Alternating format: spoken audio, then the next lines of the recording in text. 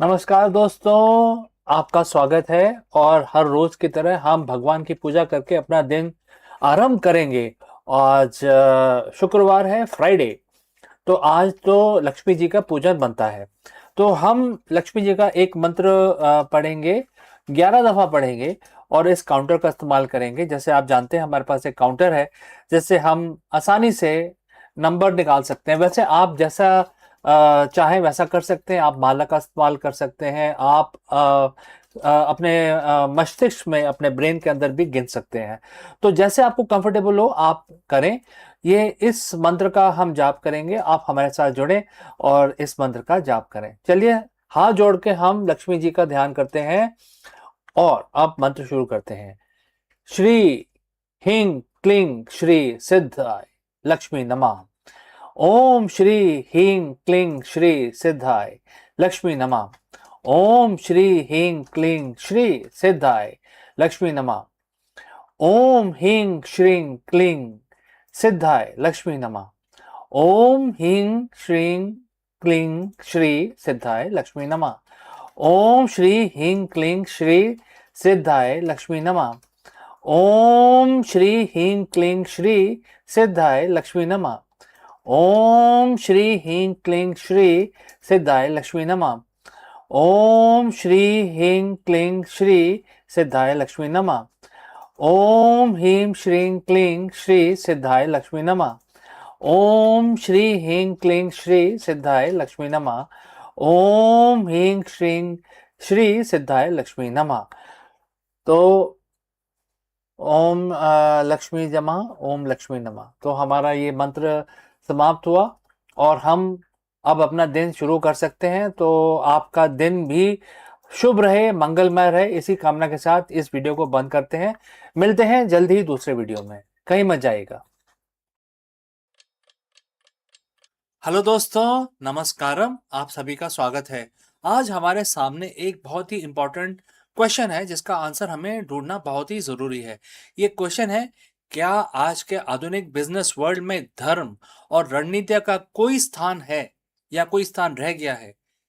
इस क्वेश्चन का आंसर बहुत ही इंपॉर्टेंट है और हमें इसका डिस्कशन करना है। चलिए आगे बढ़ते हैं। एक सीईओ के रूप में अनिश्चितता और कठिन निर्णयों के बीच आप अपना कर्तव्य कैसे निभा सकते हैं?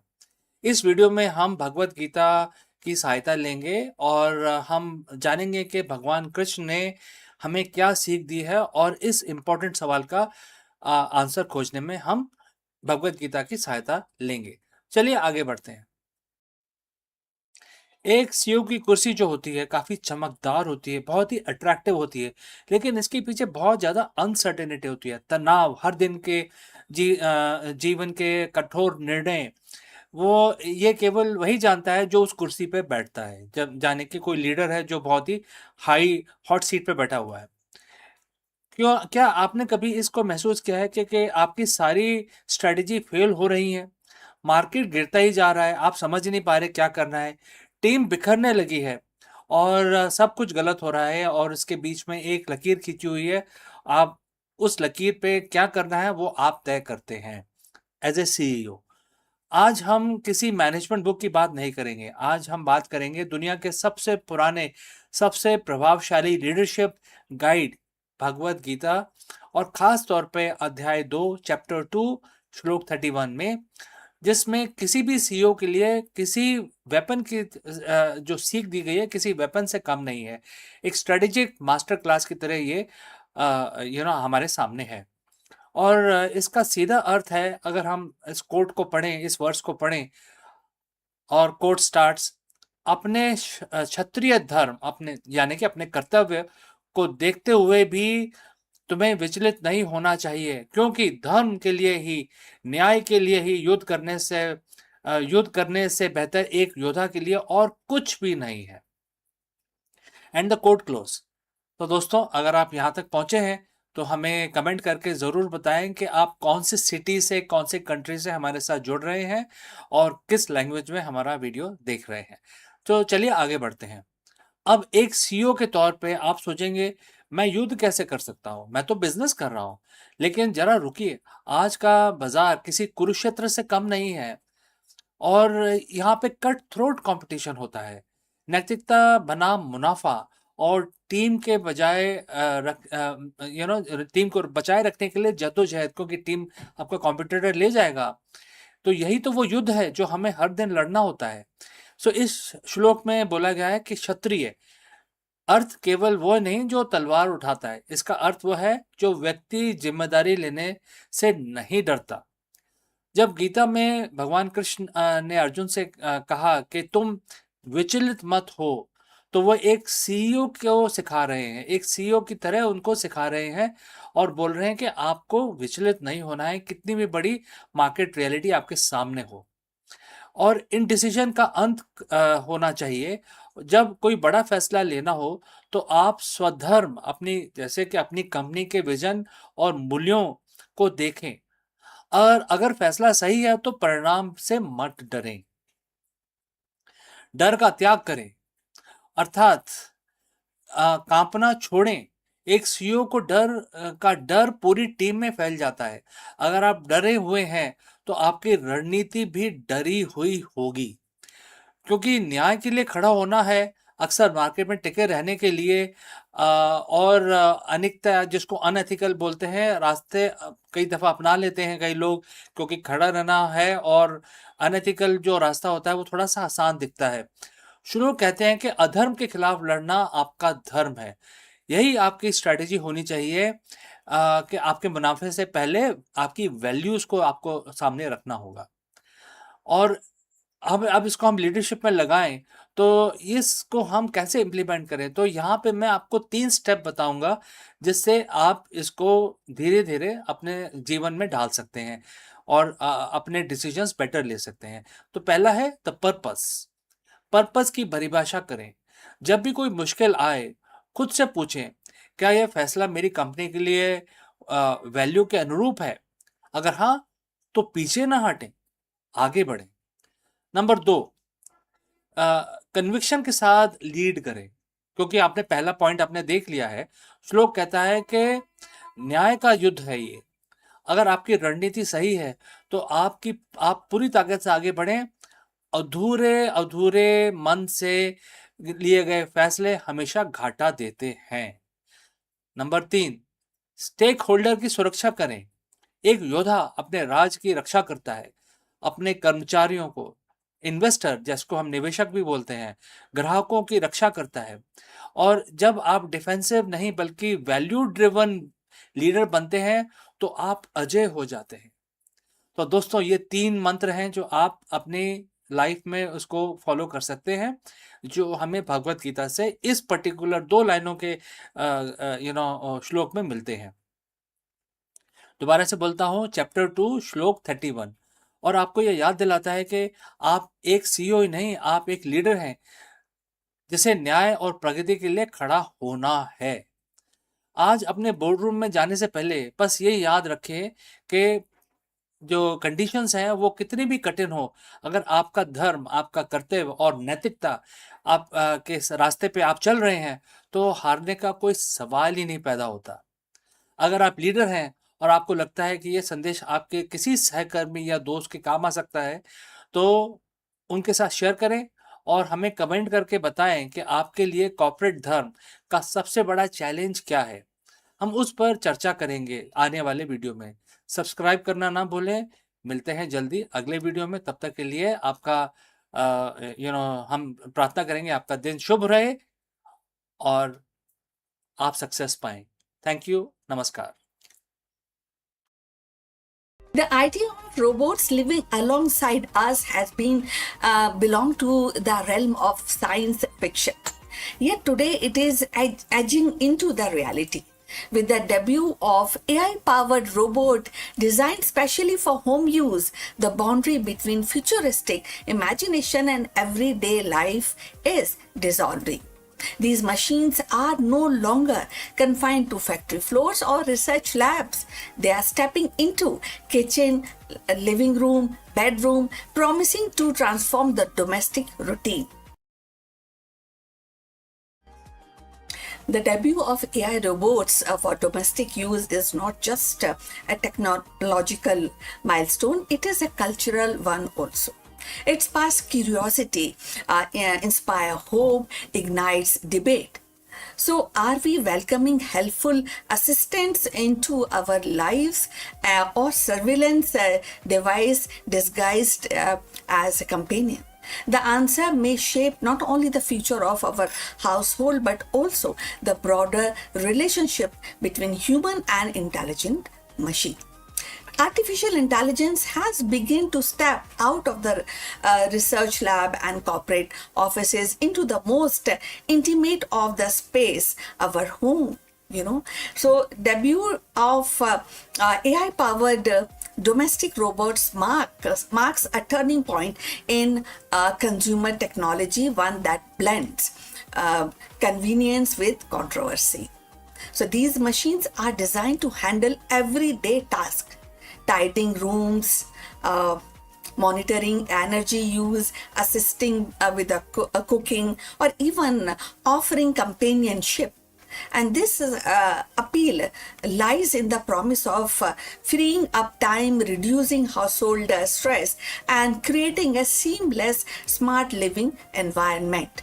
For many consumers, the idea of robot that can anticipate the need and act automatically and feel natural is the next step after smart speakers and connected appliances. Yet, that excitement is tempered by uneasy, and that is privacy debate over flared almost immediately. Unlike a vacuum robot that simply mop your floor plans, and these new AI robots can equipped with advanced sensory cameras, microphones.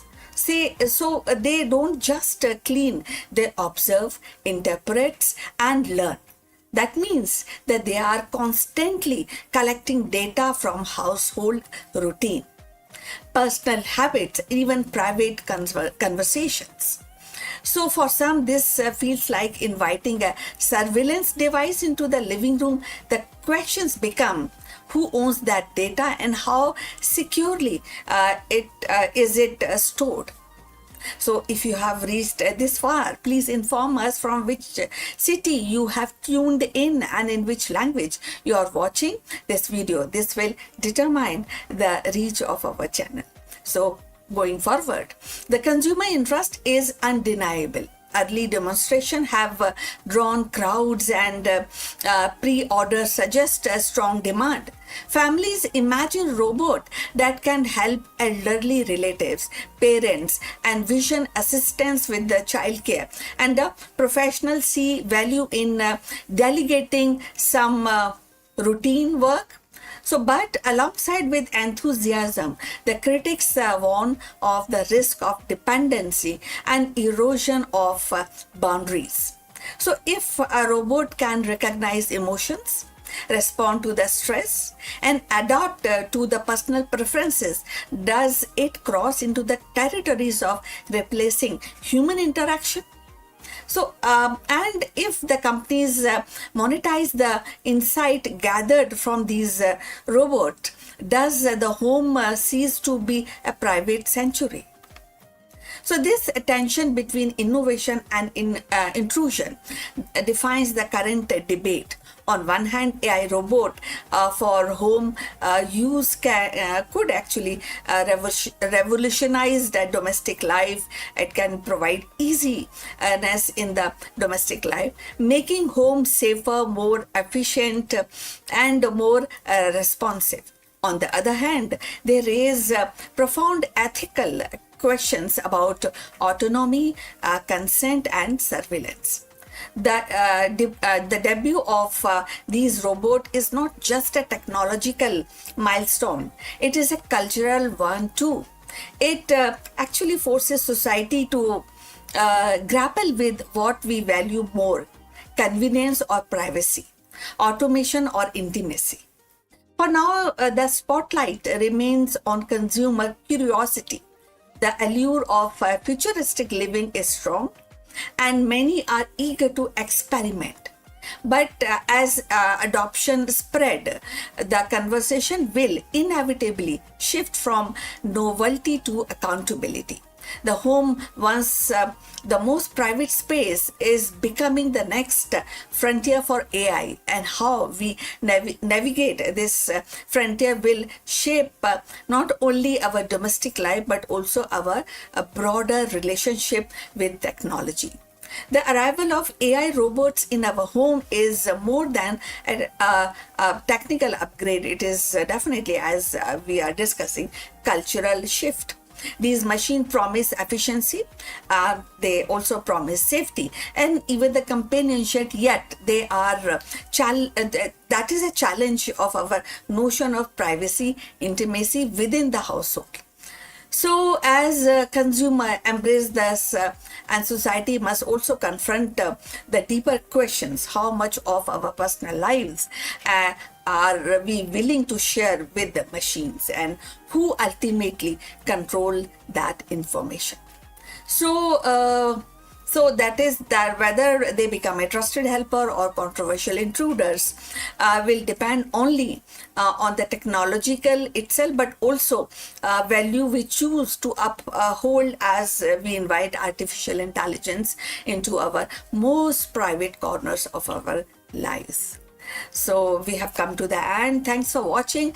Please like and subscribe our channel, and see you in the next one. But before we close this live streaming, few words about our affiliate partner. Stop settling for a good enough video. If your built-in laptop camera looks like a grainy mess, it is time for an upgrade. Want to instantly level up your video presence? I like to present the Lenovo Performance FHD webcam.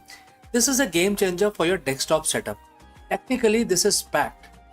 It has a very sensitive RGB sensor, very crisp photographs it takes. Also comes with two microphones on board, which helps you to record very clear voice in stereophonic format. And these microphones are very sensitive. You can actually move away from the camera up to 2 meters, and these microphones will pick up your voice without any problem. This is a very strong piece. This is very sturdy. Comes with tripod ready. Comes with a very long leash, so it gives you a lot of flexibility to place the webcam wherever you want to keep in your studio. And also it has a swivel base, which is also very handy. So if you want to basically level up your game and you want to pick up this camera at a discount, please click on the link here or scan the QR code. Now let's get back to our video. Hello friends and namaskaram. In this video, we will analyze the aggressive race happening between Tata Motors and Reliance Industries to dominate India's growing electric bus market. As the country shifts towards sustainable mobility and large-scale EV adoption, these two corporate giants are making massive moves to secure their leadership in the e-bus segment. Let us go and explore this further. The streets of India are changing. If you listen closely, the roar of the diesel engine is being replaced by hum of an electric motor. But this isn't just about the cleaner air. It's about a multi-billion-dollar industry race to define the future of Indian mobility. Today we are looking at two titans, which is Tata Motors and Reliance Industries, and their aggressive expansion into India's EVs bus market. This is the race for India's road, and the stakes couldn't be more higher than this.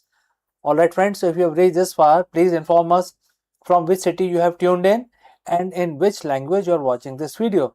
This will help us determine the reach of our channel. Alright, let's start with the player currently leading the charge, which is Tata Motors. For Tata, this isn't a new experiment. They have already deployed over 3,300 electric buses over 10 cities, clocking in a massive 210 million kilometers. Their strategy is built on uptime, delivering a best-in-class 95% operational reliability by leveraging the wider Tata ecosystem, including Tata Power for charging infrastructure, They have built a turnkey model that makes it incredibly easy for city transport authorities to make the switch. They aren't just selling a vehicle, they are selling a proven operational system that has already transformed urban transit. But then there is Reliance. If Tata is the master of the vehicle, Reliance is positioning itself as the master of energy that powers it. Reliance isn't just betting on electricity alone. Their strategy is a multi pathway approach integrating EV with hydrogen powered vehicles and compressed biogas, which is also known as CBG. They have joined government backed hydrogen pilot projects, signaling that they see the future of heavy transport as a mix of technologies. They are playing a longer capital intensive game, focusing on building infrastructure ahead of demand and reimagining fuel stations as experience led destinations. So, why the aggression now? Because the numbers are finally moving. In financial year 26, electric buses counted for about 4.5% of the total bus sale, a steady climb from previous years. With government schemes like PM E-Bus Seva and PM E-Drive target the deployment of 50,000 plus e-buses by 2029. The order books are overflowing. We are looking at the market where domestic production capacity is hitting 32,000 units annually. This is no longer a niche market. It is the new backbone of public procurement. So, friends, who will win this race? Tata is the incumbent with hardware, the service network, and the trust of municipal corporations. Reliance is the energy giant aiming to control the infrastructure and alternative fuel that will power the next 50 years. One is perfecting the machine, the other is redesigning the ecosystem. As India moves to replace thousands of aging, polluting buses in cities like Delhi, Mumbai, etc., both companies are positioning to benefit from the massive replacement cycle. One thing is certain, the race for India's road is accelerating, and the real winner will be the Indian commuter, Indian consumer. So, friends, if you found this perspective shift valuable, I want to hear from you what do you think about this. And friends, do not hesitate to send across your questions or any suggestions. I will see you again very soon in the next one. Are you feeling stuck in the middle class? Then this video is your guide to breaking free. We will reveal the hidden financial traps that are keeping you from true financial freedom, and we will also share the actionable strategies to escape 9 to 5 grind. You will learn how to build a passive income stream, invest for long term growth, and develop a mindset for wealth creation. If you're ready to stop trading time for money and start building a life of financial independence, you have to stay tuned because we are going to explore all of this. Let's go.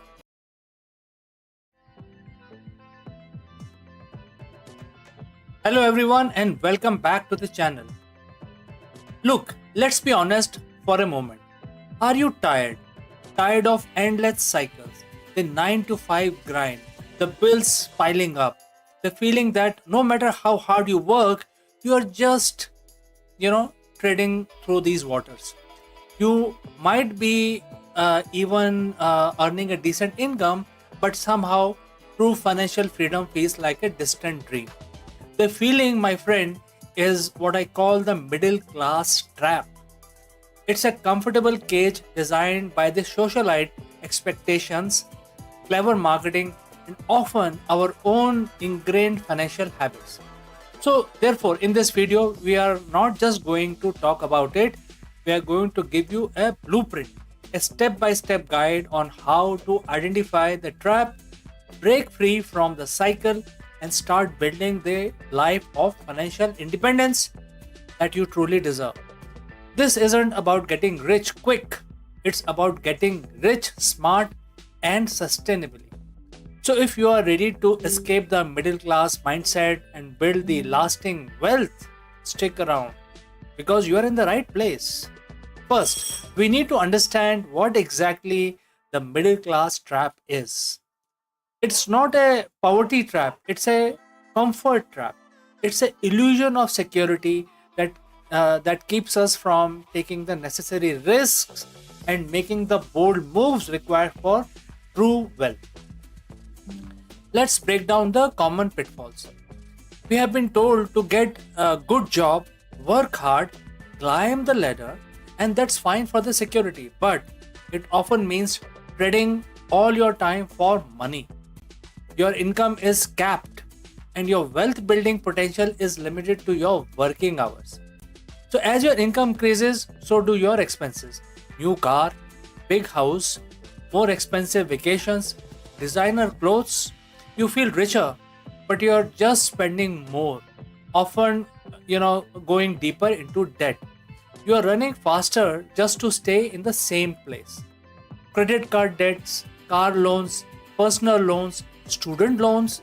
Debt is an anchor that weighs down your financial progress.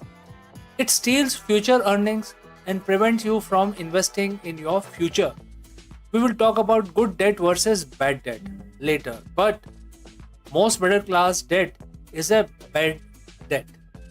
Schools don't teach us about investing, compounding interest, or building assets. We learn by trial and error, often making costly mistakes. This isn't your fault, but it is your responsibility to fix it. So I will start, by saying that you have to invest someday, and you have to also say that I will save more later. Maybe I will take that risk when I have more security.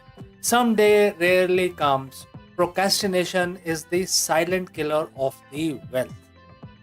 Escaping the middle class isn't just about changing your actions, it's about changing your mindset. The wealth think differently about money, the risk, and also the time. Here are the critical mindset shifts.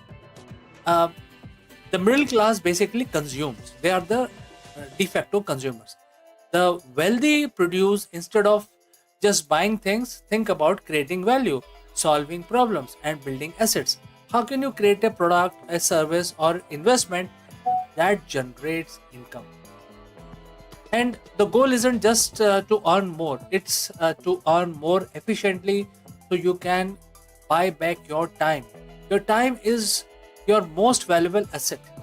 The wealthy focus on building systems and investment that makes more money without their active daily involvement. The wealthy understand and manage it well as well. This doesn't mean being reckless, but understanding that stagnation is often greater risk than well thought out ventures. And things like education, skills, networking, these are your most potent assets. The wealthy are lifelong learners, constantly upgrading their knowledge and expanding their network. Read books, take courses, find mentors.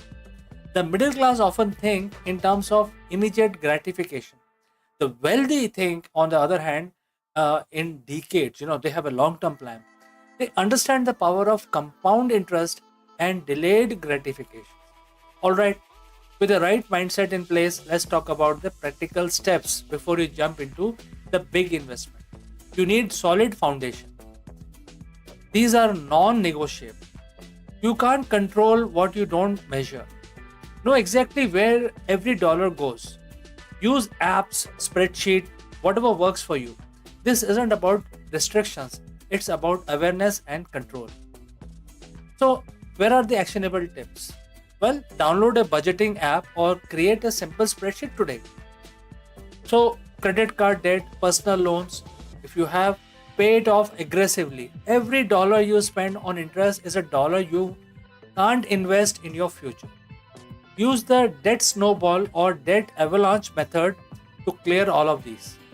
Aim for 3 to 6 months of living expenses in a separate, easily accessible savings account. This is your safety net, preventing you from going back into debt when unexpected life events happen. While cutting expenses is crucial, there is a limit. There is no limit on how much you can earn. There is a limit on how much you can cut, but there is no limit on how much you can earn. So, alright, are you getting paid what you are worth? Research market rates, build your case and ask for raises. Invest in courses or certification that makes you more valuable in your current job or open doors to higher paying roles. Explore ways to make extra money outside your 9 to 5 job. Things like freelancing, consulting, online businesses. These are not just extra cash, they are training ground for entrepreneurship. Pay yourself first. Let us set up an automatic transfer from your checking to your savings and investment accounts before you have a chance to spend it all. So you basically park your money and then you get over the urge of spending more. All right. So once your foundation is solid, it is time to shift your focus from solely earning money to having your money work for you. This is where the wealthy truly separate themselves. These are low cost, diversified, and hands off way to invest in the entire market, perfect for a long term growth. Max out these tax advantaged retirement accounts. The tax benefits are immense, and time is your biggest ally with compounding. Buy properties and rent them out for passive income and appreciation. This often requires more capital and effort, but can be very rewarding. The way to invest in real estate without directly owning property is also you must explore. More liquid, less management intensive, and that is the property of the investment that you're seeking. This is arguably the fastest way to build significant wealth. Whether it is a brick or mortar or an online business, it gives you control, scalability, and uncapped income potential. E-commerce, content creation, consulting, digital products, low overhead, global reach, some of the ideas that I can throw right now. So there you have it. A comprehensive blueprint to escape the middle class trap and building the financial freedom you have been dreaming of. This journey isn't easy and it won't happen overnight. There will be a challenge, there may be setbacks and moments of doubt. But remember this, you are capable. You have the power to change your financial destiny. It starts with decision. A decision to stop accepting the status quo, to take control, and to build a life on your own terms. This isn't about hoarding money, it's about gaining options, option to travel, to spend more time with loved ones, to pursue your passion, to contribute to the cause you care about, and to live life on your own terms. Don't let the someday mentality hold you back. Your journey starts now. Pick one thing from this video, just one, and implement it today.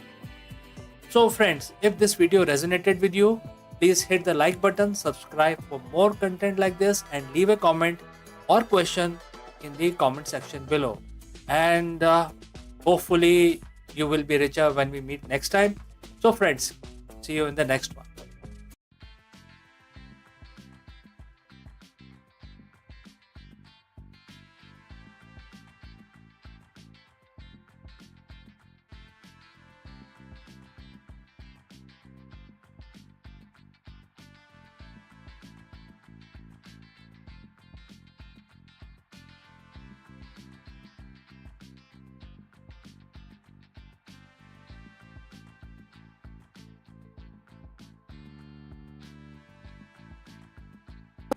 In the dawn of civilization, when society sought order amid the chaos of human desire and duty, a sage named Manu stepped forward to weave the law into life.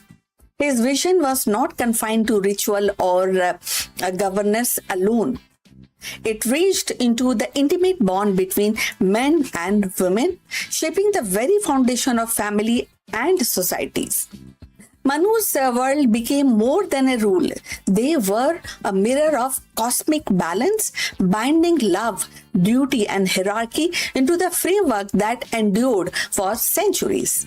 Like Hammurabi in Babylon or Confucius in China, Manu's legacy reminds us that across culture, Sages and lawgivers sought to tame the most powerful force of all, that is, relationship between men and women.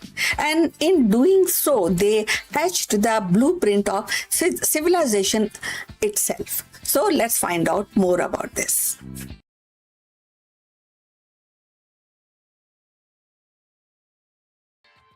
In the tapestry of ancient Indian thought, few figures loom as prominently as Manu, the legendary lawgiver whose name is inseparably tied to the Manusmriti, a text that sought to codify the rhythm of human life. Manu was not merely a sage, he was envisioned as the archetypal legislator, the one who translated cosmic order into social norms. His laws, particularly those governing the relationship between men and women, revealed both the aspiration and the anxieties of civilization, striving to balance duty, morality, and hierarchy. So the Manusmriti present marriage not as a private contract, but as a sacred institution woven into the fabric of dharma, which is righteousness. Manu's vision of gender relationship was deeply rooted in the idea of complement the men and women, and the men and women were seen as two halves of cosmic order, cosmic as a whole, each with a distinct role that together sustained society. The woman was reserved as the bearer of lineage, a guardian of household sanctity, and the embodiment of nurturing power. The man, in return, was tasked with the protection, provision, and pursuit of spiritual and worldly duties. In this framework, the harmony was achieved not through the equality in the modern sense, but through the balance which fulfilling a role that maintained cosmic and social order. So if you have reached this far, please inform us from which city you have tuned in and in which language you are watching this video. That will help us to determine the reach of our channel. So moving forward on this topic, yet the Manu's law also reflect the patriarchal structure of his time. Through Manu actually elevated the feminine principle in symbolic way. He declared that where the women are honored, the god rejoice, and where they are dishonored, all right loses their efficacy. And sometimes this kind of few restrictions that actually become paradox when we talk about the modern times, and it also maybe in actually resulted in the paradox of ancient gender norms. So the influence of Manu's vision extended far beyond domestic life by codifying rules of marriage, inheritance, and the conduct. He shaped the very architecture of society. His laws became a reference point for centuries, debated and adopted and sometimes restricted, but never ignored. So they provided a framework for order in the world where the oral tradition and the ritual practice needed the anchor to written codes or a written duty mentioning. So parallel to Manu can be found across the civilization. In the West, figures like Hammurabi of Babylon emerged as counterpart. Hammurabi's famous code inscribed on stone also sought to regulate family life, property, and justice, embodying the patriarchal norms within the broader vision of social stability. In the ancient Rome, the 12 table performed the similar function, defining the rights and duties of men and women within the civil order. In China, Confucian's teaching, though not codified in the same way, established the enduring principle of family hierarchy and gender role, and emphasizing the kind of all the duties, and at the same time it also mentioned the subordination of women within the household. So, like of these lawgivers or traditions, when we talk about these distinct codings, like Manu, they also sought to anchor the society in a vision of order that linked cosmic or moral principle with everyday relationship. But what makes Manu distinctive is the spiritual dimension he infused into law. For him, the regulation of men and women relationship was not merely a pragmatic, but a sacred, a reflection of dharma itself. So, marriage was a right, not a contract. The household was a microcosm of the universe, and the woman, as its center, was both revered and bound by duty. This intertwined of the law, ritual, and cosmology gave Manu's vision a depth that continues to provoke reflection. So, in the modern age, Manu's legacy is contested, sometimes criticized, but critics highlight the restrictive aspect of his law, especially regarding women's autonomy, while others emphasize the symbolic reverence and the attempt to harmonize the social life with cosmic principle. His parallel Hammurabi, Confucius, and Roman jurist reminded us that every civilization has grappled with the same challenge: how to regulate human relationship in a way that preserve the order, morality, and continuity. The answer differs, but the impulse is universal. Ultimately, Manu stands as both a product of his time, a figure of enduring influence, and his law revealed the ancient Indian attempt to weave the gender relation into a larger fabric of dharma, that is, righteousness, balancing reverence with restriction and symbolism with social control. In his vision, the relationship between men and women was not merely personal but civilizational, a cornerstone upon which the base of the society rested. And in this vision, we glimpse the perennial human quest to align the intimate bond of a family with the vast order of cosmos. So, Manu's vision of men and women was not merely about domestic order. It was about aligning human bonds with cosmic laws. His words inscribed in the Smriti actually became both revered and contested, shaping the centuries of thought on duty, family, and society. Like Hammurabi's stone tablet or Confucius' teaching, Manu's legacy reminds us that every civilization sought to anchor relationship in principle larger than themselves. His laws may reflect the paradox of their ages, but reverence entwined with restriction, but at the same time they endure as a testament to humanity's timeless quest for harmony between love, duty, and greater order of the world. So, we have come to the end of this discussion. Please mention or write your comments on this topic. Also, please like and subscribe our channel.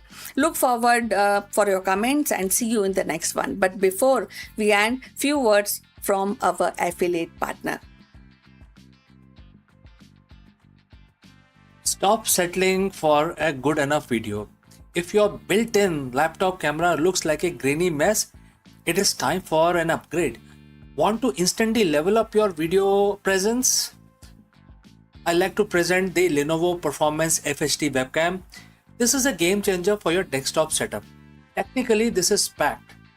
It has a very sensitive RGB sensor, very crisp photographs it takes. Also comes with two microphones on board, which helps you to record very clear voice in stereophonic format.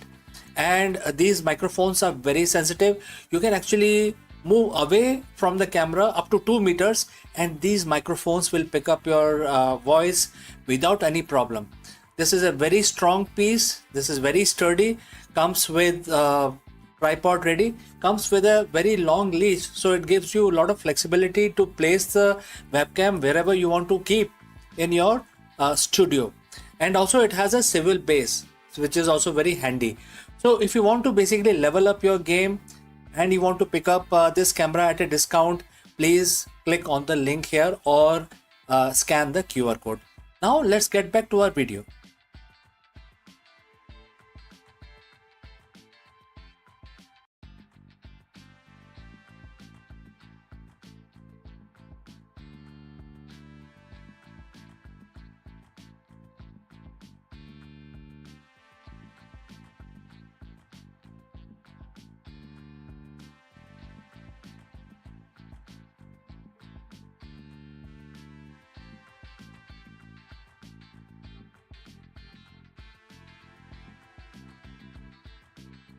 Hello friends, welcome.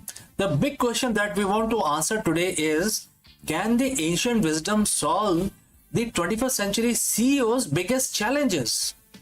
In this video, we break down the profound business implications as mentioned in Bhagavad Gita. While written thousands of years ago, this specific shlok offers masterclass in high performance leadership and strategic focus. The verse instruct basically asking the CEOs to keep away, and for the modern CEO this isn't just a spiritual advice, it's a blueprint for the flow state. Let us explore this further. Imagine you are a CEO in the middle of a high-stake acquisition. Your board is demanding results, your competitors are closing in, and your team is looking at you for a vision. You feel that the weight of thousands of decisions is too much on your shoulders. Your mind is a storm of what ifs. Now imagine a warrior standing on a literal battlefield, paralyzed by the same doubt. This was Arjun 7,000 years ago. So often we think of ancient wisdom as something for a yoga retreat or a quiet temple, but the most powerful leadership manual ever written, and that is Bhagavad Gita, wasn't spoken in a forest. It was spoken in the middle of a war zone. Today we are diving into one of the specific verse, which is chapter 8 verse 7, that contains the ultimate formula for modern executive performance. It is a secret to bring all in without burning out. So friends, if you have reached this far, please inform us from which city you have tuned in and in which language you are watching this video. This will help us determine the reach of our channel.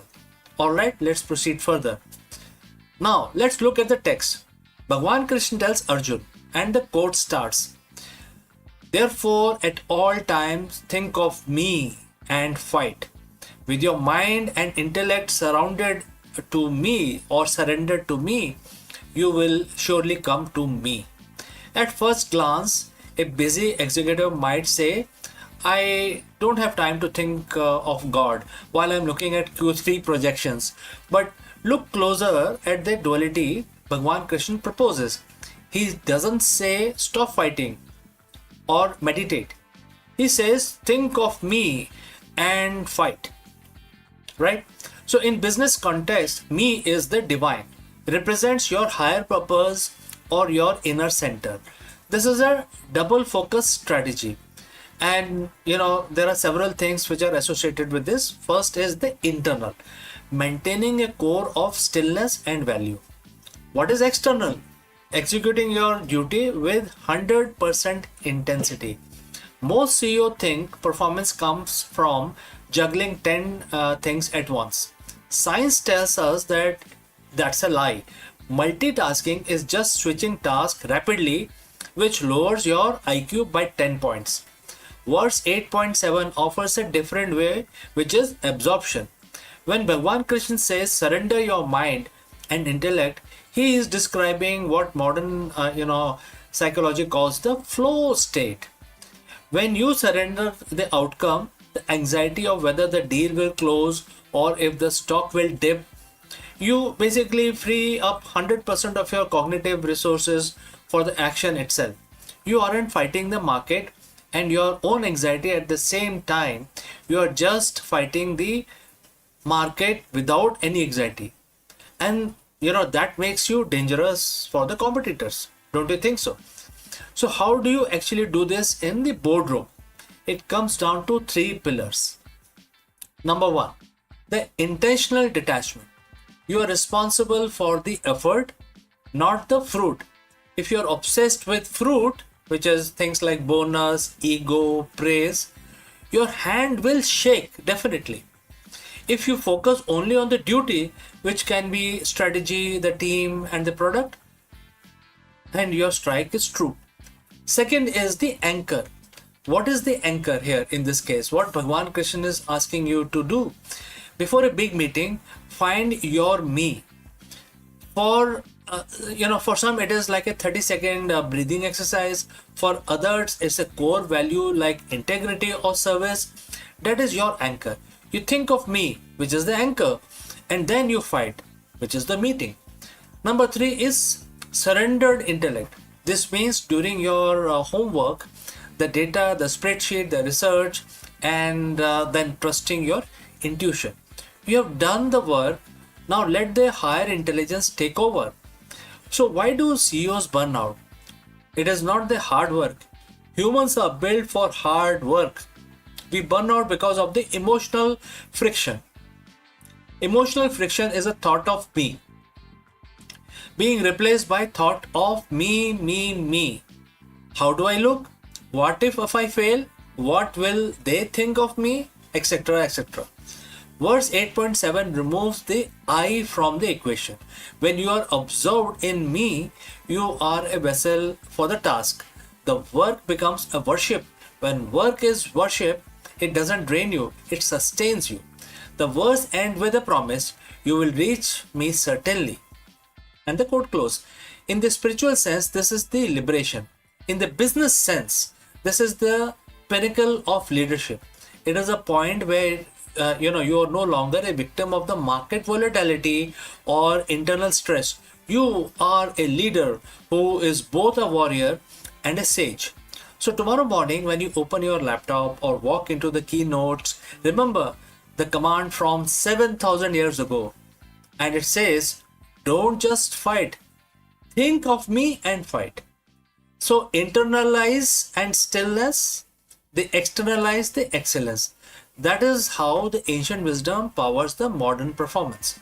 So friends, please let me know what you think about this, and if you have any questions or any doubts, please do not hesitate to send it across in the comment section below. Before I close this session, I would like to speak few words about our affiliate partner. Stop settling for a good enough video. If your built-in laptop camera looks like a grainy mess, it is time for an upgrade. Want to instantly level up your video presence? I like to present the Lenovo Performance FHD webcam. This is a game changer for your desktop setup. Technically, this is packed. It has a very sensitive RGB sensor, very crisp photographs it takes. Also comes with two microphones on board, which helps you to record very clear voice in stereophonic format. And these microphones are very sensitive. You can actually move away from the camera up to 2 meters and these microphones will pick up your voice without any problem. This is a very strong piece. This is very sturdy. Comes with tripod ready. Comes with a very long leash, so it gives you a lot of flexibility to place the webcam wherever you want to keep in your studio. And also it has a swivel base, which is also very handy. So if you want to basically level up your game, and you want to pick up this camera at a discount, please click on the link here or scan the QR code. Now let's get back to our video.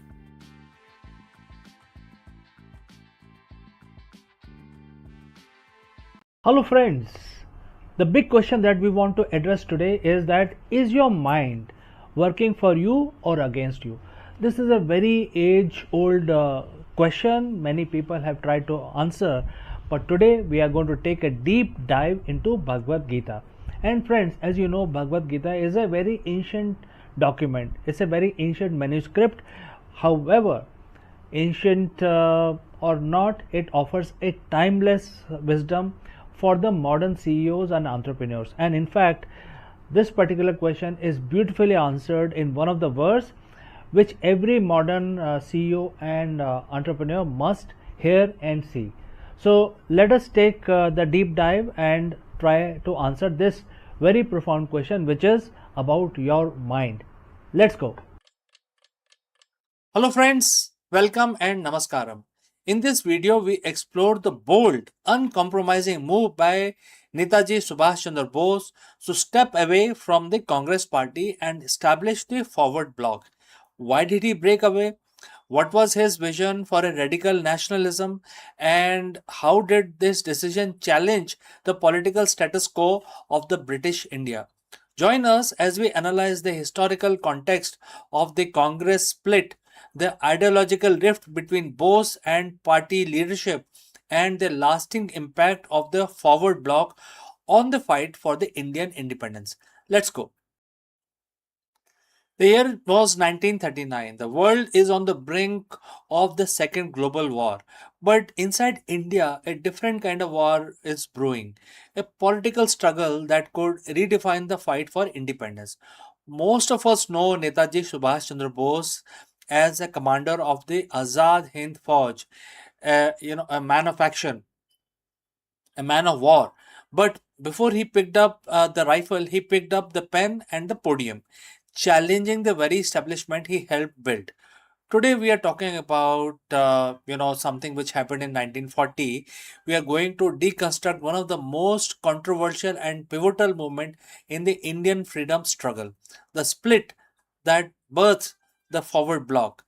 Was it a betrayal of unity, or was it a necessary evolution for the revolution? So let's dive into the history of Netaji's rebellion.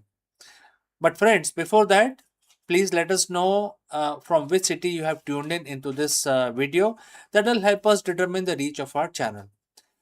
To understand the birth of the forward bloc, we have to understand the breaking point.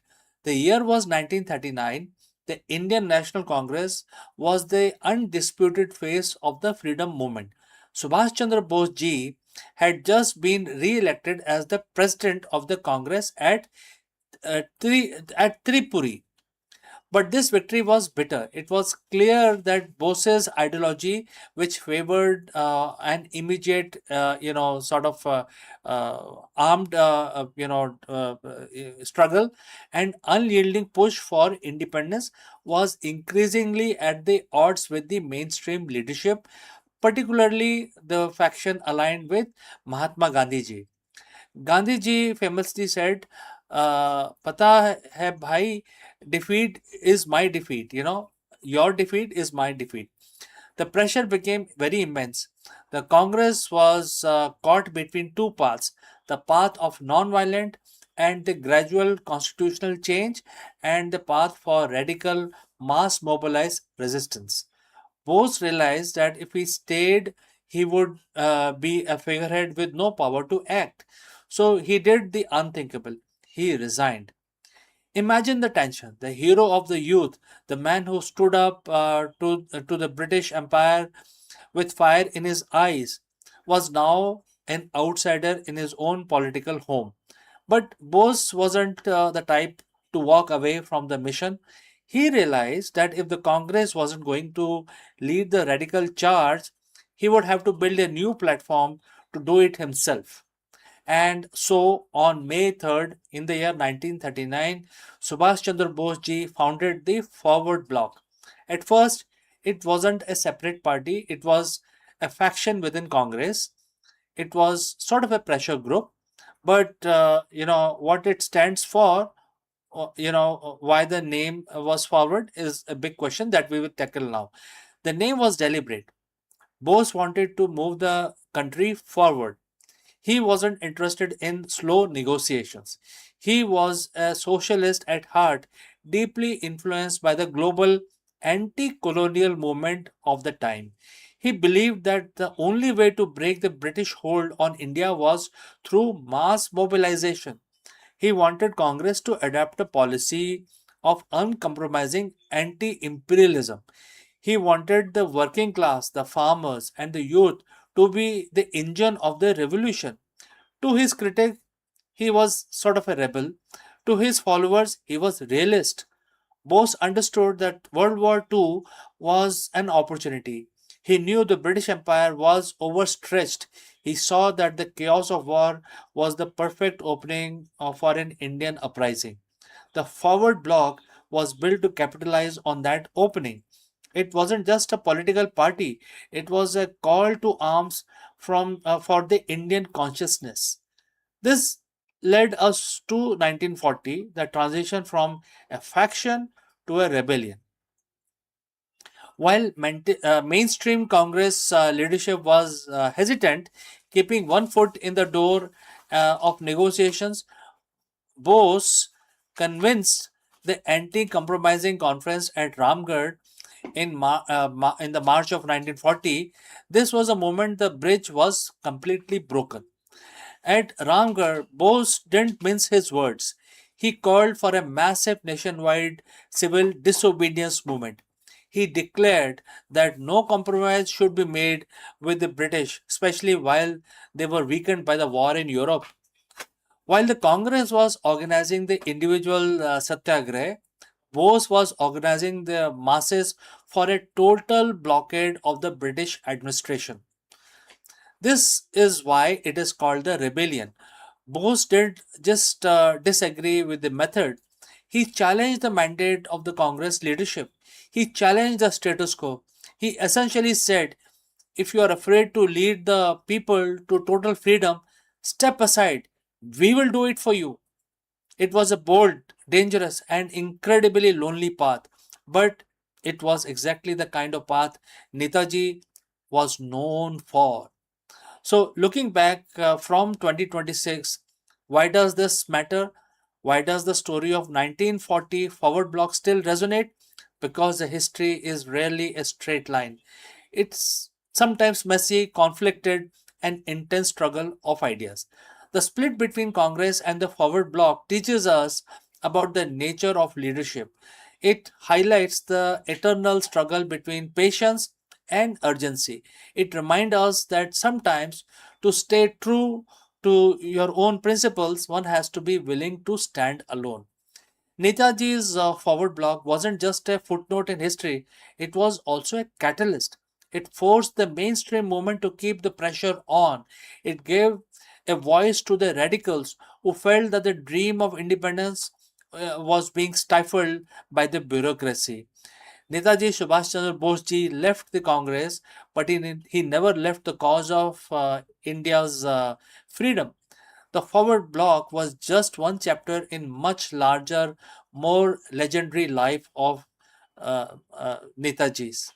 But it remains a fascinating study of conviction. It's a reminder that the political courage isn't just about winning an election, it's about defining what you stand for, even when everyone else tells you to fall in line. So, friends, what do you think? Was Netaji's decision to break away away the right move for India's freedom struggle, or would a united front have been more effective? Let me know your comments below. And friends, as you know, I read each and every comment that I receive from you.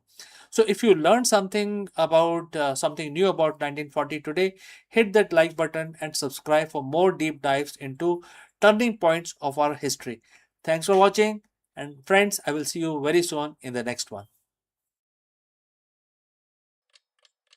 Hello friends, namaskaram. You are most welcome. Let me ask you, are you obsessed with KPIs, quarterly targets, and the constant fear of failure? If yes, then you have reached the right place. Because the world's most effective leaders have discovered a secret that seems counterintuitive. The most sustainable success comes from when you stop chasing the result and start mastering the action. Therefore, in this video, we dive deep and take help from Bhagavad Gita and its profound implications for the modern executive strategy. This is not just a philosophy, it is a tactical manual for achieving the steadiness of yoga in the high pressure boardroom. We will discover how the Nishkam Karm, the practice of detached action to sharpen your decision making, reduce executive burnout, and drive long term business growth. Let us explore this novel idea further. In the world of business, we are obsessed with one thing: the results. We live by the numbers, quarterly earnings, KPIs, growth metrics, market share. If the numbers are up, you are a genius. If they are down, you are becoming a liability. But what if I told you that the highest performing CEOs are the one who navigate market crashes, technological shifts, and internal crises with uncanny calm, are the ones who have mastered the art of ignoring the results. Today, we are looking at the radical shift in executive strategy. We are bridging the gap between the 21st century management and 5,000-year-old wisdom. We are talking about chapter 2, verse 48 of the Bhagavad Gita, and why this specific verse might just be the most powerful business tool you never knew you had. So, friends, if you have reached so far, please let me know name of your city or country from where you are, tuned in and watching this video. All right, let's proceed further. We operate in a state of constant anxiety. When the CEO focuses solely on the outcome, they become a hostage to that outcome.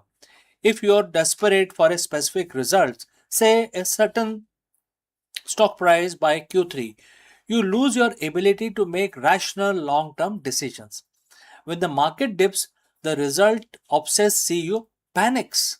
They slash budgets indiscriminately, they pivot too quickly, or they burn out their talent to save the numbers. They are playing the game of catch up with the future because they are terrified at the present. This is a result trap. If the force it forces you into a short-termism, a short-term goal, a short-term vision, it kills innovation because innovation requires failure, and the result-obsessed mind cannot tolerate the possibility of the failure.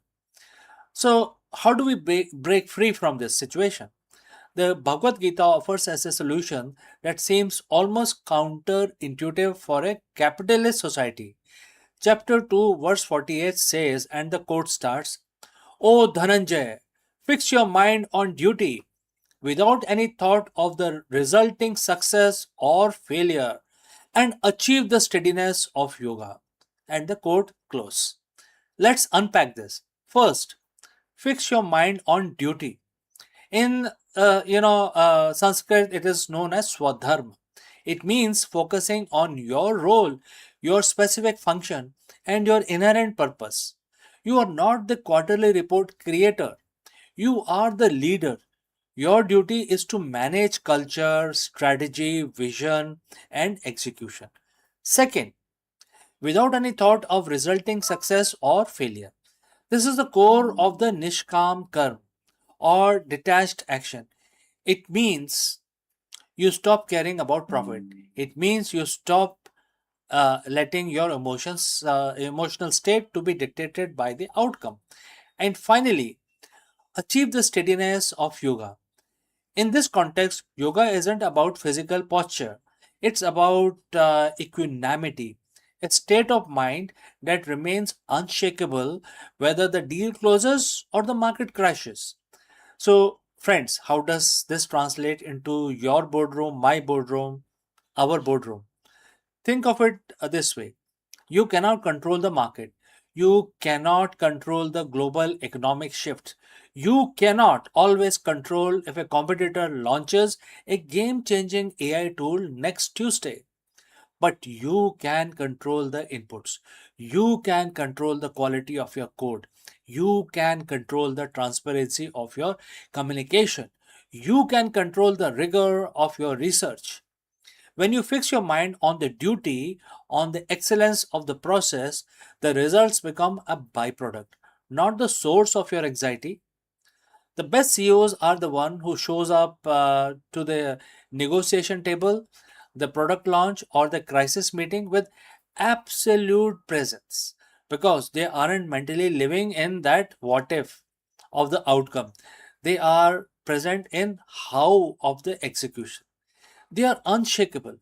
They aren't reacting to the noise. They are dictating the tempo. So if you want to integrate this, here are few points like a playbook for this week. First, detach from the metrics.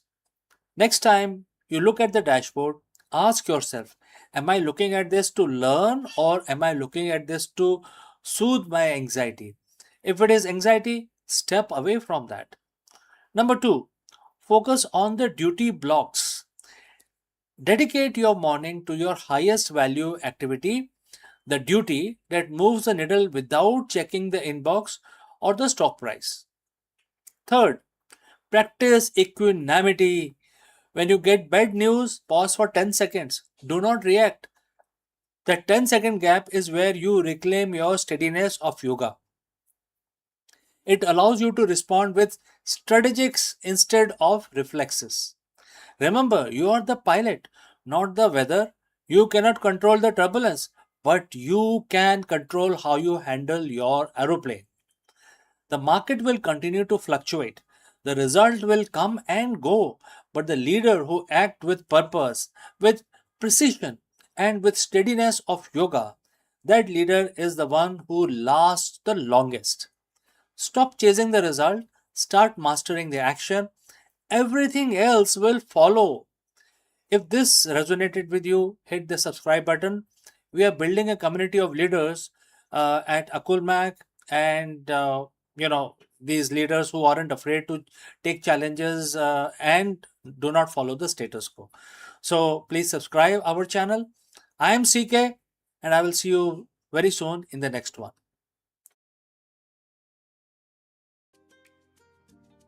Hello friends, in this section of our live stream, we dive deep into the groundbreaking journey of the Artemis 2 mission, where human crew finally ventured into the shadow of the moon.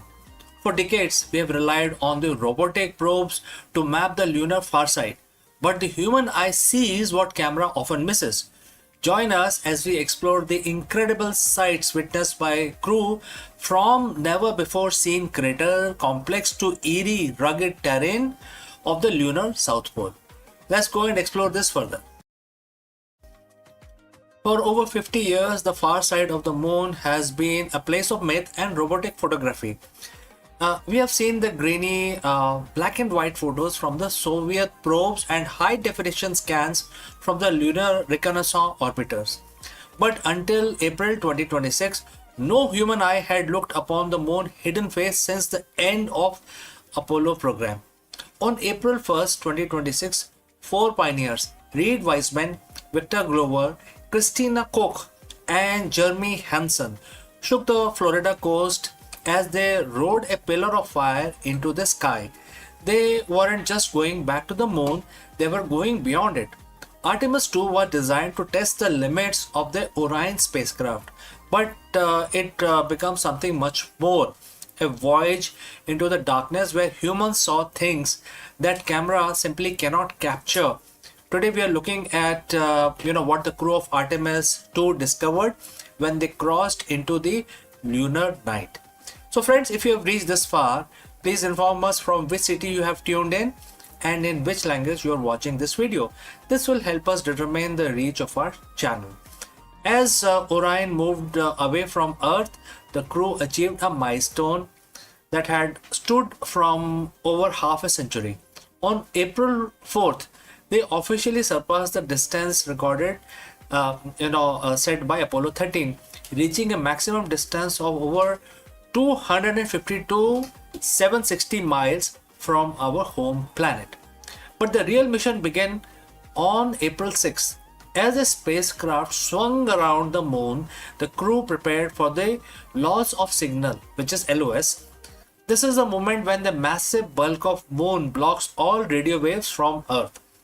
For 40 minutes, the crew of Artemis 2 were almost isolated humans in history. In fact, the most isolated humans, completely alone in the silent vacuum of the lunar far side. It was during this window of silence that the unseen moon began to reveal itself, reveal its secret.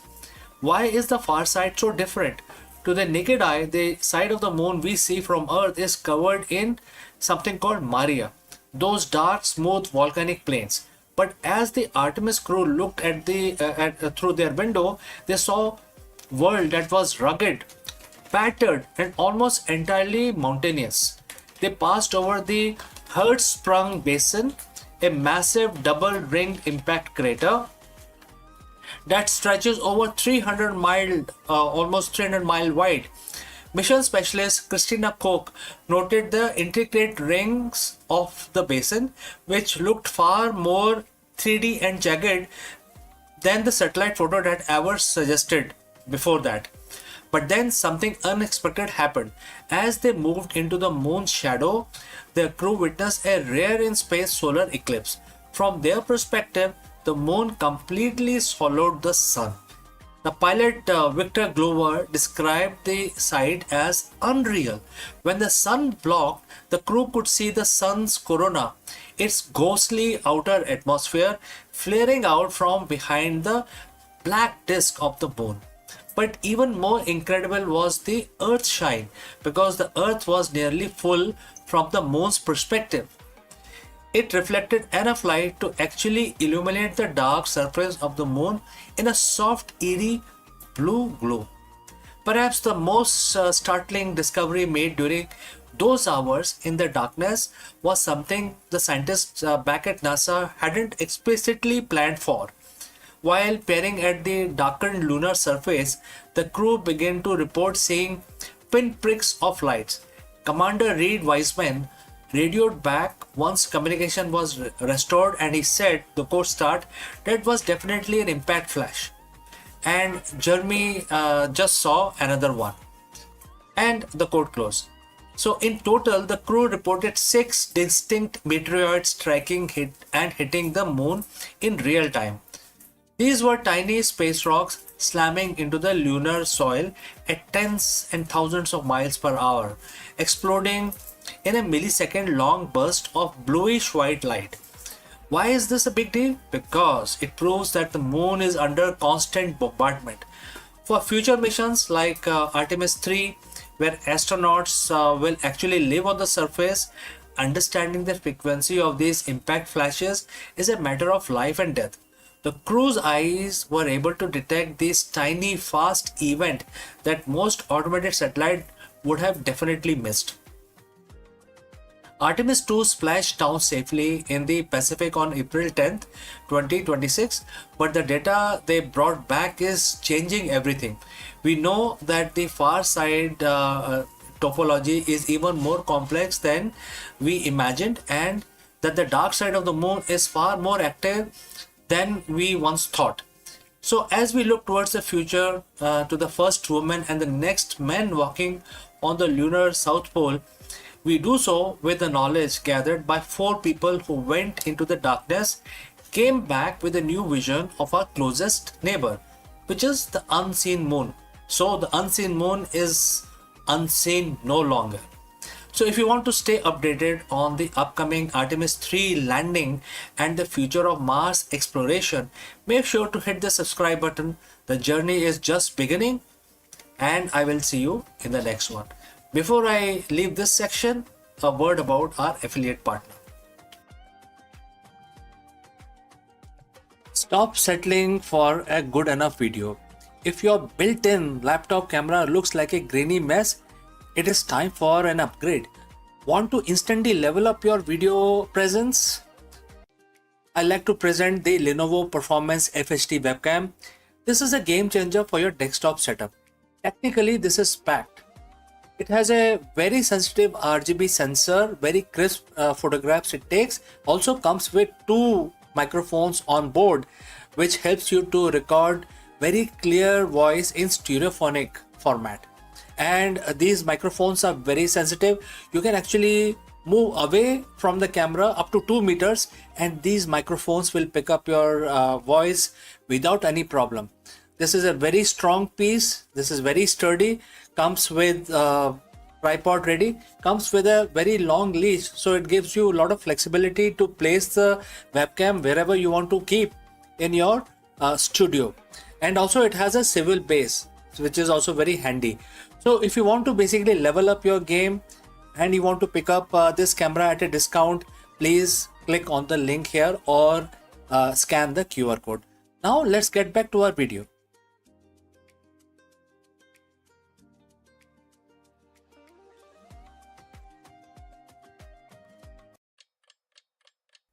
Hello friends and namaskaram. In a landmark deal that reshapes the global AI landscape, Meta has officially partnered with Reliance Industries to build its first ever AI-enabled data centers in India.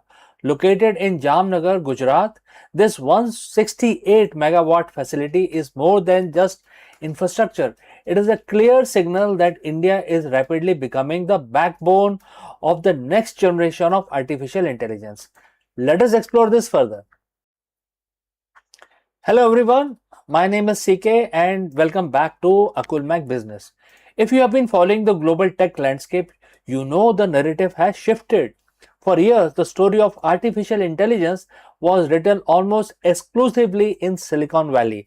But today, the center of gravity is moving. Just day before yesterday, on June 10th, 2026, we saw a watershed movement. Meta has officially announced its first build-to-suit AI data center in India, located in Jamnagar, Gujarat, in partnership with Reliance Industries. We are talking about massive 168 megawatt facility that will eventually power some of the most advanced AI workloads on this planet. So friends, if you have reached this far, please inform us from which city you have tuned in and which language you are watching this video. This will help us determine the reach of our channel. Alright, but why India? Why is a global giant like Meta pouring such massive capital into our backyard? Today we are going to peel back the layers of this strategy. This isn't just about servers, it's about the intelligence era. Let's look at the logistics. Why Jamnagar? Reliance isn't building a warehouse, because usually all the big business of Reliance, which are bulk in nature, are all located in Jamnagar. So they are building a hyperscale campus. This facility isn't just powered by the grid; it is designed for sustainability, using renewable energy and desalinated seawater for cooling. Meta is covering the cost to ensure this just isn't just big; it is efficient. And look at the geography. Jamnagar sits right next to the key undersea cable landing station. Meta is connecting this facility to Project Waterworth, the world's longest subsea cable system. This allows them to tie India's digital infrastructure directly to their global nervous system. For Meta, India isn't just a market of 1.4 billion people anymore. It is becoming a compute hub. They are betting that India's infrastructure can handle the most complex AI reasoning models, and they are backing it with over a gigawatt of renewable energy agreement with partners like CleanMax. Think back to 2016. The conversation in India was about the cost of the data. We led a revolution that made the internet accessible for everyone. Mukesh Ambani said recently, India cannot afford to rent intelligence. Therefore, we will have to reduce the cost of intelligence as dramatically as we did with the cost of data. And that is the mission. Meta's partnership with Reliance and their joint venture in artificial intelligence is aimed at democratizing high-end AI tools. And what is that we are talking about here? We're talking about starting with business agents. automating customer services across WhatsApp, Messenger, Instagram for millions of small businesses. Number two, creator assistant, giving the massive Indian creator economy the tools to analyze performance and generate content in real time. Meta is betting that if they provide the tool for intelligence, the Indian market will build the solution on top of it. So why are they doing this now? Because the data is undeniably very important. A recent BCG report shows that India leads the world in workplace AI adoption. 97% of the Indian managers are using AI regularly. We aren't just consumers of technology, we are at its most enthusiastic implementers. When you combine our demography dividend, our massive technical talent pool, and now this world class infrastructure that Meta and Reliance are laying down, you got an ecosystem that is perfectly primed for a particular scaling. A global giant realized that if they want to win in AI, they don't just need to sell to India, they need to build in India. So, what does this mean for people like you and me? For the developers, for the business owners, and for the students watching this channel? It means the barriers to entry for AI innovation is collapsing. With the level of infrastructure, India is transitioning from service provider to global hub for AI driven transformation. We are no longer just outsourcing work, we are insourcing the intelligence revolution. As we see these data centers come online over the next 2 years, keep a close eye on the applications being built here. We are entering an era where your local business, your education system, your career will be powered by compute capacity that was previously unimaginable. So friends, once again, my name is CK and this is Akulmach Business. If you found this deep dive valuable, hit that like button, subscribe subscribe to the channel, and let me know in the comments, do you think India will become the #1 global destination for AI development by 2030? Let us discuss it more, and I await your messages and opinions. See you in the next one.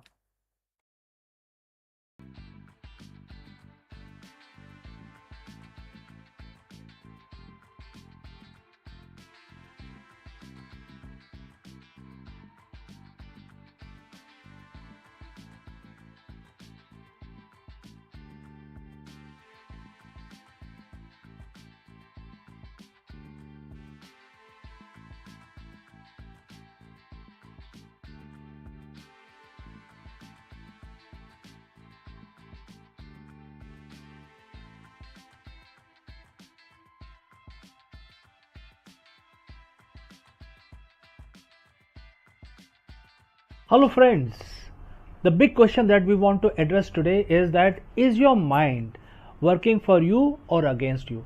This is a very age old question many people have tried to answer, but today we are going to take a deep dive into Bhagavad Gita.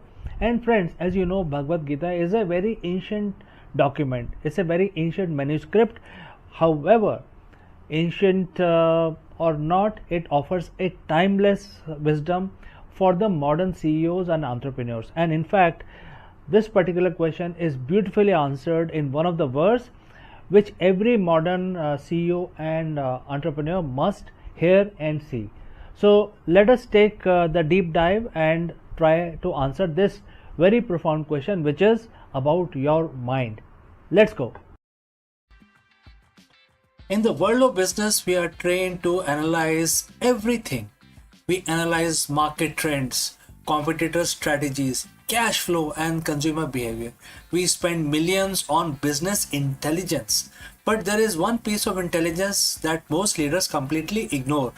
And that is one thing that dictates every decision you make, every reaction you have under pressure, and ultimately legacy you leave behind. I'm talking about your mind, which is your mind as well as mine. Think about it.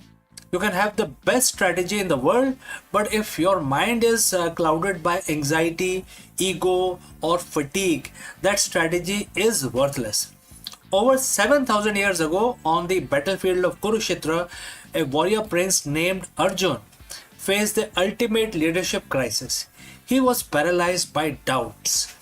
It was then that Bhagwan Krishna delivered a line that remains the most important psychological insight for any executive today. Bhagavad Gita, chapter 6, verse 6. It's the difference between a CEO who thrives and one who burns out. So, friends, if you have reached this far, please inform us from which city you have tuned in and in which language you are watching this video. This will determine the reach of our channel. Alright, let's proceed further. For him who's conquered the mind is the best of the friend. But for one who has failed to do so, his very mind will be the greatest enemy. And this is a quote translated into English. This isn't just a spiritual talk. This is the high level operational reality. When your mind is conquered, it's like having a rogue employee in your C-suite.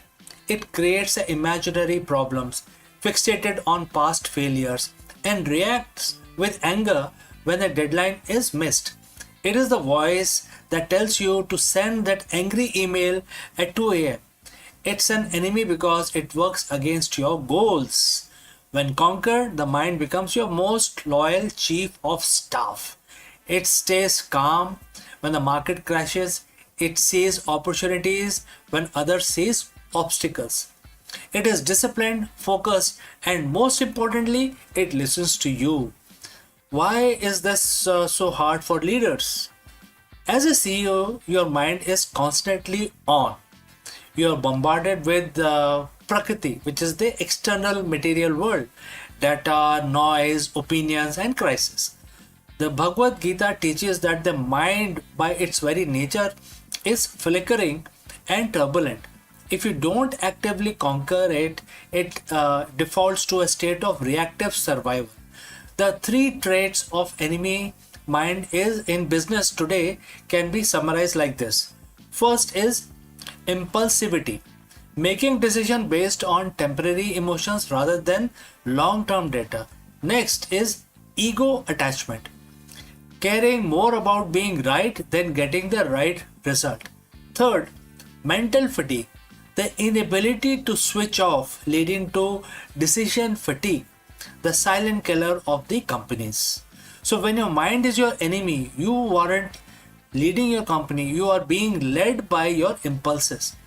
So how do we conquer it? Bhagwan Krishna doesn't suggest we suppress the mind or kill it. He says to win it over. So in Gita, the mind is often compared to the reins of the chariot. If the driver, which can be equated to your intellect, let go of the rein, the horses, which are your senses, so your senses run wild. So in the end, I will like to offer 3 strategic steps for the modern leaders using which they can actually implement this in their professional life. Step 1, observation. Basically the witness mind. Before you can control your mind, you must observe it. In your next board meeting, notice when your enemy mind start to get defensive. Don't act on it, just label it. That is my ego feeling threatened. This creates a gap between the impulse and the action. Step 2, consistent practice.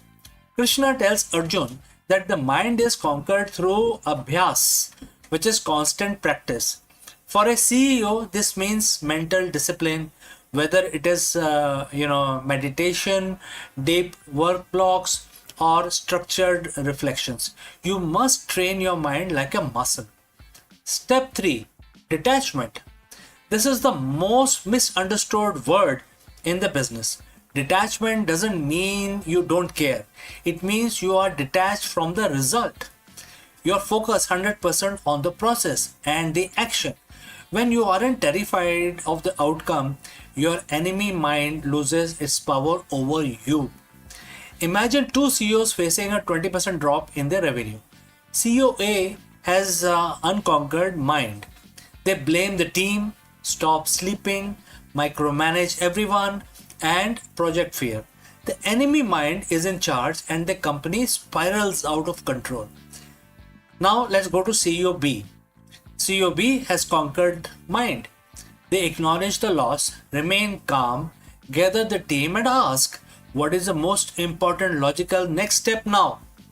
They sleep 7 hours because they know tired mind is a weak mind. Their mind is their best friend, providing them with the resilience needed to pivot when the need arises. So, which one of these minds or the CEO you are? Do let me know. Bhagavad Gita chapter 6 verse 6 is a call to arms, not a war against others, but a war against your own lower instincts. As a leader, your greatest asset isn't your bank balance or your intellectual property, it is the quality of your consciousness. Your challenge for the week, therefore, is next time when you feel stressed or angry, stop. Ask yourself, in this moment, is my mind being my friend or my enemy? If you want to lead a great company, you must first lead yourself. If you found this integration of ancient wisdom and modern leadership valuable, hit that like button, subscribe for more insights from Gita for the modern world. Conquer your mind and you will conquer the world. So friends, we have come to the end. Before I end this section, few words about our affiliate partner. Stop settling for a good enough video. If your built-in laptop camera looks like a grainy mess, it is time for an upgrade. Want to instantly level up your video presence? I like to present the Lenovo Performance FHD webcam. This is a game changer for your desktop setup. Technically, this is packed. It has a very sensitive RGB sensor, very crisp photographs it takes. Also comes with 2 microphones on board, which helps you to record very clear voice in stereophonic format. And these microphones are very sensitive. You can actually move away from the camera up to 2 meters and these microphones will pick up your voice without any problem. This is a very strong piece. This is very sturdy. Comes with tripod ready. Comes with a very long leash, so it gives you a lot of flexibility to place the webcam wherever you want to keep in your studio. And also it has a swivel base, which is also very handy. So if you want to basically level up your game and you want to pick up this camera at a discount, please click on the link here or scan the QR code. Now let's get back to our video.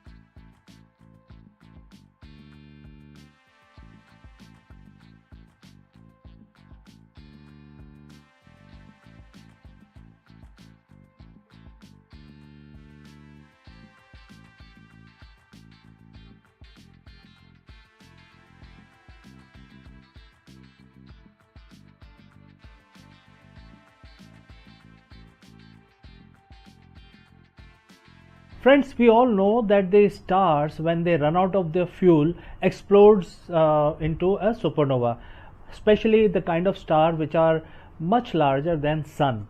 They have to be larger than sun in order to become a supernova. However, there are certain stars which don't simply explode, they turn into a hot blowtorch. And this is a very specific phenomena, and to understand this type of supernova we will take a deep dive into high energy astrophysics, and we will examine this phenomena which is known as hotter than hell, also known in scientific term as the fast blue optical transient, and also known as the blue death. What is this phenomena? Let us explore this further. Friends, in the vacuum of space, color is a liar. We have been taught from childhood that the red means hot and the blue means cool. Think of your kitchen faucet. But in the realm of high energy astrophysics, the universe flipped the script. Red is the color of dying ember, and blue is the color of cosmic blowtorch. But most stars end their lives in a predictable fiery explosion we call supernova. They expand, they glow red or orange, and they fade over months. But recently we have discovered something that defies this particular rule. A class of explosion so fast, so bright, and so intensely blue that they have earned a terrifying nickname, which is fast blue optical transient, or FBOT. So we call them FBOTs.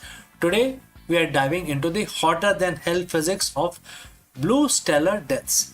We aren't just talking about big explosions, we're talking about the most violent thermal events since the Big Bang. Well friends, if you've reached this far, please inform us from which city you have tuned in and in which language you are watching this video. This will help us determine the reach of our channel. Alright, let's proceed further. To understand why a blue death is so significant, we have to talk about Wien displacement law. In simple terms, the hotter an object is, the shorter the wavelength of the light it emits. A standard supernova might reach temperature of 10,000 to 20,000 Kelvin. That put them firmly in the visible white to yellow range. But these blue transient, they are screaming at a temperature exceeding 40,000 Kelvin, and in some cases hitting hundreds of thousands of degrees in their initial movements. When a star dies blue, it is telling that the energy density is off the chart. It is not just emitting light, it is emitting high frequency, high energy photons that sit right on the edge of the ultraviolet and X-ray spectrum.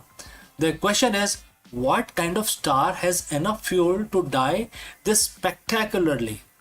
You can't get a blue explosion from a boring star like our sun.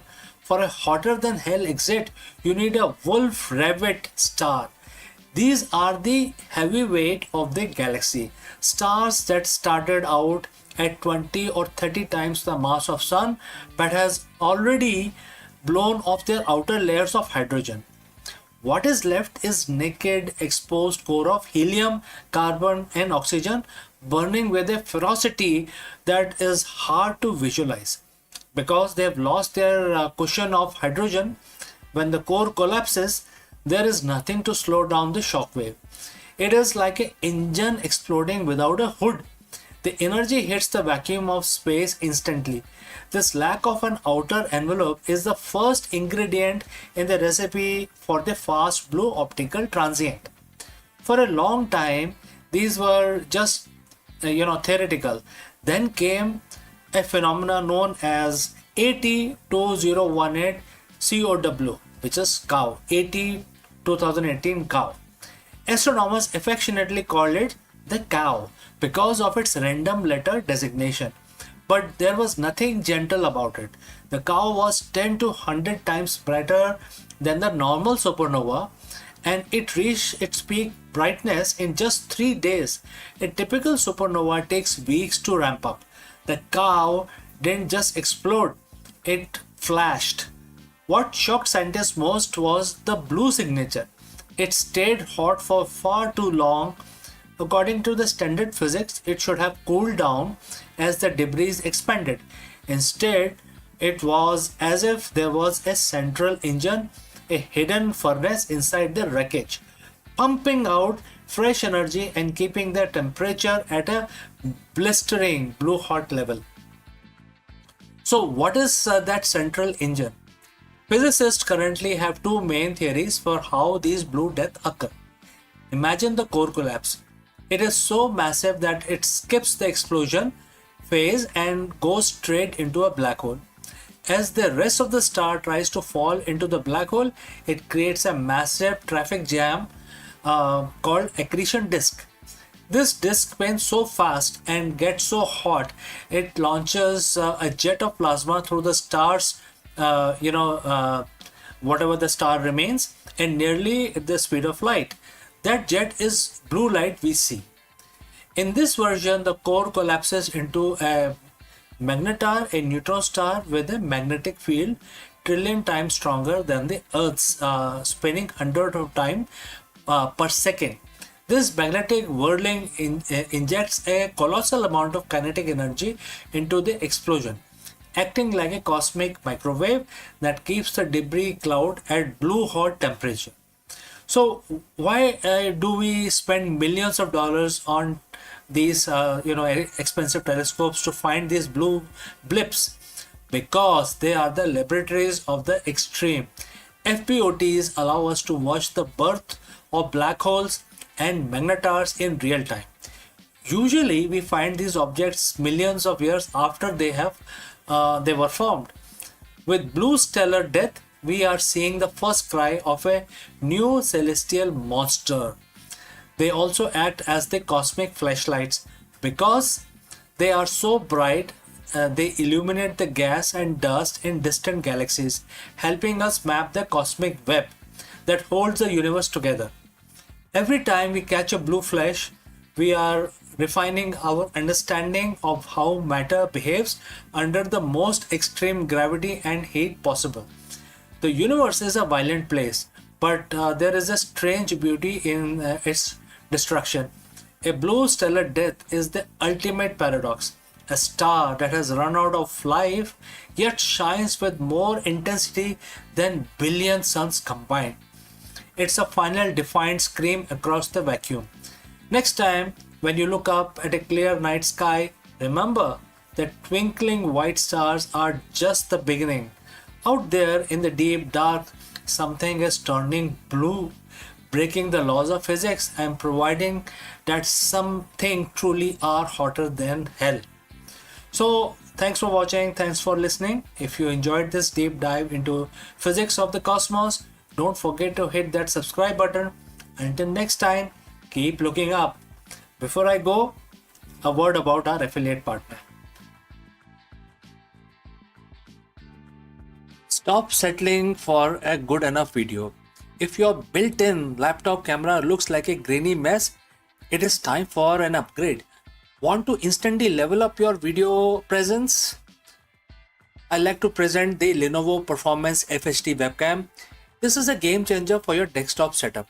Technically, this is packed. It has a very sensitive RGB sensor, very crisp photographs it takes. Also comes with two microphones on board, which helps you to record very clear voice in stereophonic format. And these microphones are very sensitive. You can actually move away from the camera up to 2 meters and these microphones will pick up your voice without any problem. This is a very strong piece. This is very sturdy. Comes with tripod ready. Comes with a very long leash, so it gives you a lot of flexibility to place the webcam wherever you want to keep in your studio. And also it has a swivel base, which is also very handy. So if you want to basically level up your game and you want to pick up this camera at a discount, please click on the link here or scan the QR code. Now let's get back to our video.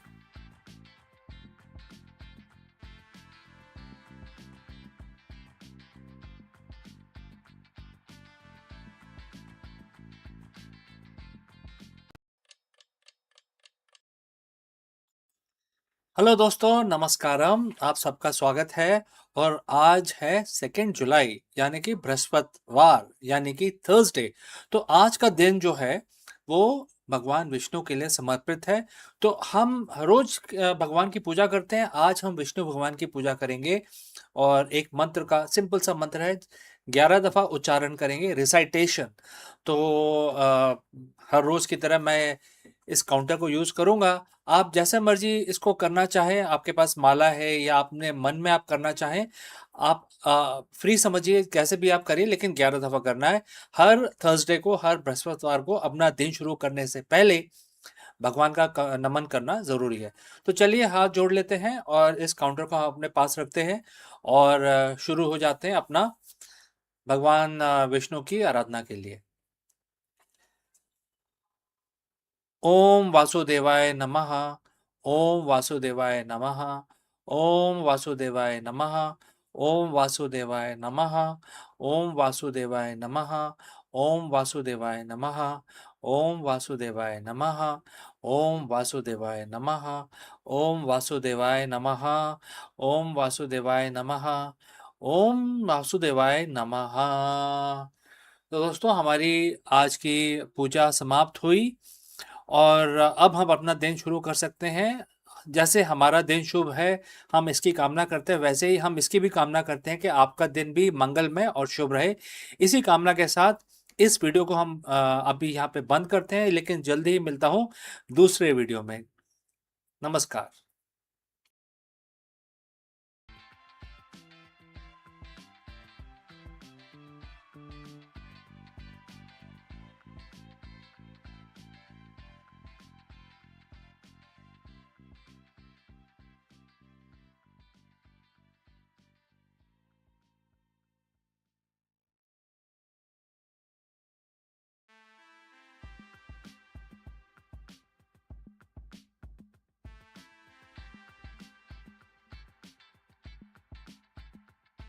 In the world where the science keeps redrawing the boundaries of what we know, the discovery of first detailed smell map of human nose feels almost poetic, isn't it? A revolution of order hidden within the chaos. For centuries, we believed scent was simple chemical whisper, drifting aimlessly into brain. But now, scientists have uncovered a structured symphony beneath that simplicity. A network of olfactory receptors arranged with precision and each tuned to its own molecular melody. And this breakthrough doesn't just rewrite the biology textbook, it opens a door to the future of sensory intelligence. So let's find out more. The human nose has been treated as a simple gateway to scent, a passive receptor of invisible molecules drifting through the air. But recent research has shattered the notion. Scientists have now unveiled the first detailed smell map of the nose, a discovery that redraws the boundaries of sensory biology. Imagine a machine that can smell disease before symptoms appears, or a digital environment that evoke emotions through a scent as vividly as color and sound. So the nose now, once underestimated, has become a frontier of innovation, a living code that could teach technology how to feel. So, in this unfolding chapter of science, the smell map is more than anatomy. It is a blueprint for empathy, for memory, and for perception itself. So, the future may well breathe through the discovery one molecule at a time. So if you have reached this far, please inform us from which city you have tuned in and in which language you are watching this video. This will help us to determine the reach of our channel. Now, moving forward. So in this new map, olfactory receptors are not scattered randomly as once believed. They form an intricate neighborhood, each tuned to specific chemical families, treating as a living mosaic of perception. So the nose, it turns out, is not just a detector; it is an active interpreter, translating molecular patterns into emotional and cognitive experiences. So this breakthrough overturns the decades textbook models. It suggests that smell is far more complex and then a simple signal and sent to the brain. So it is dynamic conversation between biology and memory.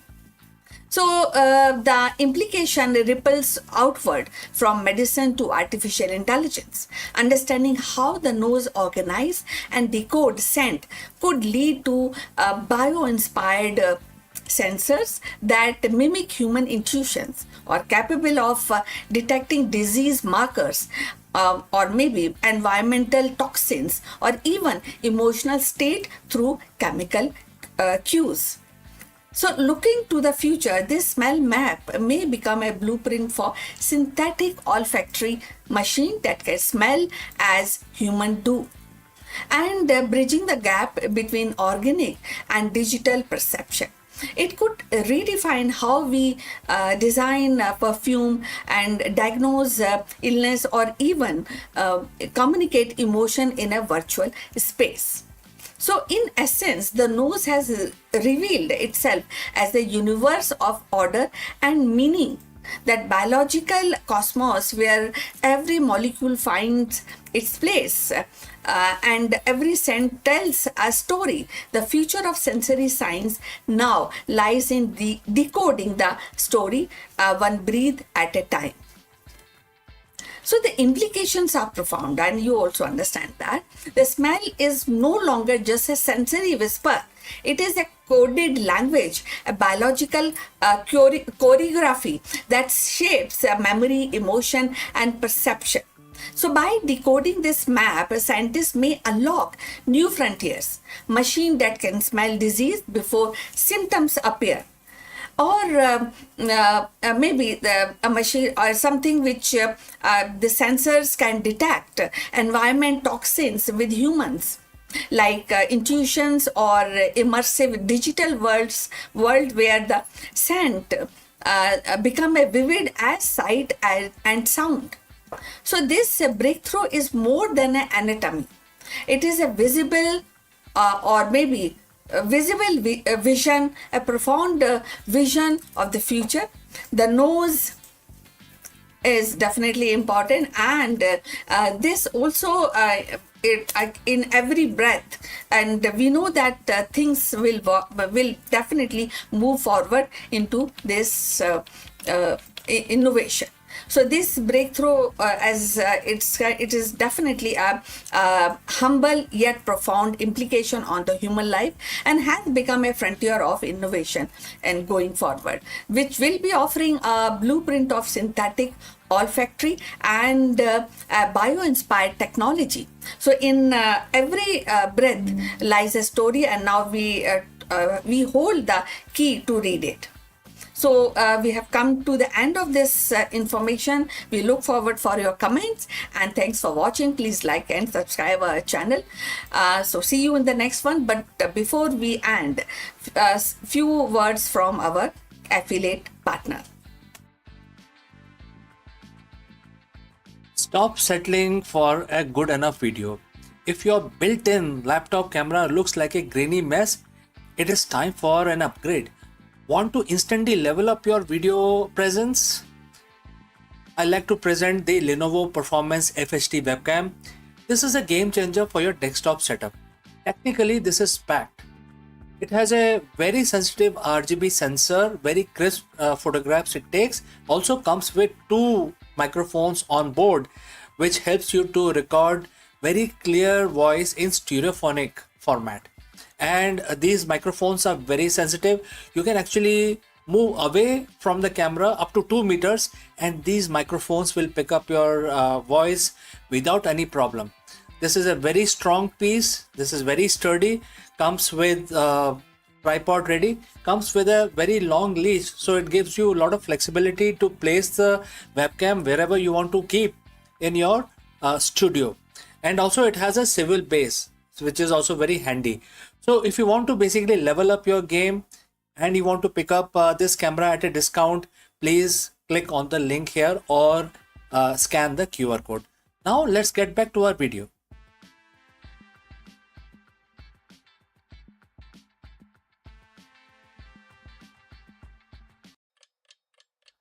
Hello friends, you are most welcome. Namaskaram. In today's volatile market, CEOs are constantly looking for sustainable edge. While we obsess over metrics and ROI, the ancient wisdom offers a different perspective on growth and risk management. In order to address this issue, we will take help of Bhagavad Gita, and in this video we break down some of the learnings that can, tell us how to do better risk management. Let's go and discuss this further. Friends, you are a CEO. You live life by the key performance indicator. You look at the balance sheet, quarterly projections, and market share percentage. You are wired to believe that everything in business must have an immediate, measurable return on investment. If it doesn't scale, if it doesn't hit the bottom line today, you are told that it's a waste of time. But what if I told you that there is one specific investment, that is one strategy that defies the laws of quarterly accounting? What if I told you that in world of high frequency volatility, the most efficient thing you can do for your company is to commit to a path that seemingly doesn't offer a quick payout? So friends, if you have reached so far, please let us know from which city you have tuned in. Now let's move ahead. Today, we are going to look at 5,000-year-old business strategy from Bhagavad Gita. It's a verse that every CEO who is worried about longevity of their brand needs to, internalize. Following the path of dharma will never go waste, and that is where that is the first stanza of the verse. It will never hamper your progress, whereas even a little advancement will save you from many dangers. This is chapter 2, verse 40 of Bhagavad Gita. Now let us break it down. First, the word dharma. In business, especially in the business context, think of dharma not just as religion, but as your purpose or your right action. It is the alignment of your organization with its core values, its truth, and the responsibility to the ecosystem it operates in. The words make two massive claims. First, it will never go waste. Second, it saves you from many dangers. Let's look at why this is the ultimate competitive advantage. In business, we often view purpose or the ethics as a luxury. We think once I hit my revenue target, then I'll focus on the purpose. We treat it as an expense, something that sits in the charity budget, not the growth budget, etc. But the Gita argues the opposite. It says that the action taken in alignment with your true purpose never go waste.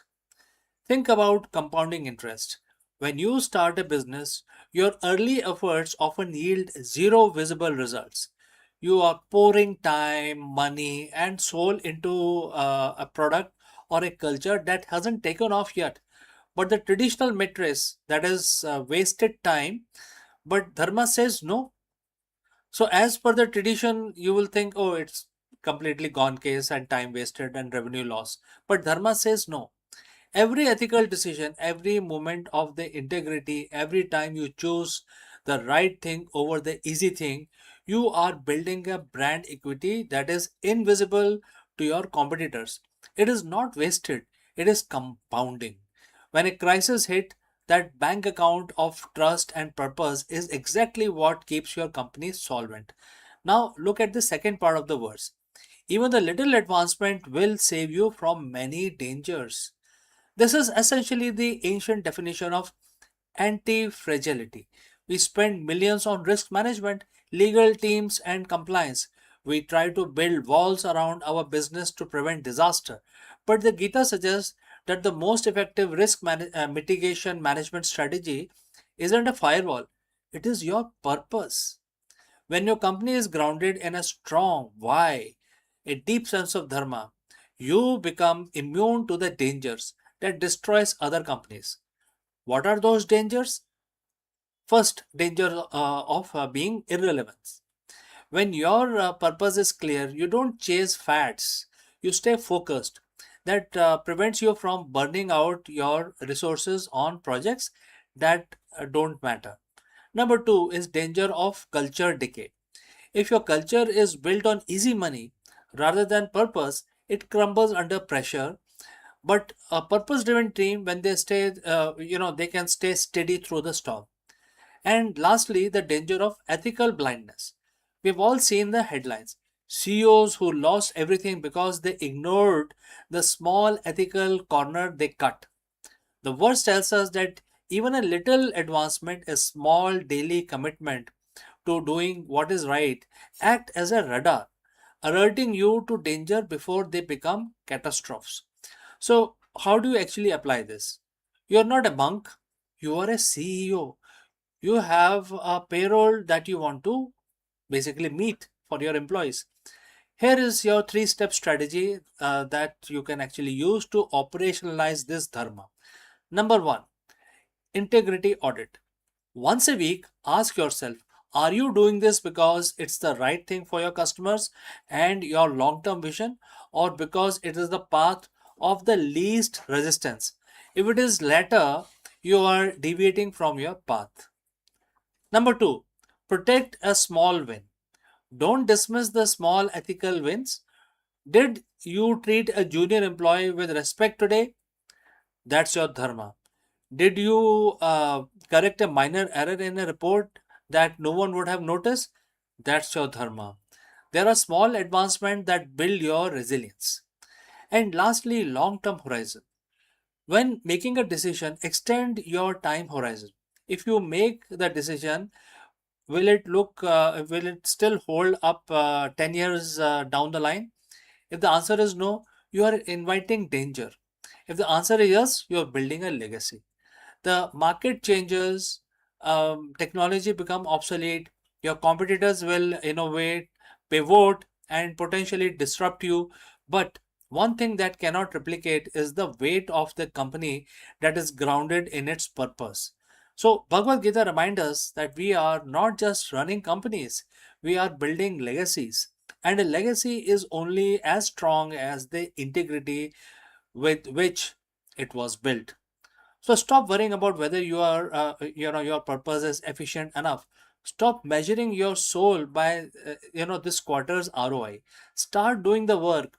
Build the foundation because, as the text says, your effort will never go waste and it will be the very thing that saves you when the market turns against you. My name is CK, and if you're ready to lead with a new level of clarity, I want to hear from you. What is that one small advancements you are going to make this week to align your business with its true purpose? Drop this particular statement in the comments below, and I will catch you again very soon in the next one. Namaskar. Hello, friends. All of us sometimes get this feeling that our technical expertise or our hustle hold us back from our true potential for the true leadership. Everybody gets this kind of a feeling. Therefore, we dive deep into the most powerful leadership secrets from Bhagavad Gita. In a verse where Lord Krishna, Bhagwan Krishna, tells Arjun, "O Arjun, be a yogi." But what does this mean for a modern CEO or an entrepreneur to be a yogi? Today, we are going to break down why the yogi, the leader with disciplined equanimity, consistently outperform the three most common type of executive. Let's go. Hello, friends. Welcome to this high-level executive briefing. We explore the profound leadership wisdom found in Bhagavad Gita. While the modern corporate culture often drives leaders towards external validation and endless doing within quotes, this ancient verse reveals that the most effective leadership comes from a state of internal being. The inside out executive breaks down how the concept of the yogi, one who is happy within and flooded with self enlightenment, translate directly to the modern C suite. Learn how to translate and transition from reactive management to proactive sovereignty. Let us explore this thought further. Welcome once again. We live in an era of the extreme leadership. We are taught that more we do, more we achieve. We track KPIs, market share, and quarterly growth. But there is a paradox at the top. Many executives have reached the pinnacle of the material success while they feel more hollow than when they started. Why is it that more we gain on the outside, the more we feel we are losing on the inside? Today we are looking for the answers in a 7,000-year-old text. We are exploring Bhagavad Gita chapter 5 verse 24. It offers a blueprint of what I call the inside out executive. Let's look at the verse itself, and Bhagwan Krishna says, and the quote starts, a yogi is happy within. He sees God within himself. He is flooded with self-enlightenment. He attains the liberation from material existence and unite with the divine. And the quote close. So friends, if you have reached this far, please inform from which city you have tuned in and in which language you are watching this live stream. This will help us determine our reach. Alright, let's proceed further. To the modern CEO, words like yogi or divine might feel distant.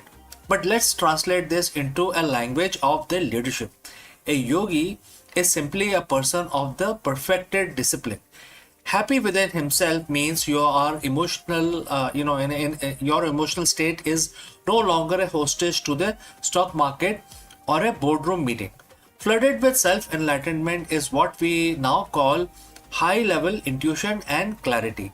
This verse isn't about retiring to a cave. It's about becoming an unshakable in the boardroom.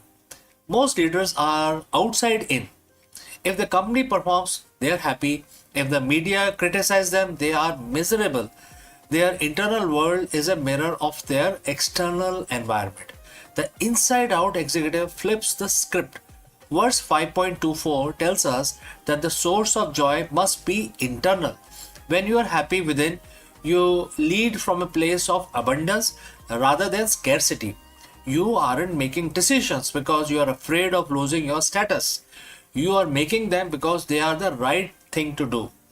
This is where the self-enlightenment comes in. When the noise of ego and anxiety is silenced, you gain the quiet mind. In that quiet, you see the God within, or in professional terms, you access your highest intelligence. Now let's talk about the most provocative word in this verse, liberation. In the Gita, this is the moksha, which is freedom from cycle of birth and death. For an executive, this is freedom from the material grind. Think about it. How much of your stress comes from things you cannot control?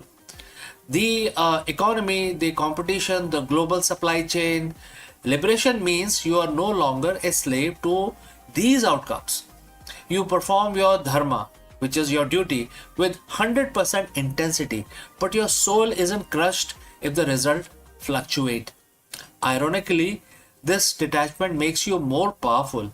A leader who doesn't need a specific outcome to feel whole is the most dangerous person in a negotiation. You have nothing to lose because your fulfillment is already locked in internal space. So, how do we apply this tomorrow morning, right? First, the morning audit. Before you check your emails, which is coming from outside, check your inside. Spend 5 minutes in silence. Find that internal happiness before the world tries to give you its version of it. Alright? Number 2, intellectual detachment. During a crisis, ask yourself, is my happiness based on solving this, or is my happiness constant while I solve this? Right? Number 3 is lead by light. So verse 5.24 mentioned about flooded with light. Be the leader who brings clarity to the room, not heat. If you are enlightened within, you illuminate the path for everyone else. The verse ends by saying the yogi unite with the divine. In leadership, this is the union of the purpose and action. When your internal state matches your external impact, you aren't just working anymore, you are fulfilling your mission. So don't just lead a company, lead yourself first. Be the inside out executive. And friends, we have come to the end. Thanks for joining live. Thanks for your time. If you have any questions, please do not hesitate to send it across. Before we end this section, a word about our affiliate partner. Stop settling for a good enough video.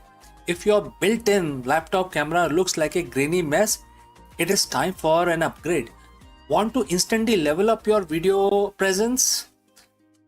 I like to present the Lenovo Performance FHD webcam. This is a game changer for your desktop setup. Technically, this is packed. It has a very sensitive RGB sensor, very crisp photographs it takes. Also comes with two microphones on board, which helps you to record very clear voice in stereophonic format. And these microphones are very sensitive. You can actually move away from the camera up to 2 meters and these microphones will pick up your voice without any problem. This is a very strong piece. This is very sturdy. Comes with tripod ready. Comes with a very long leash, so it gives you a lot of flexibility to place the webcam wherever you want to keep in your studio. And also it has a swivel base, which is also very handy. So if you want to basically level up your game and you want to pick up this camera at a discount, please click on the link here or scan the QR code.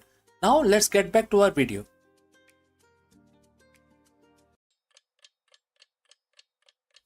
Hello friends and namaskar. Do you know that the Gurugram real estate prices have skyrocketed by 18%?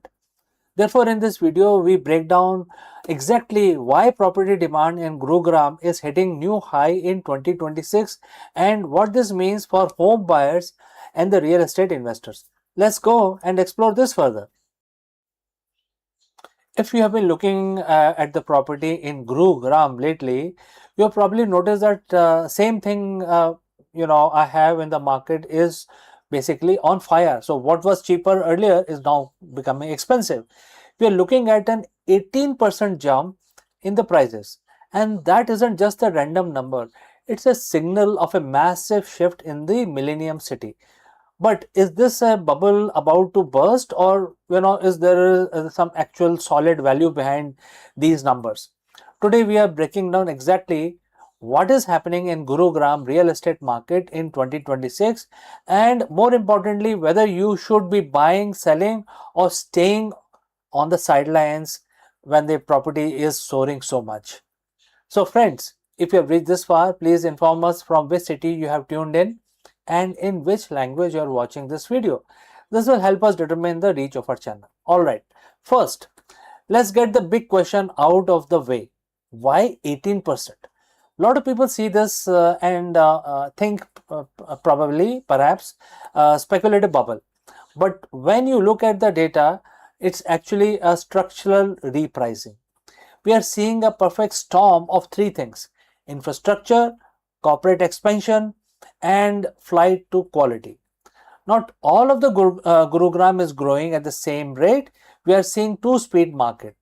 This is the part everyone ask me about. Is it too late to enter? So when we talk about two-speed market, so there are places in Gurugram which are moving slowly, but there are hot cakes, very very prime locations which are growing at 18%, especially in 2026. So question is it too late to enter? No, market is absolutely risk free. We had a massive price run up in the short 30 months window, and you need to be aware of the risk also, like potential interest rate fluctuations and the fact that we have pulled forward several years of expected appreciation into the current window. So in the end, I would like to tell you that look for a 7-year plus holding period if you are buying right now. This isn't a get rich quick game anyway. It is a long term wealth building strategy in a maturing global city. And Gurugram is a very happening place. Also, there are a lot of business opportunities for people who live in Gurugram. So Gurugram isn't just a city; it's a structural growth story. Whether you are looking at the Dwarka Expressway or the established luxury of Golf Course Road, the key is doing your homework. Don't buy the hype, but buy the fundamentals. So, friends, the prices are going up, and my advice is to basically look for a property based on your budget and location preferences. But definitely, this is the right time to invest in Gurugram real estate market.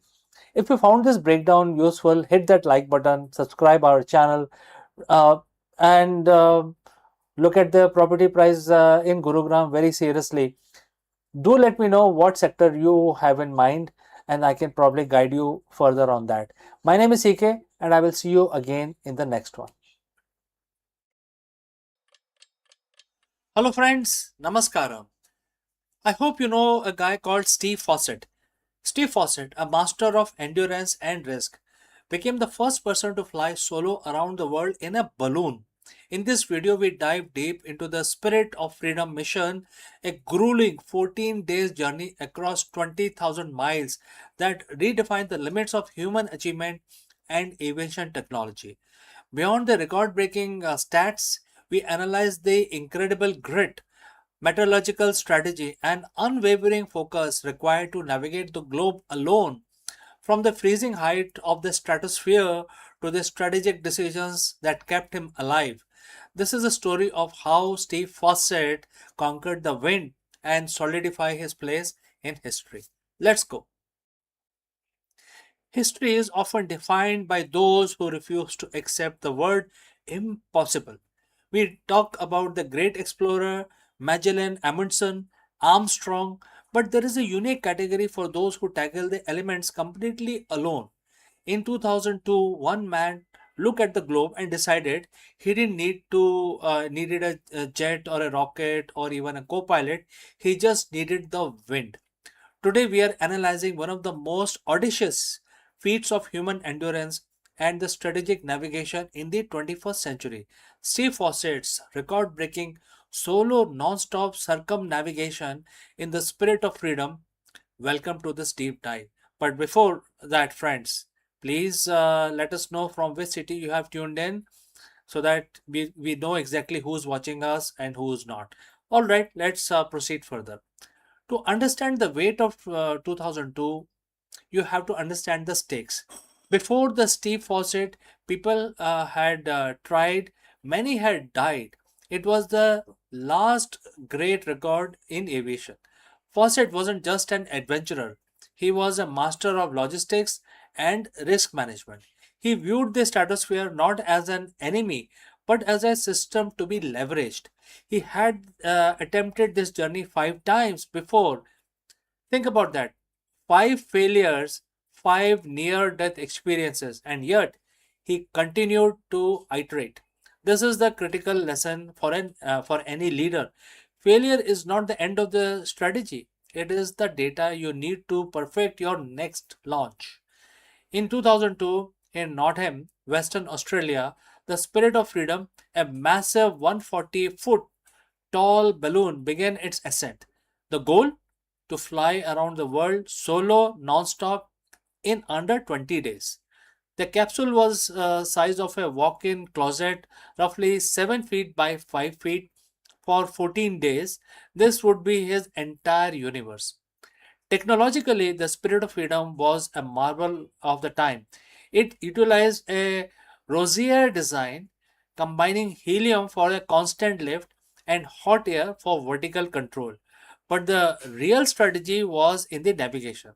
Fawcett had to stay within a specific jet stream. If he dipped into lower altitude, he hit turbulence. Too high, he risked extreme cold and oxygen deprivation.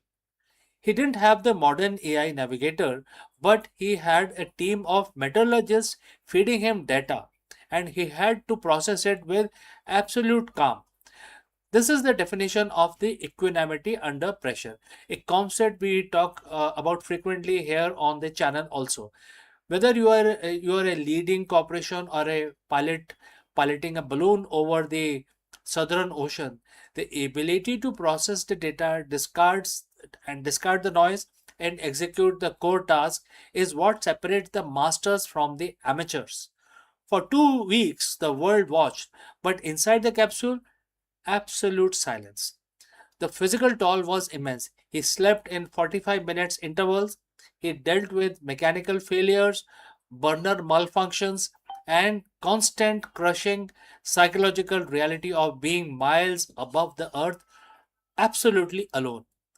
One of the most dangerous moments occurred over the Southern Ocean where the temperature plummeted, threatening the integrity of the balloon fabric.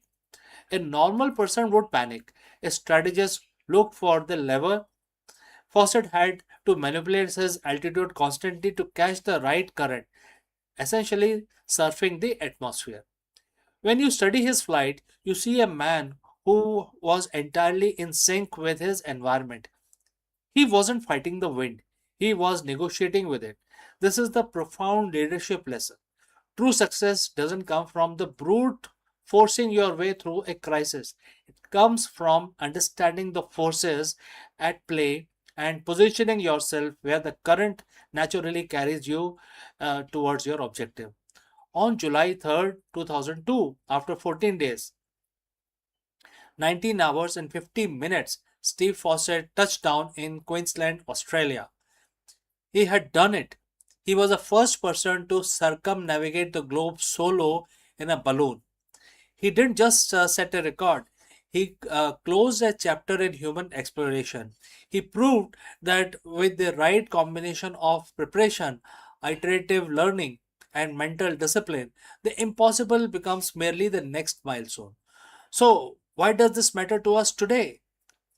Why are we discussing a 2002 balloon flight on a channel focused on AI education and executive strategy? Because the landscape of a business is changing just as rapidly as weather system uh, faucet had to navigate.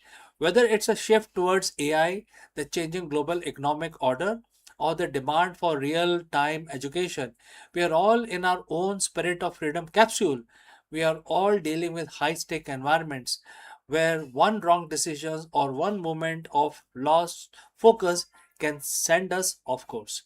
Steve Fawcett showed us that preparation is the foundation of the courage. So, friends, thank you for joining me on this historic strategic deep dive. If you enjoyed this breakdown, make sure to hit that subscribe button. Join us on the next on Akulmach history as we continue to explore the intersection of past, present, and future. I am CK, and I will see you again very soon in the next one.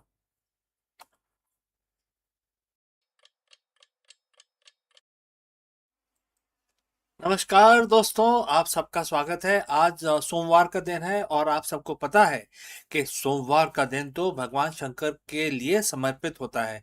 तो हम अपना दिन शुरू करेंगे, उससे पहले हम भगवान की पूजा करेंगे हर रोज की तरह। और आज हम शंकर भगवान की पूजा करेंगे, एक मंत्र का उच्चारण करेंगे जिससे आपके दिन, हमारा दिन शुभ रहे।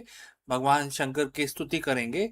तो आप भी हमारे साथ महामृत्युंजय का जाप करें, 11 दफा करेंगे। आप माला का इस्तेमाल कर सकते हैं, मैं ये काउंटर का इस्तेमाल करता हूँ, इसमें नंबर आ जाते हैं। नहीं तो आप जैसे भी, अगर आप अपने माइंड के अंदर भी अगर आप काउंट करना चाहें तो आप ऐसा भी कर सकते हैं। तो जैसे आप कंफर्टेबल हो वैसे आप हमारे साथ जुड़ें और महामृत्युंजय का जाप हमारे साथ ज्वाइन करके करें। ठीक है, तो हाथ जोड़ लीजिए, नमन करिए भगवान शंकर का और ध्यान लगाइए और हम महामृत्युंजय का जाप शुरू करते हैं। ओम त्र्यंबकं यजामहे सुगंधिं पुष्टिवर्धनम् उर्वारुकमिव बन्धनान् मृत्युर्मोक्षीयमामृतात् सद्यो जातं प्रपागामि भगवन्तं मृत्युं जय शिवम् आवाहयामि। ओम त्र्यंबकं यजामहे सुगंधिं पुष्टिवर्धनम् उर्वारुकमिव बन्धनान् मृत्युर्मोक्षीयमामृतात् सद्यो जातं प्रपागामि भगवन्तं मृत्युं जय शिवम् आवाहयामि। ॐ त्र्यम्बकं यजामहे सुगन्धिं पुष्टिवर्धनम् उर्वाकरुक्मिव बन्धनान् मृत्योर्मोक्षीयमामृतात् सद्यो जातं प्रपागमि भगवन् मृत्युं जय शिवम् अभयामि। ॐ त्र्यम्बकं यजामहे सुगन्धिं पुष्टिवर्धनम् उर्वाकरुक्मिव बन्धनान् मृत्योर्मोक्षीयमामृतात् सद्यो जातं प्रपागमि भगवन् मृत्युं जय शिवम् अभयामि। ॐ त्र्यम्बकं यजामहे सुगन्धिं पुष्टिवर्धनम् उर्वाकरुक्मिव बन्धनान् मृत्योर्मोक्षीयमामृतात् सद्यो जातं प्रपागमि भगवन् मृत्युं जय शिवम् अभयामि।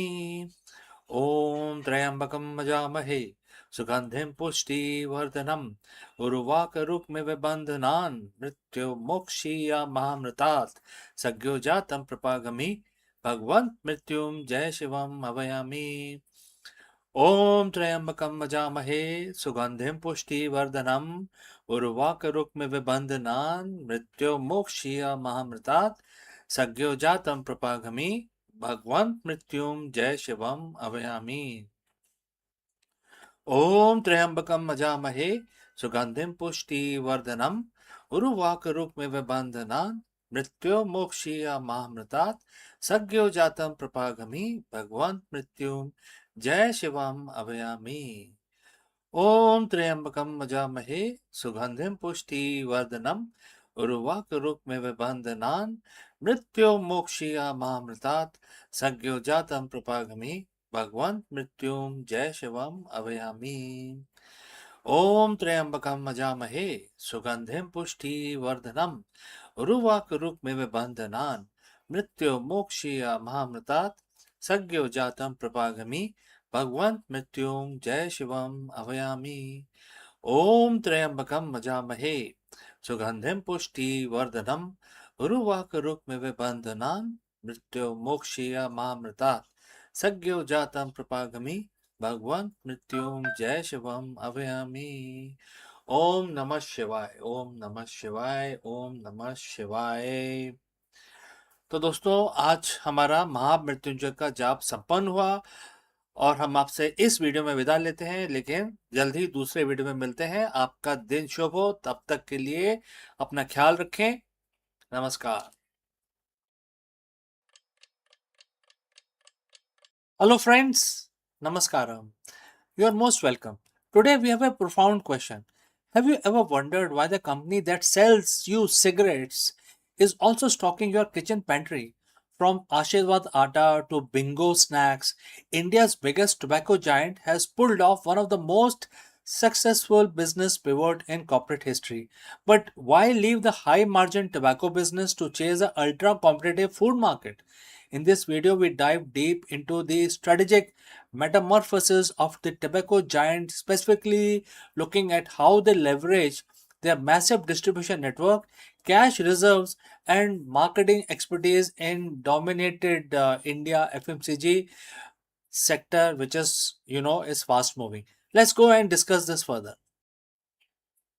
Imagine a company, its main source of revenue for decades has been a product that is globally recognized as harmful, heavily taxed, and increasingly restricted by governments everywhere. Every year, more people quit, and every year, regulations get tighter. So, if you are the CEO of that company, you would have a massive problem. You are starting to realize that you are staring at a sunset industry, but then you look around your office, you realize you have something more competitors, that do not have the world most powerful distribution network. So, what do?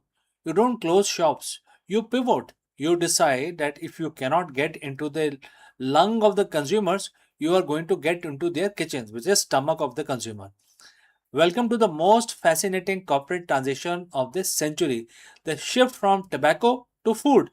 Today we are unpacking the world's biggest cigarette giant, are betting billions of their revenue on your breakfast, your snacks, and your dinner table.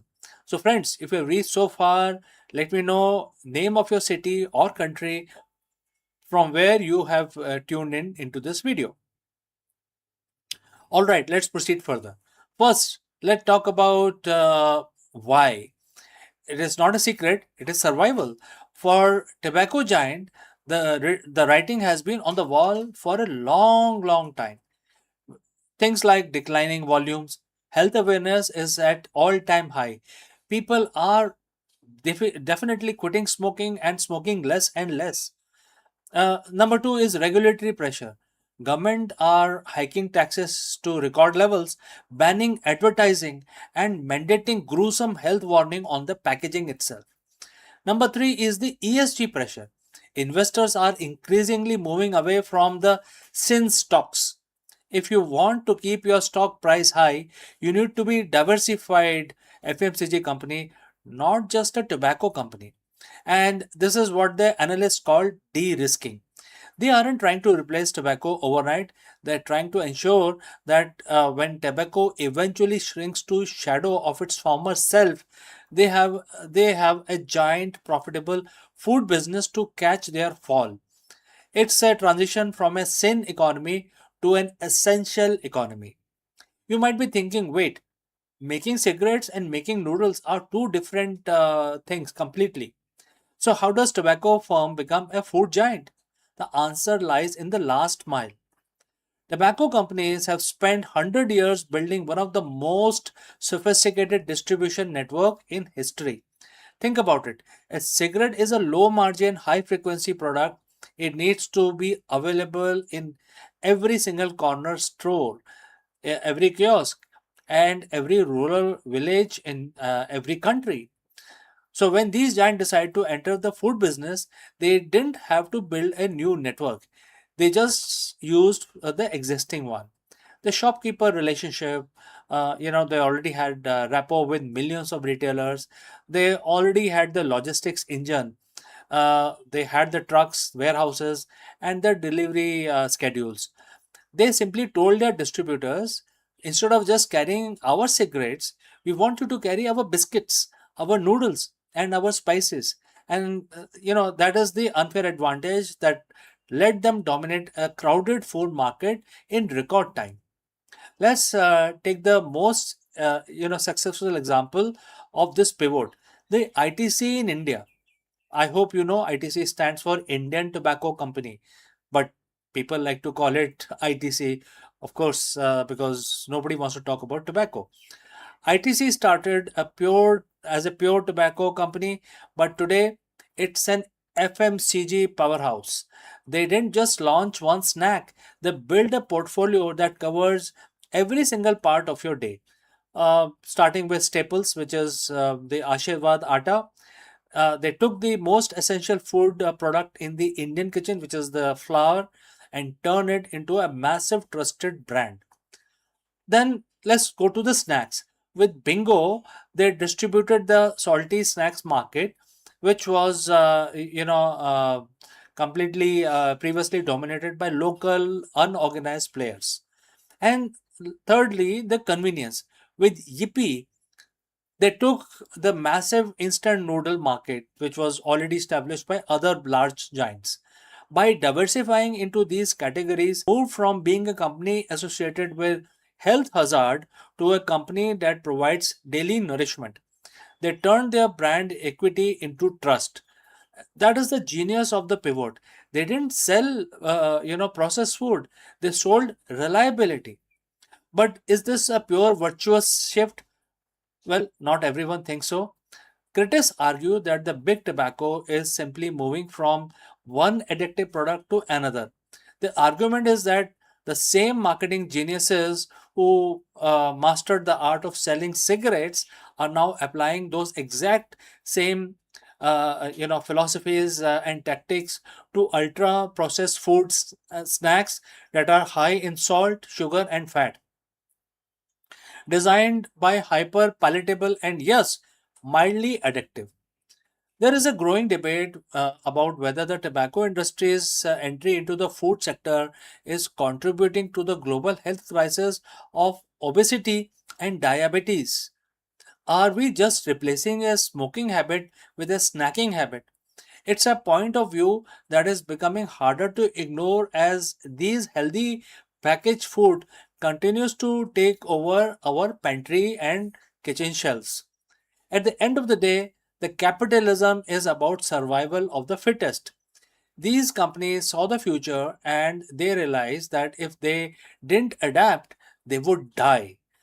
So whether you love their new food products or are you skeptical of their motives, one thing is very clear: the tobacco giants move into your dinner table is one of the most successful corporate maneuvers of the modern era. They have successfully traded the smoke for palatable sales. So next time you reach for that box of snacks or a bag of flour, take a look at the logo. You might be surprised to see that just how much influence the cigarette giants has over what you feed your family. Thanks for watching. If you enjoyed this deep dive, don't forget to hit that subscribe button. Let me know in the comments, does knowing a brand history change whether you buy their food or you want to avoid it? I will love to hear your thoughts. Friends, see you in the next one.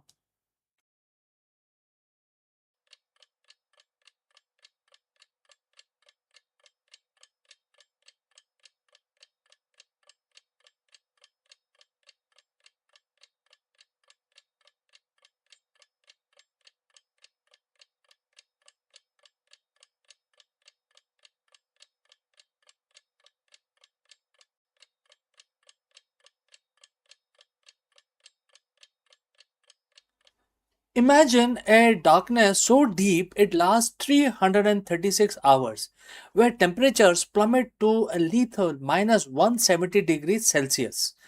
If our technology fails for even a second, the Artemis base camp batteries will freeze solid, ending the mission forever.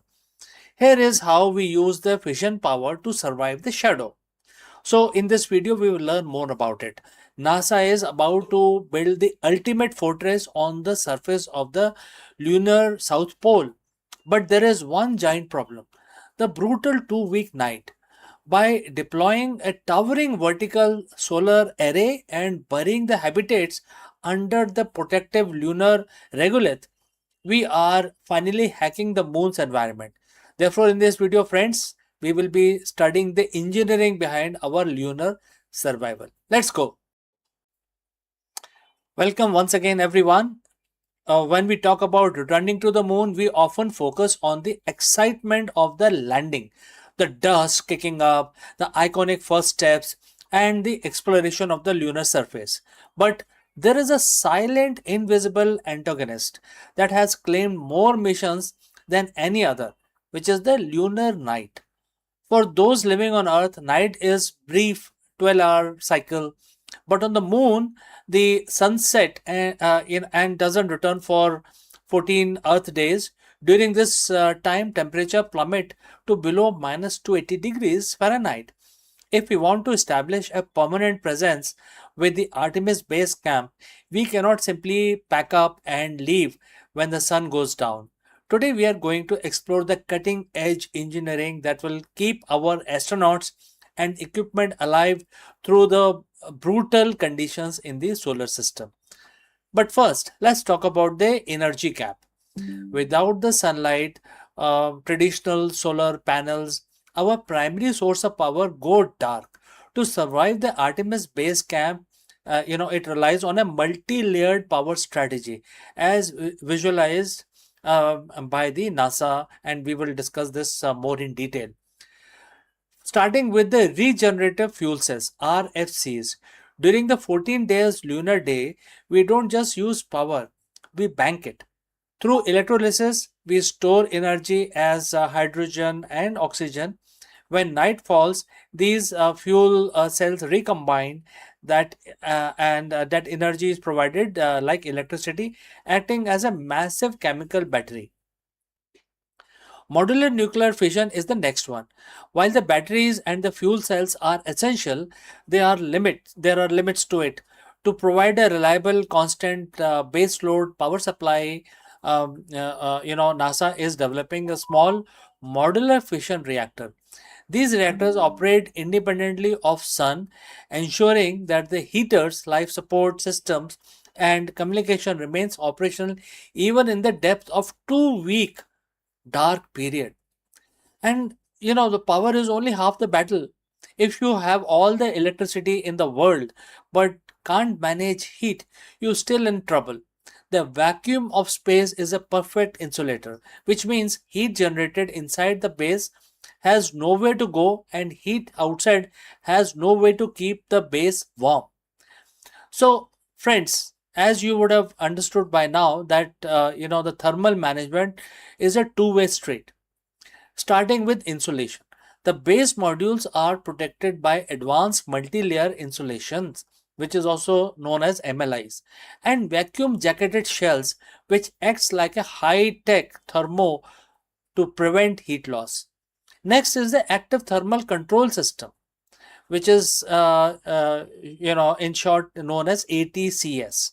Inside the habitat, we use specialized fluid loops to collect waste heat from electronics, life support system, circulating it where it is needed the most. Next is the phase change material. We also use thermal mass as buffer. Think of this as thermal sponges. During the day, they absorb excess heat. During the night, they release that energy slowly to keep the interior's climate stable. This survival isn't just hardware, it is a strategy. Operational planning is kind of divided into two phases, which is day and night. And friends, you must be knowing that the lunar day is equal to 14 days, and likewise the night as well, 14 earth days. Now what we need to do now, we have to make a daytime preparation. This is the harvest phase. We maximize power storage, ensure the habitats are perfectly insulated, and preheat the thermal mass of the base to give us a running start when the sun set for 14 days. Remember that. The nighttime conversion is must be seamless. Once the sun goes down, the base shift into a low power mode. Non-essential systems are powered down, lights are dimmed, and the base transition to the autonomous state governed by the predictive algorithm that manages energy consumption to prioritize life support. Lastly, we have to also talk about redundancy. If one system fails, we have to have a backup of a backup of a backup, right? Because it's about survival of our people. Whether it is the small pressurized rover or providing a mobile shelter or secondary fission unit coming online, the goal is always total system reliability.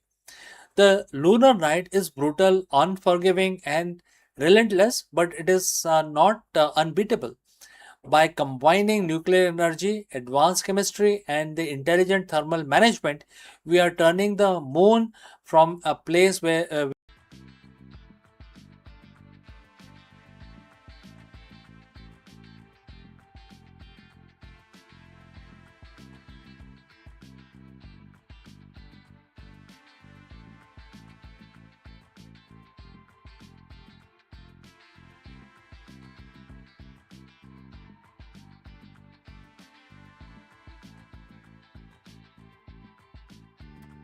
Hello friends, how are you doing? We have a very profound question today that we want to address in this video. That is, can ancient wisdom solve the modern corporate burnout problem? In this video, we dive deep into the timeless wisdom of Bhagavad Gita to extract the powerful leadership lesson for today's CEOs and entrepreneurs. If you have ever felt overwhelmed by the darkness of the market volatility, ethical dilemmas, or the sheer weight of responsibility on your shoulder, this verse offers a blueprint for clarity and resilience. Let's go. The boardroom is often portrayed as the place of power and light, but every CEO knows the truth. There is a specific kind of darkness that lives over there. It isn't the absence of light, it is the presence of ambiguity. It is a fog of volatile market, the shadow of ethical compromise, and the blind spots that lead to companies' downfall. And we call it the corporate darkness. For thousands of years, leaders have looked for a torch to cut through this fog. Today, we find that the torch isn't present in an unlikely place. It's 7,000-year-old Sanskrit verse mentioned in Bhagavad Gita, chapter 8, verse 9. On the surface, it describes the divine, but for a leader, it describes the ultimate executive mindset. So, friends, if you have reached this far, please inform us from which city you have tuned in and in which language you're watching this video. This will help us determine the reach of our channel. Now, let's proceed further. Let's look at the verse itself. The verse says, and the quote starts, the omniscient, the oldest, the controller, smaller than an atom, the sustainer of everything, the inconceivable, and as effulgent as the sun, driving away all darkness. And quote close. To a CEO, these aren't just theological adjectives. They are the 7 pillars of visionary leadership. Let's break down one by one. The verse called the divine, smaller than an atom, and simultaneously the sustainer of everything. In business, we call this macro-micro paradox. But the CEO fails because they lean too far one way. They are either big picture dreamer who miss the accounting fraud happening under their nose, or they are the micromanagers who stifle innovation because they can't see the horizon. Bhagavad Gita tells us that the true mastery is being able to see the atom, the tiny data point, the single customer complaint, the line of code, while simultaneously sustaining the entire ecosystem of the brand. Driving out darkness starts with total visibility. You cannot lead what you cannot see, whether it is as small as an atom or as large as a global supply chain. The verse uses a term which is inconceivable. In the C-suite, we often rely on predictive analytics. We want everything to be conceivable, measurable, and also certain.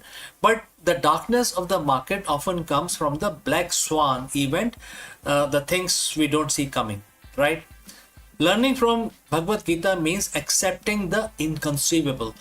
A great CEO doesn't just plan for what they know. They build a culture resilient enough to handle what they don't know. This is the difference between a rigid company and an anti-fragile one. When you stop fearing the inconceivable, you take away its power to paralyze you. Finally, we reach the climax of the verse. A personality as effulgent as the sun, driving away the darkness. What is the darkness in a company? It is the fear, where employees are too scared to tell the truth.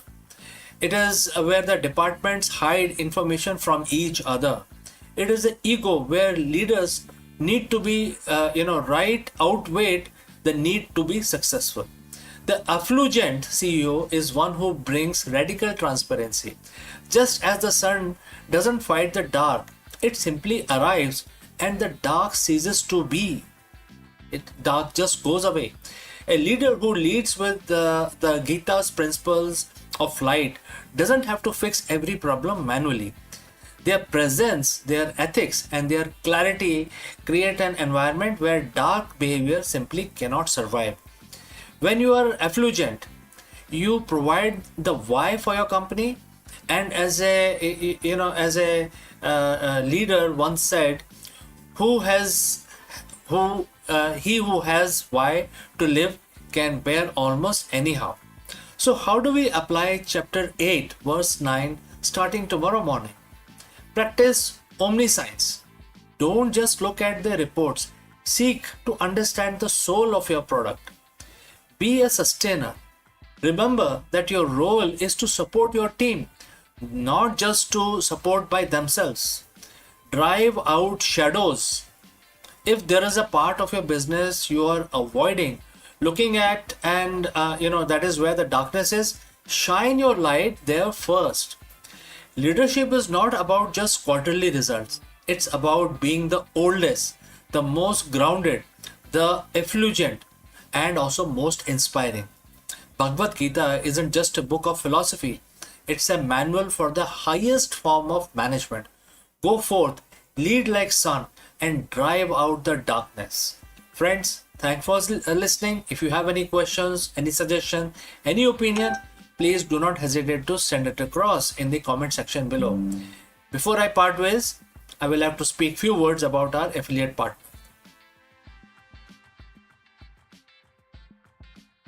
Stop settling for a good enough video. If your built-in laptop camera looks like a grainy mess, it is time for an upgrade. Want to instantly level up your video presence? I like to present the Lenovo Performance FHD webcam. This is a game changer for your desktop setup. Technically, this is packed. It has a very sensitive RGB sensor, very crisp photographs it takes. Also comes with two microphones on board, which helps you to record very clear voice in stereophonic format. And these microphones are very sensitive. You can actually move away from the camera up to 2 meters and these microphones will pick up your voice without any problem. This is a very strong piece. This is very sturdy. Comes with tripod ready. Comes with a very long leash, so it gives you a lot of flexibility to place the webcam wherever you want to keep in your studio. And also it has a swivel base, which is also very handy. So if you want to basically level up your game and you want to pick up this camera at a discount, please click on the link here or scan the QR code. Now let's get back to our video.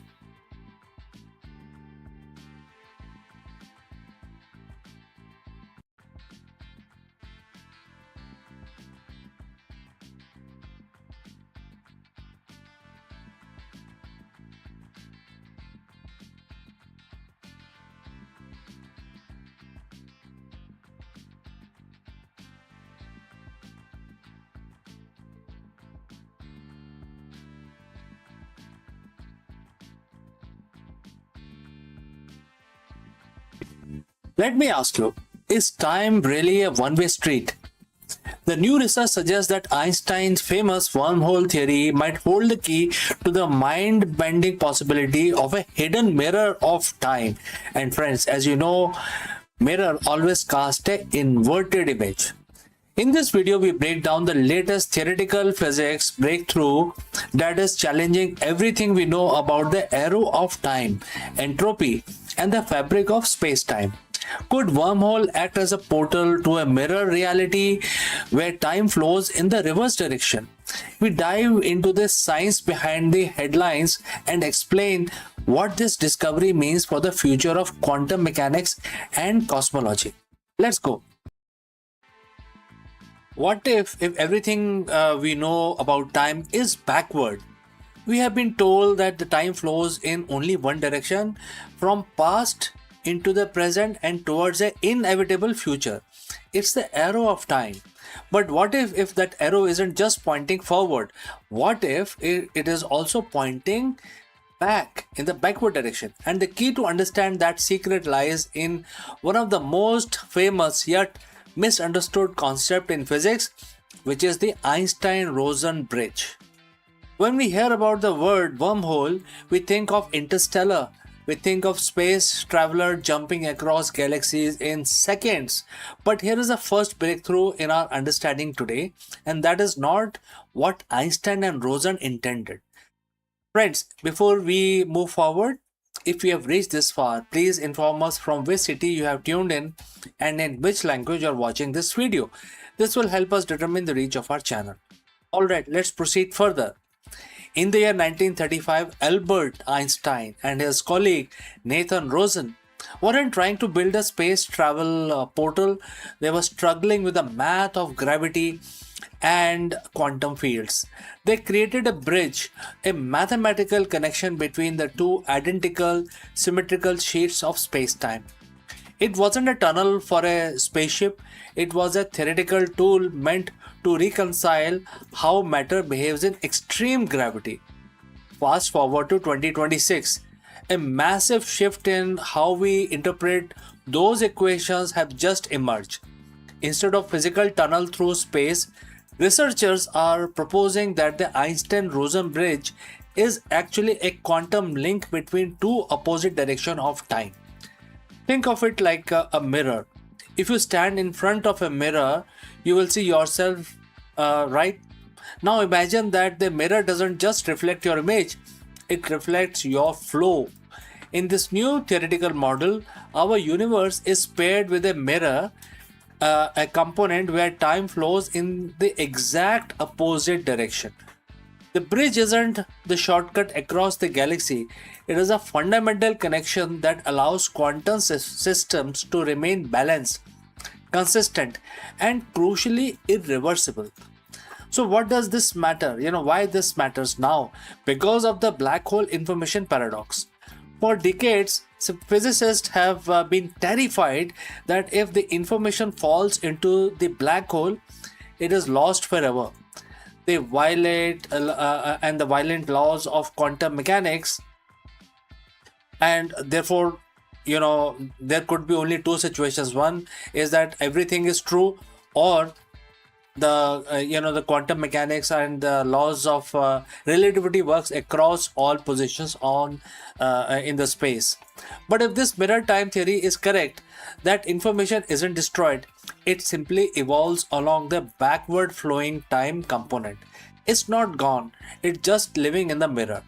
And this doesn't explain black holes, it might explain the very beginning of everything.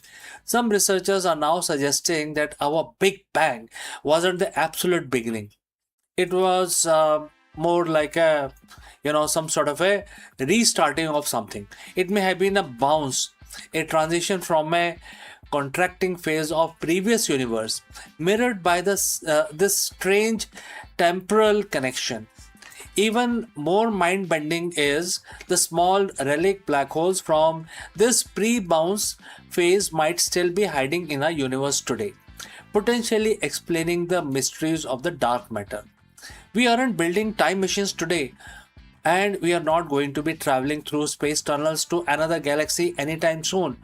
But we might have just discovered something deeper. That time isn't just a line, it is a tapestry woven together by forward and backward threads, holding in place by most beautiful mathematical bridge ever conceived. The universe isn't just expanding, it is reflecting, and we are finally starting to look into the mirror. So, friends, what do you think about this new proposed idea to solve the biggest issues that we face in our physics today? I'd like to know from you. Please send in your comments. Before I close this live stream, a word about our affiliate partner. Stop settling for a good enough video. If your built-in laptop camera looks like a grainy mess, it is time for an upgrade. Want to instantly level up your video presence? I like to present the Lenovo Performance FHD webcam. This is a game changer for your desktop setup. Technically, this is packed. It has a very sensitive RGB sensor, very crisp photographs it takes. Also comes with two microphones on board, which helps you to record very clear voice in stereophonic format. And these microphones are very sensitive. You can actually move away from the camera up to 2 meters, and these microphones will pick up your voice without any problem. This is a very strong piece. This is very sturdy. Comes with tripod ready. Comes with a very long leash, so it gives you a lot of flexibility to place the webcam wherever you want to keep in your studio. And also it has a swivel base, which is also very handy. So if you want to basically level up your game and you want to pick up this camera at a discount, please click on the link here or scan the QR code. Now let's get back to our video.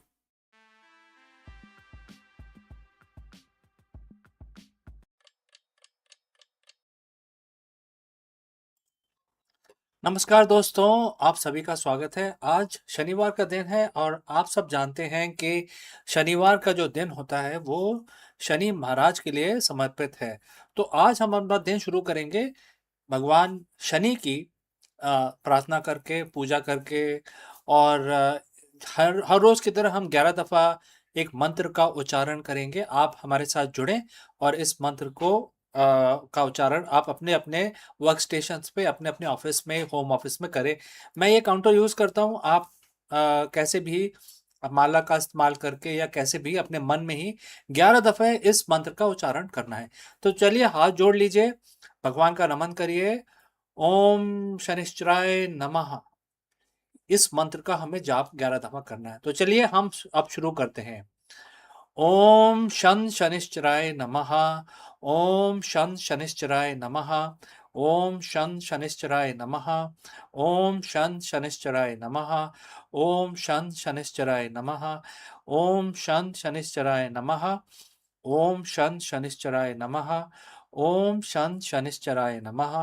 ओम शन शनिश्चराय नमः। ओम शन शनिश्चराय नमः। ओम शन शनिश्चराय नमः।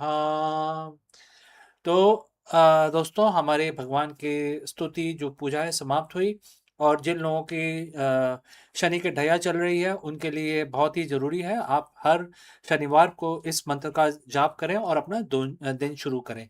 तो चलिए, आपका आज का दिन मंगलमय हो, इसी कामना के साथ हम इस वीडियो को समाप्त करते हैं। मिलते हैं जल्दी ही दूसरे वीडियो में।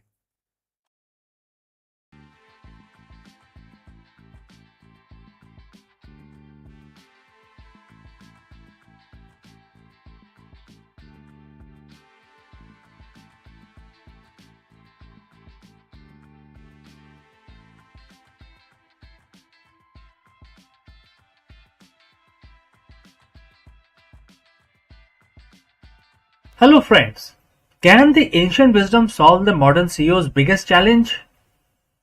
In order to answer this question, we dive deep into Bhagavad Gita to explore why the state of Samadhi is becoming the ultimate North Star for the 21st century executive. In the area of market volatility and constant burnout, a leader's greatest asset isn't their strategy, it is their equanimity. We break down the Sanskrit wisdom of Yajna, Kam, and Kushalam through the lens of verse 6.23, which teaches us the true mastery is a state where no external crisis can perturb your inner peace. In the modern corporate world, we have a name for the principle of success. We call it making it. We envision the corner office, the global influence, the high stake decisions, etc. But if you ask a CEO today what their reality actually looks like, they won't talk about victory. They will talk about volatility.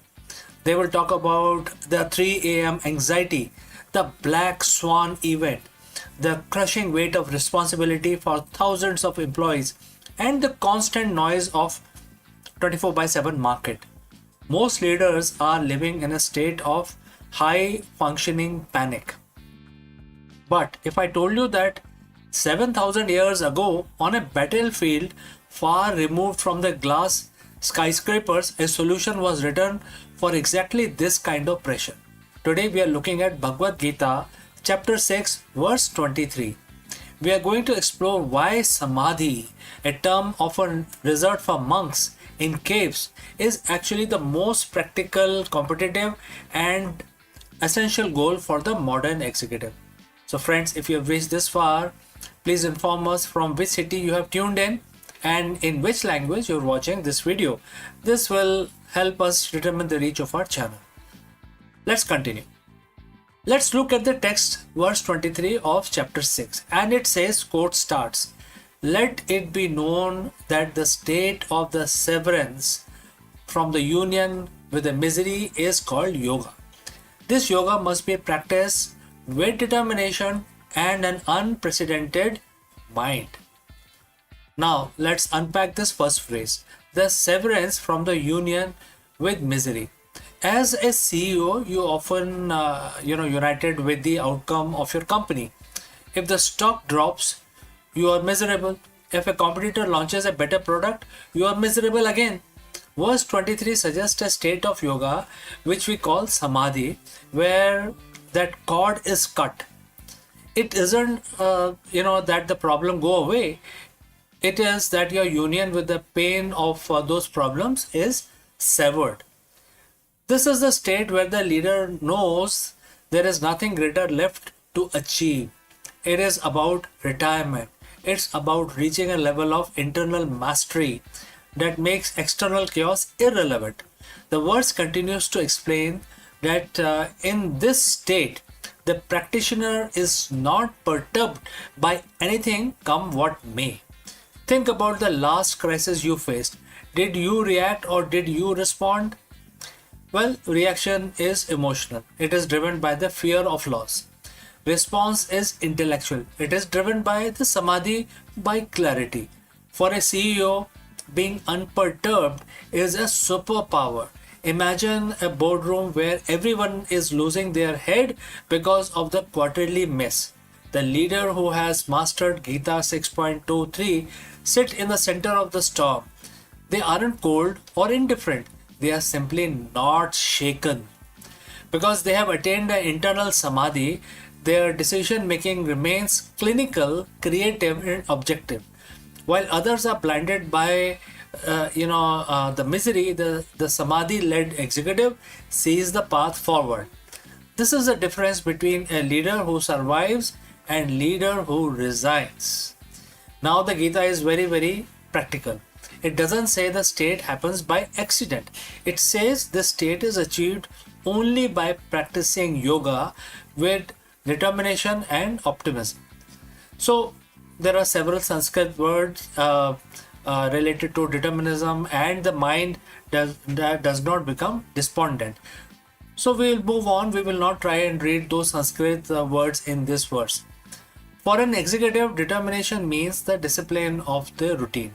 It's the daily meditation, the deep work, the refusal to let the inbox dictate your soul, etc.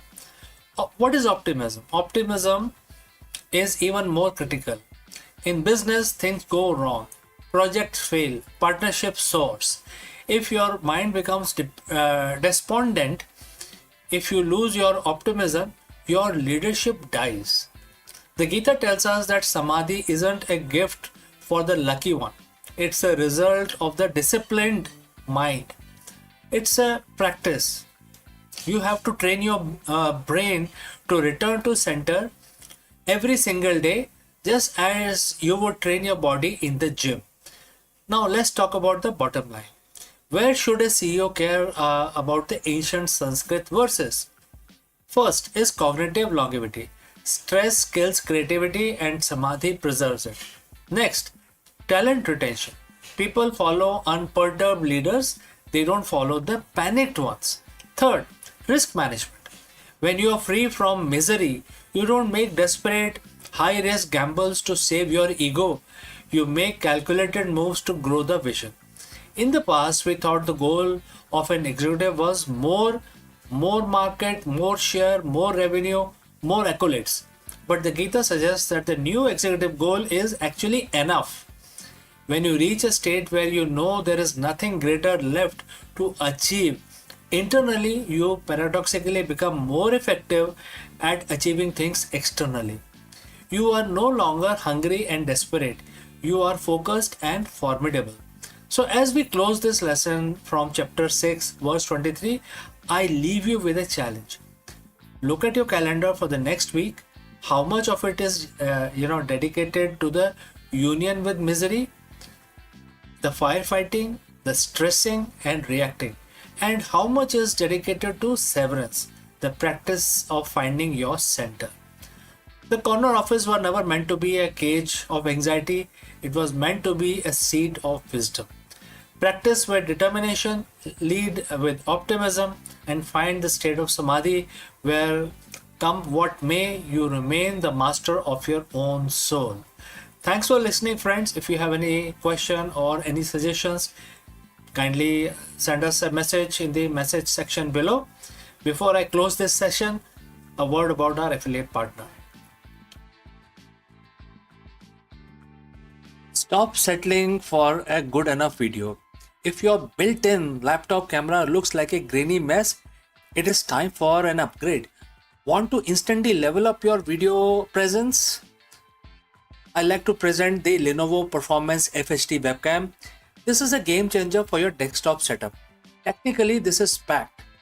It has a very sensitive RGB sensor, very crisp photographs it takes. Also comes with 2 microphones on board, which helps you to record very clear voice in stereophonic format. And these microphones are very sensitive. You can actually move away from the camera up to 2 meters, and these microphones will pick up your voice without any problem. This is a very strong piece. This is very sturdy.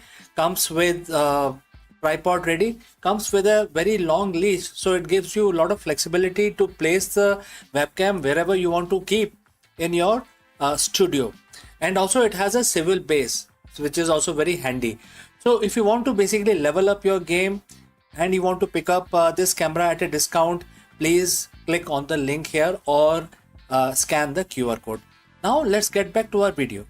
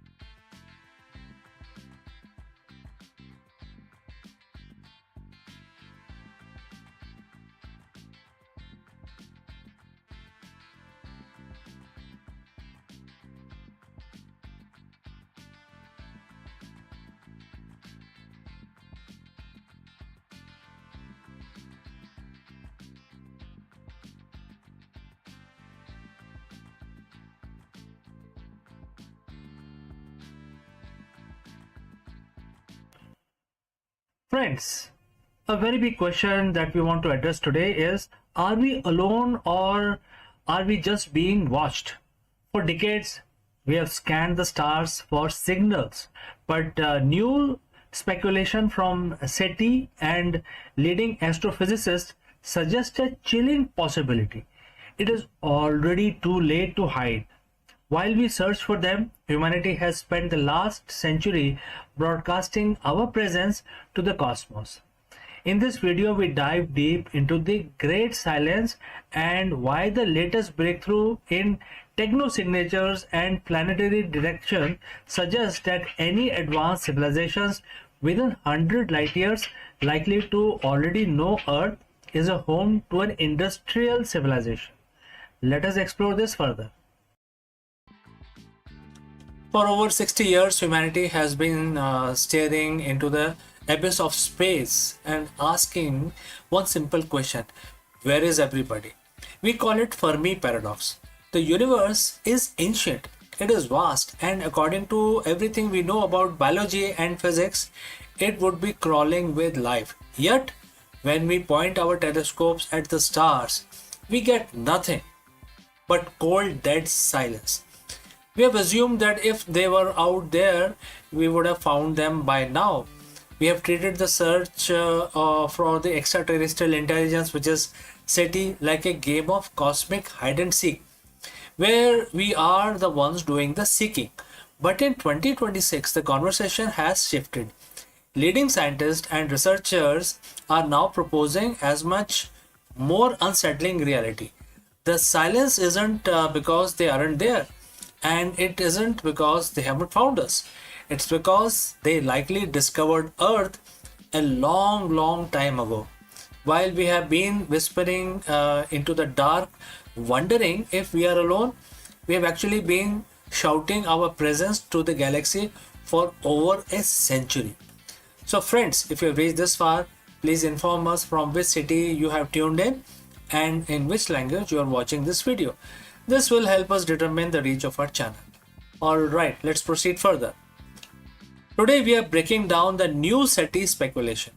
We are looking at why it is officially too late to hide, how our own atmosphere is betraying us, and the startling new research that suggests alien signals might be hiding in plain sight right in our own data.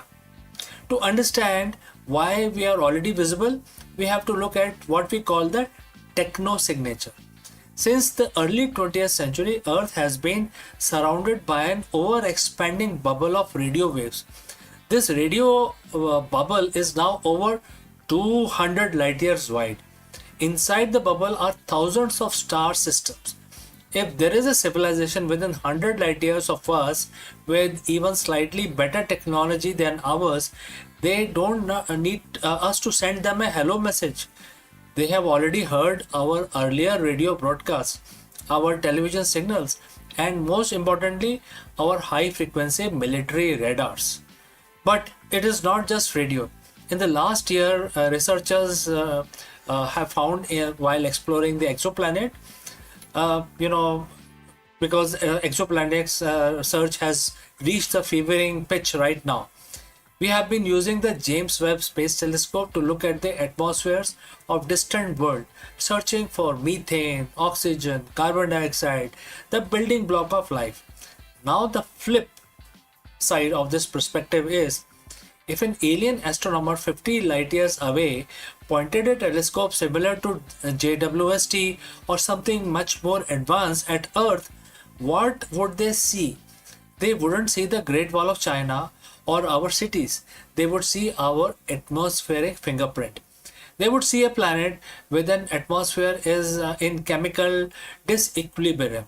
They would see an abundance of oxygen and nitrogen that shouldn't be there unless life was producing it. And since the Industrial Revolution, they would see technological pollutant, things like CFC and nitrogen dioxide, etc. To a distant observer, Earth isn't just a rock. It's glowing neon sign that says industrial civilization inside here. Alright. So if we are so visible, then why haven't we heard anything back? This brings us to the groundbreaking study published in early 2026 by astronomer like Ben Zuckerman at the UCLA. For decades, SETI has focused on narrowband signals, very specific thin frequency that don't occur in nature. The logic was, if we see a needle thin spike on a radiograph, it must be artificial. But the new broadband SETI approach suggests that we have been looking for the wrong thing.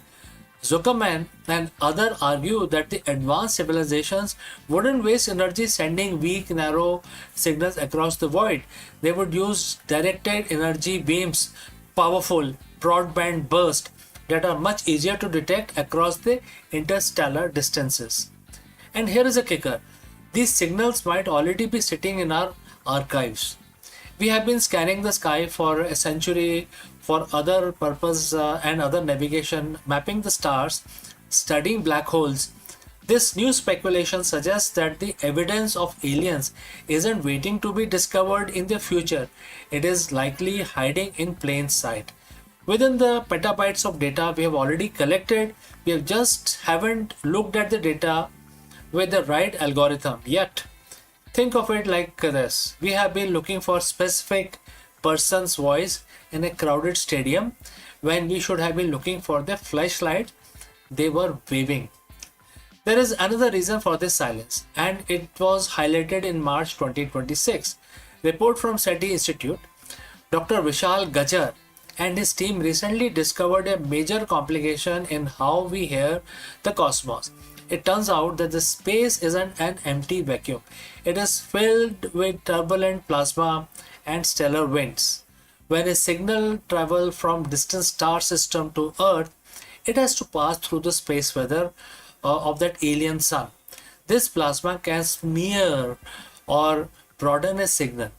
A perfect, clear, narrow broadcast from an alien planet might arrive at Earth looking like a fuzzy, distorted static. The SETI Institute realized that our current search tools are designed to filter out that kind of noise. We have been looking for perfect signal, but the universe is quite messy. This means we could have received a message yesterday, but our computers threw it in the trash because it looked like too much like a natural interference. We are literally turning or tuning into a wrong station. And it is possible the galaxy is far noisier than we ever imagined. So if they were here and if these signals are likely reaching us, why hasn't there been a first contact event? This leads us to the zoo hypothesis.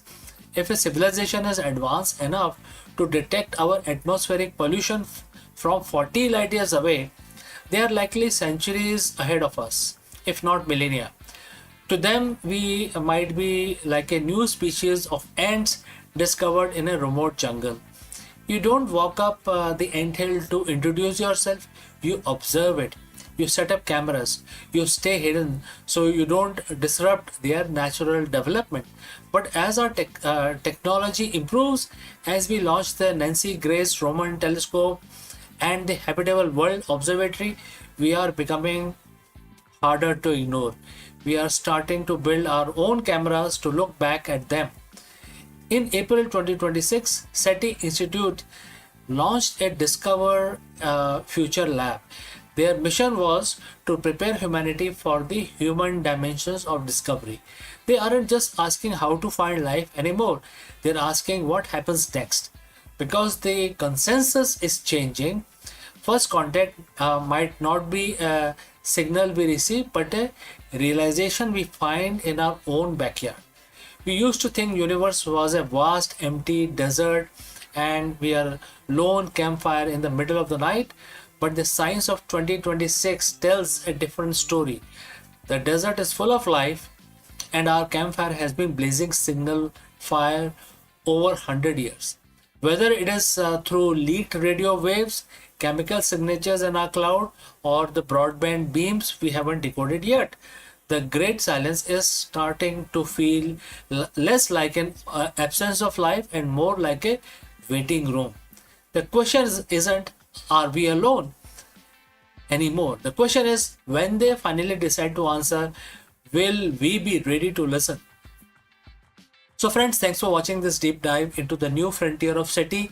If you want to keep track of this cosmic discoveries with me, make sure that you hit the subscribe button. I'm CK and I will see you again in the next one. Before I leave, a word from our affiliate partner.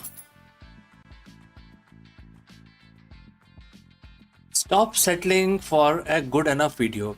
If your built-in laptop camera looks like a grainy mess, it is time for an upgrade. Want to instantly level up your video presence? I like to present the Lenovo Performance FHD webcam. This is a game changer for your desktop setup. Technically, this is packed. It has a very sensitive RGB sensor, very crisp photographs it takes. Also comes with 2 microphones on board, which helps you to record very clear voice in stereophonic format. and these microphones are very sensitive. You can actually move away from the camera up to 2 meters, and these microphones will pick up your voice without any problem. This is a very strong piece. This is very sturdy. Comes with tripod ready. Comes with a very long leash, so it gives you a lot of flexibility to place the webcam wherever you want to keep in your studio. And also it has a swivel base, which is also very handy. So if you want to basically level up your game and you want to pick up this camera at a discount, please click on the link here or scan the QR code. Now let's get back to our video.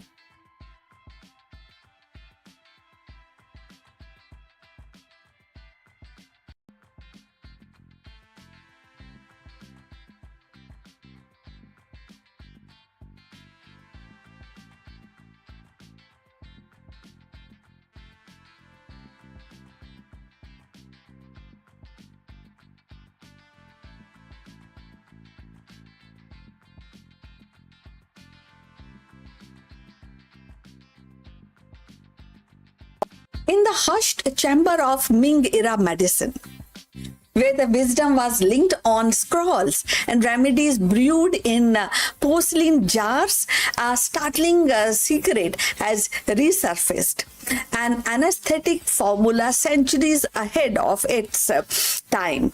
More than a potion, it was a calculated blend of herbs, philosophy designed to silence the pain and study the spirit.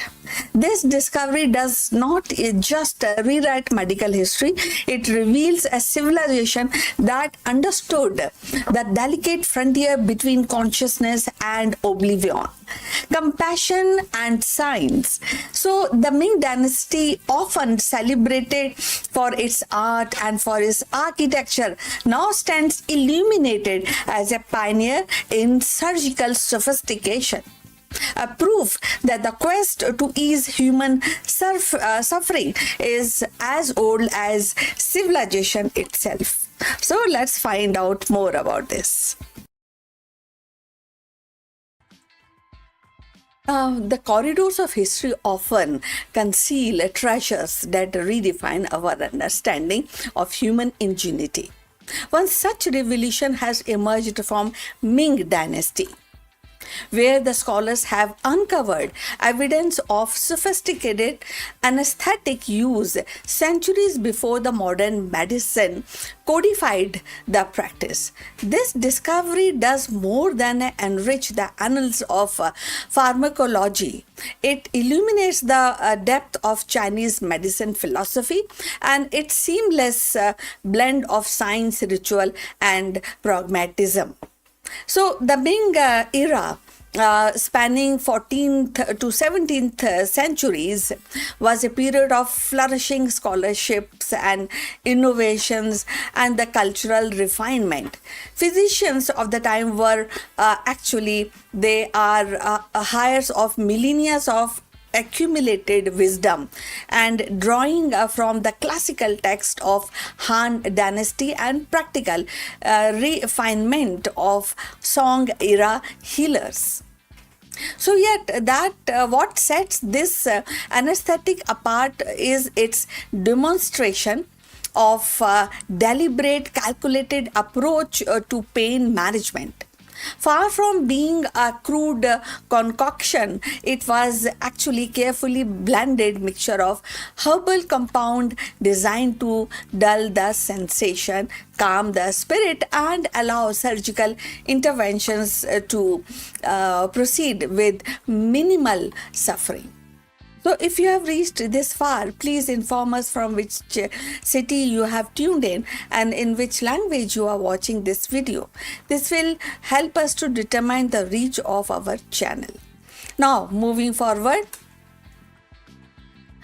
archaeological and textual evidence suggests that the anesthetic combined with ingredients like wine, opium, derivatives, and a specific herb known for their seductive properties. So these formulas were not accidental. It is reflected a nuanced understanding of pharmacodynamics, and even if it expressed in the language of yin and yang and the five elements. So this is how things is being expressed and defined. So physicians recognized that certain substance could quiet the heart and soften the sinews, and metaphors that today translates into seduction and muscle relaxation. So the sophistication lies in the precision. Doses were calibrated to induce unconsciousness without tipping into a fatal toxicity, a balance that modern anesthesiology still grapple with. So the discovery also reframes our perception of Ming era surgeries. So while often imagined as a limited to caution related or superficial procedures, records now suggest that more invasive operations were attempted in those days and supported by anesthetic techniques. So dental extraction and access drainage of these acids, and even the rudimentary abdominal interventions may have been performed under the veil of this herbal seduction. So the anesthetic was not merely a tool, actually. It was a gateway enabling physician to push the boundaries of what was surgically possible in their time. So equally compelling is the cultural context. So in Ming philosophy, medicine was never actually divorced from the morality and cosmology. The act of easing the pain was not only a technical achievement but a moral duty aligned with the Confucian ideals of benevolence and Taoist principle of harmony. So administrating anesthetic was thus both a scientific act and a ritual of compassion, and reinforcing the physician's role as a guardian of balance between body, spirit, and society. For the modern science, the implications are profound. So this anesthetic challenges the narrative that places the birth of anesthesia in 19th century with ether and chloroform. Instead, it actually reveals a parallel lineage of innovation in the East, where the empirical observation and the herbal experimentation also laid the groundwork for the pain management centuries earlier. So it also invites a contemporary pharmacologist to revisit the ancient formula with a fresh eye. What compounds might still hold an untapped potential for modern therapeutics? So that is one thing which everybody, especially the physicians, need to study about this. So in a broader sweep of history, the Ming anesthetic is a reminder that the progress is rarely linear or isolated. Civilizations across the globe have wrestled with some fundamental questions. How do we alleviate suffering, or how do we decrease the suffering and elevate the kind of health of mankind? How do we transform knowledge into healing? So the answer, whether inscribed in bamboo, slips or parchment or digital code, the converge is the shared human pursuit of mastery over pain. So pain management is definitely a very, very deep, it gives a deep impact, and at the same time it requires a kind of a profound treatment by surgeons and doctors even today. So ultimately, the uncovering of this anesthetic is not just a scientific milestone. It is a testament of enduring sophistication of Chinese medicine. It shows that centuries ago, physicians were already navigating the delicate frontier between consciousness and oblivion and wielding herbs and philosophy with a precision that resonates even today. So, in their hand, the anesthesia was more than a chemistry. It was a compassion distilled into a practice, a bridge between tangible body and the intangible spirit.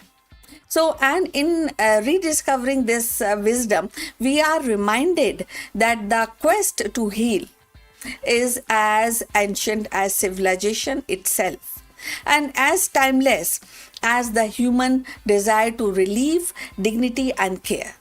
So, the rediscovery of this Ming era anesthesia is more than a historical curiosity. It is a reminder that compassion and innovation have always walked hand in hand. And centuries before ether and the chloroform, Chinese physicians were already navigating the fragile boundaries between pain and relief, body and the spirit.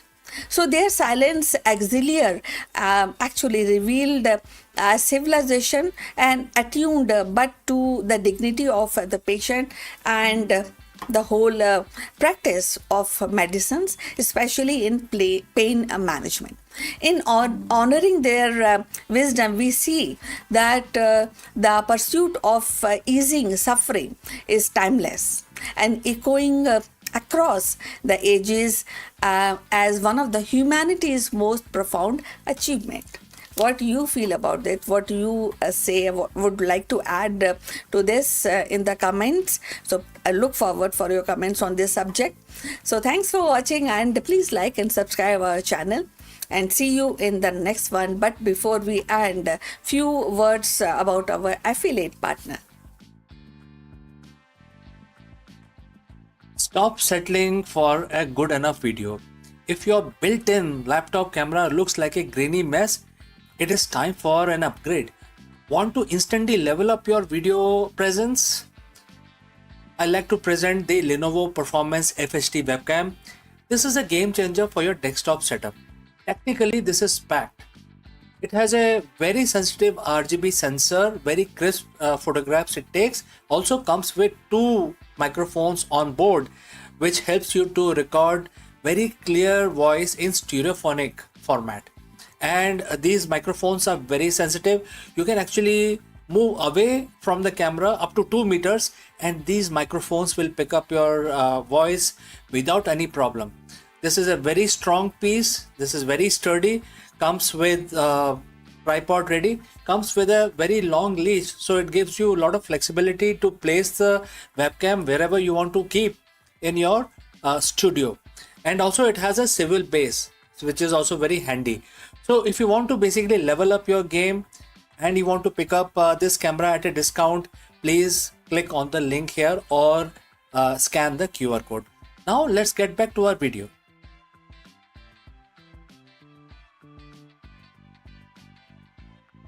In the boundless silence of space, where the radiation lashes like an invisible storm and the vacuum strips away every trace of comfort, one would expect life to flutter.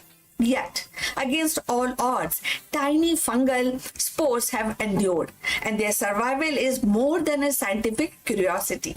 It is a defiant proclamation that biology is tougher than we have imagined. Cloaked in a melanin armor, suspended in metabolic stillness, these microscopic voyagers cling to existence in the most hostile frontier known to mankind. So let's find out more about this. In the cold silence beyond Earth's protective atmosphere, where the radiation storm rages and temperatures plummet, life is not expected to endure. Yet, in the recent experiment which have revealed a startling resilience. Certain fungi, hardy and unyielding, have survived prolonged exposure to deep space condition, and their survival challenges our assumption about the fragility of biology and raises profound questions about possibility of microbial hitchhikers journeying to the Mars. So scientists have placed spores of extramophilic fungi aboard orbital platform, exposing them to the cosmic radiation, vacuum and the relentless cycle of solar flares. So months later, when these were retrieved and examined, many spores remained viable, and their cell wall, rich in melanin, acted as a shield against the radiation, while their metabolic dormancy allowed them to endure starvation and desiccations. So what seems like a death sentence become a testament to evolutionary ingenuity. So these organisms born in shadow of Earth's ecosystem proved capable of weathering the hardest frontier. So if you have reached this far, please inform us from which city you are watching us and which language you are watching this video. This will help us to determine the reach of our channel. So going forward, the implication of ripple outward. So if the fungi can survive the journey, so too might bacteria or other microbes, and these raises a specter of forward contamination, the accidental transport of Earth's life to the Mars. A single resilient spore nested in the crevice of spacecraft could seed alien soil, and implication the search or implicating for indigenous Martian life. So the line between the discovery and contamination grows perilously thin. For planetary protection agencies, the survival of fungi is both a marvel and a warning. Yet there is another perspective, and that is, we are talking about opportunity. If the fungi can endure space, they might one day serve as allies in colonization. And their ability to recycle nutrients, break down the waste, and even produce protective compound could make them invaluable partner for astronauts establishing habitats on Mars. Imagine fungal bioreactors converting Martian logit into fertile soil, or shielding domes infused with melanin to observe the radiation. So what begins as a survival experiment could evolve into a cornerstone of extraterrestrial agriculture and medicine. The survival of fungi also touches on the deeper philosophical questions, and that is life. And it seems it is like a fragile frame, easily extinguished, but can the strong force that can cling to existence wherever it can. So the cosmos, the vast and indifferent, it may be, but it not empty with the possibilities. And each pose that endures in the orbit whispers of resilience, of stubborn refusal of biology to yield. In their microscopic triumph, the fungi remind us that life is not confined to Earth. It is a universal experiment, always probing the boundaries of possibilities. As humanity prepares for Mars mission, these fungal survivors stand as both cautionary tale and the beacon of hope. They warn us that the thread of this survival, we have to actually deal with careful insight, and least we overwrite Martian biology with our own. But they also inspire us to imagine a future where Earth's smallest organism help us to thrive on very distinct world, and in quiet endurance of these spores drifting through space, we glimpse the persistence of life itself, unyielding, adaptable, and forever reaching to new horizon, new boundaries. In the quiet resilience of these spores drifting unbroken through the cosmic abyss, we glimpse a truth larger than any single experiment. Life is not fragile, but defined. The fungi that endures in the deep space remind us that the biology is a force that adapts, persists, and seeks footholds even in the most hostile realm. As humanity prepares to step into the Mars, their survival is both a warning and a promise. Warning us to guard against the contamination, yet promising that life itself may be our greatest ally in the journey beyond Earth. So, in the void where the silence resigns, the spores whisper, a timeless refrain. A life refuses to die, and it is a refusal, it is a carrier that the seeds of tomorrow's world. So we have come to the end. Thanks for watching this, and we look forward for your comment. At the same time, we request you to subscribe our channel. See you in the next, but before we go further, a few words from our affiliate partner.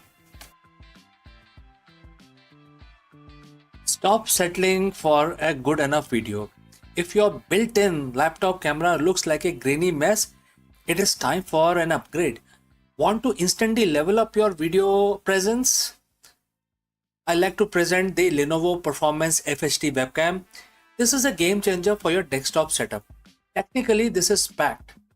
It has a very sensitive RGB sensor, very crisp photographs it takes. Also comes with two microphones on board, which helps you to record very clear voice in stereophonic format.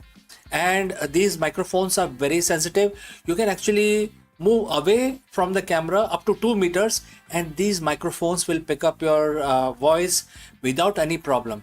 This is a very strong piece. This is very sturdy. Comes with tripod ready, comes with a very long leash, so it gives you a lot of flexibility to place the webcam wherever you want to keep in your studio. And also it has a swivel base, which is also very handy. So if you want to basically level up your game and you want to pick up this camera at a discount, please click on the link here or scan the QR code. Now let's get back to our video.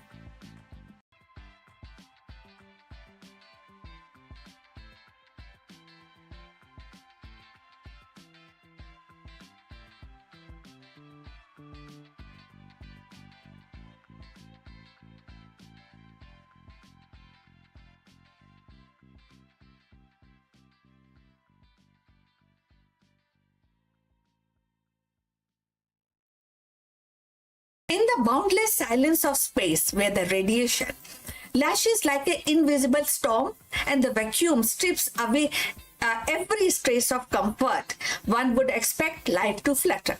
Yet, against all odds, tiny fungal spores have endured, and their survival is more than a scientific curiosity. It is a defiant proclamation that biology is tougher than we have imagined. Clothed in a melanin armor, suspended in metabolic stillness, these microscopic voyagers cling to existence in the most hostile frontier known to mankind. So let's find out more about this. In the cold silence beyond Earth's protective atmosphere, where the radiation storm rages and temperatures plummet, life is not expected to endure. Yet, in the recent experiment, which have revealed a startling resilience, certain fungi, hardy and unyielding, have survived prolonged exposure to deep space condition, and their survival challenges our assumption. about the fragility of biology and raises profound questions about possibility of microbial hitchhikers journeying to the Mars. So scientists have placed spores of extramophilic fungi aboard orbital platform, exposing them to the cosmic radiation, vacuum, and the relentless cycle of solar flares. So months later, when these were retrieved and examined, many spores remained viable, and their cell wall, rich in melanin, acted as a shield against the radiation, while their metabolic dormancy allowed them to endure starvation and desiccations. So what seems like a death sentence become a testament to evolutionary ingenuity. So these organisms born in shadow of Earth's ecosystem proved capable of weathering the hardest frontier. So if you have reached this far, please inform us from which city you are watching us and which language you are watching this video. This will help us to determine the reach of our channel. So going forward, the implication of ripple outward. So if the fungi can survive the journey, so too might bacteria or other microbes. And these raises a specter of forward contamination, the accidental transport of Earth's life to the Mars. A single resilient spore nested in the crevice of spacecraft could seed alien soil, and implication the search or implicating for indigenous Martian life. So the line between the discovery and contamination grows perilously thin. For planetary protection agencies, the survival of fungi is both a marvel and a warning. Yet there is another perspective, and that is we are talking about opportunity. If the fungi can endure space, they might one day serve as allies in colonization. And their ability to recycle nutrients, break down the waste, and even produce protective compound could make them invaluable partner for astronauts establishing habitats on Mars. Imagine fungal bioreactors converting Martian logit into fertile soil, or shielding domes infused with melanin to observe the radiation.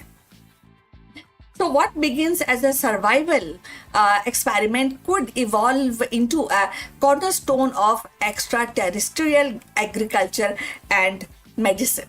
The survival of fungi also touches on the deeper philosophical questions, and that is life.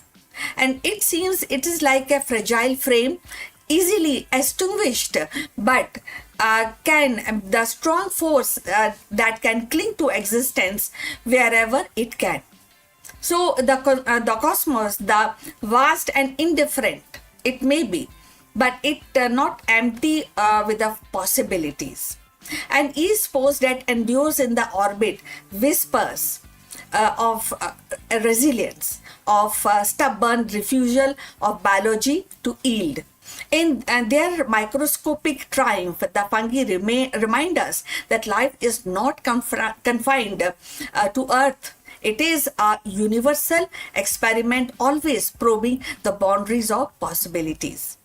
As humanity prepares for Mars mission, these fungal survivors stand as both cautionary tale and the beacon of hope. They warn us that the thread of this survival, we have to actually deal with careful insight, and least we overwrite Martian biology with our own. But they also inspire us to imagine a future where Earth's smallest organism help us to thrive on very distinct world, and in quiet endurance of these spores drifting through space, we glimpse the persistence of life itself, unyielding, adaptable, and forever reaching to new horizon, new boundaries. In the quiet resilience of these spores, drifting unbroken through the cosmic abyss, we glimpse a truth larger than any single experiment. Life is not fragile, but defined. The fungi that endures in the deep space remind us that the biology is a force that adapts, persists, and seeks footholds even in the most hostile realm. As humanity prepares to step into the Mars, their survival is both a warning and a promise. Warning us to guard against the contamination, yet promising that life itself may be our greatest ally in the journey beyond Earth. So, in the void where the silence resigns, the spores whisper, a timeless refrain. A life refuses to die, and it is a refusal, it is a carrier that the seeds of tomorrow's world. So we have come to the end. Thanks for watching this, and we look forward for your comment. At the same time, we request you to subscribe our channel. See you in the next. But before we go further, a few words from our affiliate partner. Stop settling for a good enough video. If your built-in laptop camera looks like a grainy mess, it is time for an upgrade. Want to instantly level up your video presence?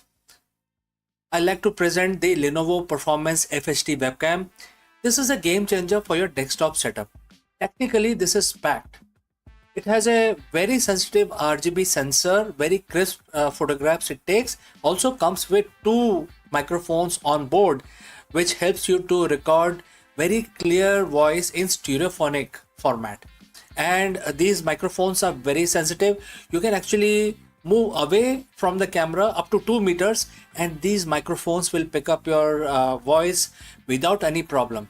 This is a very strong piece. This is very sturdy. Comes with tripod ready. Comes with a very long leash, so it gives you a lot of flexibility to place the webcam wherever you want to keep in your studio. And also it has a swivel base, which is also very handy. So if you want to basically level up your game and you want to pick up this camera at a discount, please click on the link here or scan the QR code. Now let's get back to our video.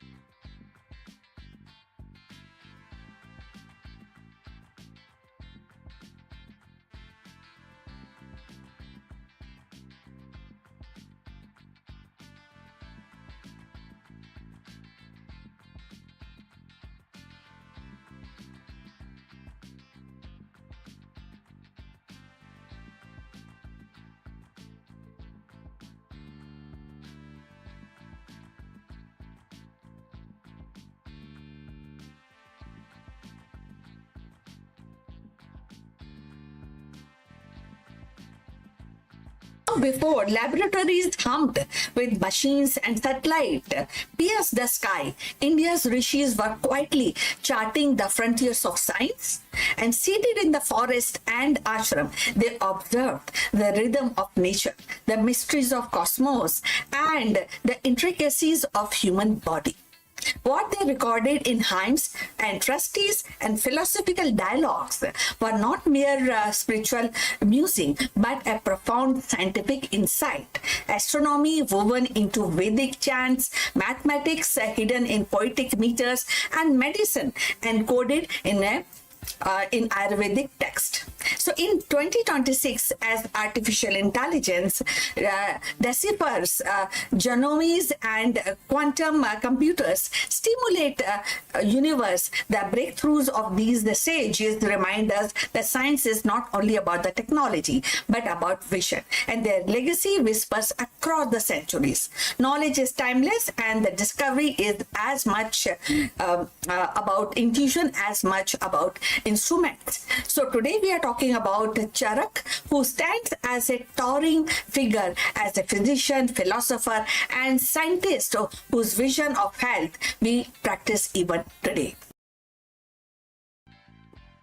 In the annals of ancient Indian wisdom, Charak stands as a towering figure, a physician, a philosopher, and a scientist whose vision of health transcends his era. Flourishing around 2nd century CE, Charak is credited with compiling the Charak Samhita, one of the foundational texts of Ayurveda. His work was not merely a manual of remedies, but a profound exploration of human body, mind, and environment. In 2026, the world is grapples with pandemics, lifestyle diseases, and ethical dilemmas of AI-driven healthcare. Charak's contribution resonate with renewed urgency. Charak's genius lay in the holistic approach. He emphasized that health was not an absence of disease, but the balance of body, mind, and spirit. His text described the three dosha theory, three kind of troubles which actually we face when we talk about health, and these theories based on these three aspects, that is Vat, Pith, and Kapha, as a governing principle of physiology. While the modern science interprets these biochemical and systematic terms, that underlying the insight remains striking. Health is dynamic equilibrium, but a static perfection. In an age where the precision medicine seeks to tailor treatment to individual genetics profile, Charak's insistence on personalized care feels remarkably persistent. Now, if you have reached this far in this video, please inform us from which city you have tuned in and which language you are watching this video. This will help us to determine the reach of our channel. So, going forward about Charak. So, equally significant was his focus on preventive medicine. Charak advocated daily regime, that is what we call in Hindi dincharya, and of course the seasonal routine, that is ritucharya, and the dietary discipline as a pillar of well-being. He warned against overindulgence, which is very, very prevalent in some areas of our existence in some part of the world.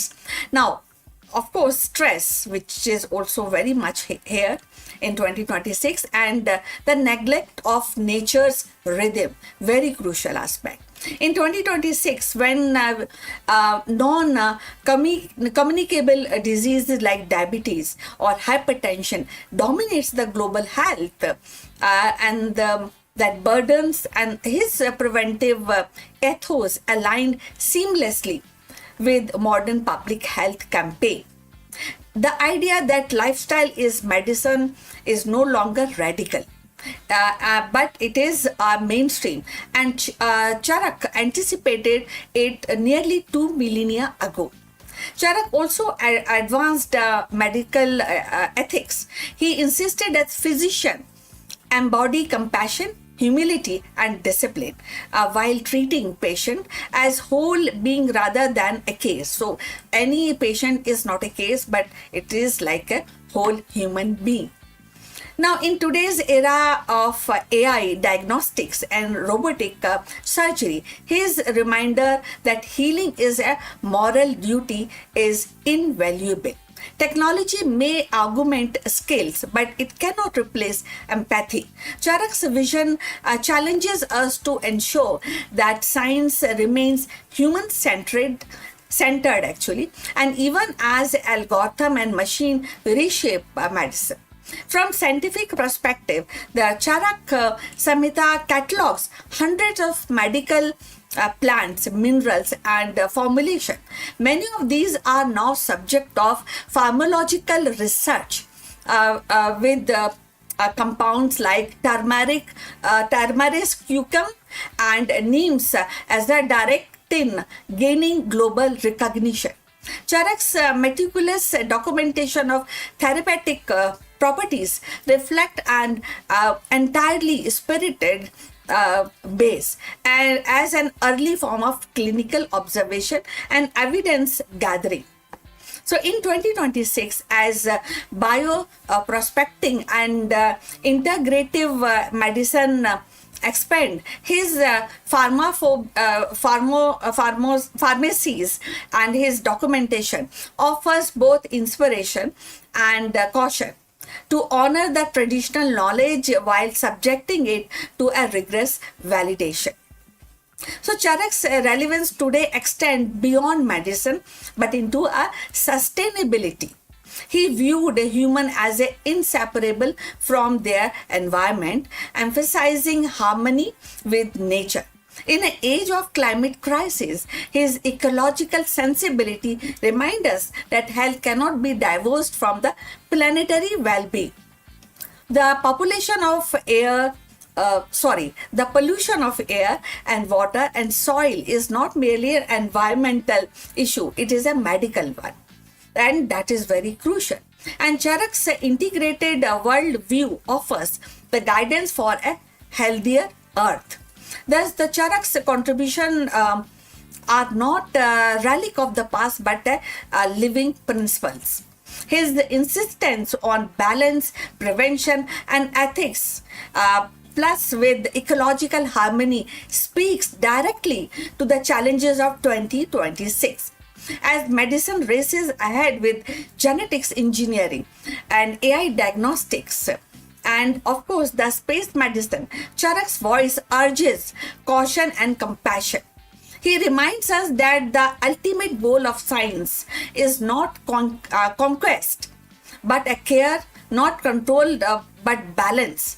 In the quiet wisdom of his verses, we find a compass of navigating complexities of modern health, a call to remember that healing is both art and science, and rooted in the respect of life itself.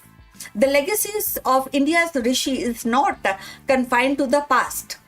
It is a living current that flows into the present and beyond. Their insight and philosophy remind us that science is not only about instrument labs but also about vision, nutrition, and harmony with the nature. In 2026, as humanity stands at the crossroad of artificial intelligence, genetic engineering, and space exploration, the breakthrough of these sages echoes with a timeless relevance. They actually urges us to balance progress with wisdom, to pair innovation with ethics, and to see the knowledge not as a conquest but as a communication, as union with the universe. The rishis remind us that the discoveries of sacred act, and in their enduring voice we hear to call to carry science forward with humility, imagination, and respect for life itself. So we have come to the end of this this live stream, and we look forward for your comments. Please like and subscribe our channel, and we look forward in the next one. But before we end, few words from our affiliate partner. Stop settling for a good enough video. If your built-in laptop camera looks like a grainy mess, it is time for an upgrade. Want to instantly level up your video presence? I like to present the Lenovo Performance FHD webcam. This is a game changer for your desktop setup. Technically, this is packed. It has a very sensitive RGB sensor, very crisp photographs it takes. Also comes with 2 microphones on board, which helps you to record very clear voice in stereophonic format. And these microphones are very sensitive. You can actually move away from the camera up to 2 meters, and these microphones will pick up your voice without any problem. This is a very strong piece. This is very sturdy. Comes with tripod ready. Comes with a very long leash, so it gives you a lot of flexibility to place the webcam wherever you want to keep in your studio. And also it has a swivel base, which is also very handy. So if you want to basically level up your game and you want to pick up this camera at a discount, please click on the link here or scan the QR code. Now let's get back to our video.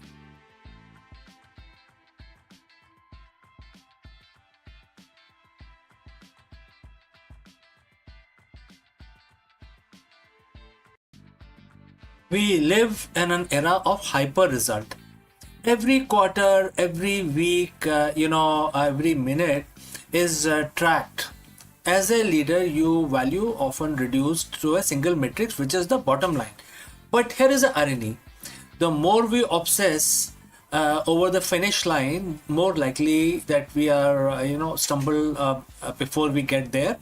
We are seeing record level of burnout, decision fatigue, and quite quitting at the executive level. What if I told you that 7,000 years ago, a text which was written or recited holds the secret to modern high performance? Today we are looking at the Bhagavad Gita chapter 6 verse 4. Why letting go is actually the most strategic move a CEO can make. So friends, if you have reached this far, please inform us from which city you have tuned in and in which language you are watching this video. This will help us determine the reach of our channel. Alright, let's proceed further. In the 6th chapter of Bhagavad Gita, Bhagwan Krishna explains the state of yoga. Not the physical postures as we see today, but a state of perfect mental equilibrium and the union with one purpose. And the verse says, quote starts, a person is said to have attained yoga when they have no desire for sense gratification and not attached to the fruits of their action and have renounced all material desires. Quote close. To a modern business mind, this sounds impossible. No desire for results, no attachment to fruits. In business, the fruits are the profit, the market share, the exit strategy, etc. etc. But let's look closer. Bhagwan Krishna isn't saying don't work. He's saying work without being enslaved by the outcome. What does the attachment to the result hurt a CEO? Well, the anxiety cloud your judgment. So when you are terrified of a bad quarter, your brain shifts into survival mode. You stop thinking long term and start making fear-based decisions. You can also generate tunnel vision. You become so focused on the goal that you miss the signals in the market. You stop innovating because you are too busy defending a specific outcome. You can also get into a hedonic treadmill. If your happiness depends on the result, you are never satisfied. You hit the target and you feel a spark of joy for 5 minutes and then immediately start stressing about the next quarter. This is the recipe of an executive burnout. So what does the attaining yoga looks like in a boardroom? It's what the modern psychologists call the flow state. When you renounce the desire for the fruits, You redirect all that wasted worry energy into a process. Imagine a CEO who walks into a merger negotiations, and if they are attached to the result, they are needy, nervous, and easily manipulated. But if they are focused only on performing their duty perfectly, presenting the facts, staying ethical, and listening deeply, they will remain untouchable. This is a result paradox. By not obsessing over the outcome, you actually increase the quality of your work, which mathematically makes a positive outcome more likely. So, how do you apply Bhagavad Gita chapter 6, verse 4 tomorrow morning? Well, step 1, define the effort, not just the goal. Instead of just setting a sales target, set a quality of interaction target. Measure how well you listened and how clearly you communicated and how much value you provided. Step number 2, practice strategic detachment. During high stake meetings, remind yourself, I have control over my actions, but I do not have control over the final response of others.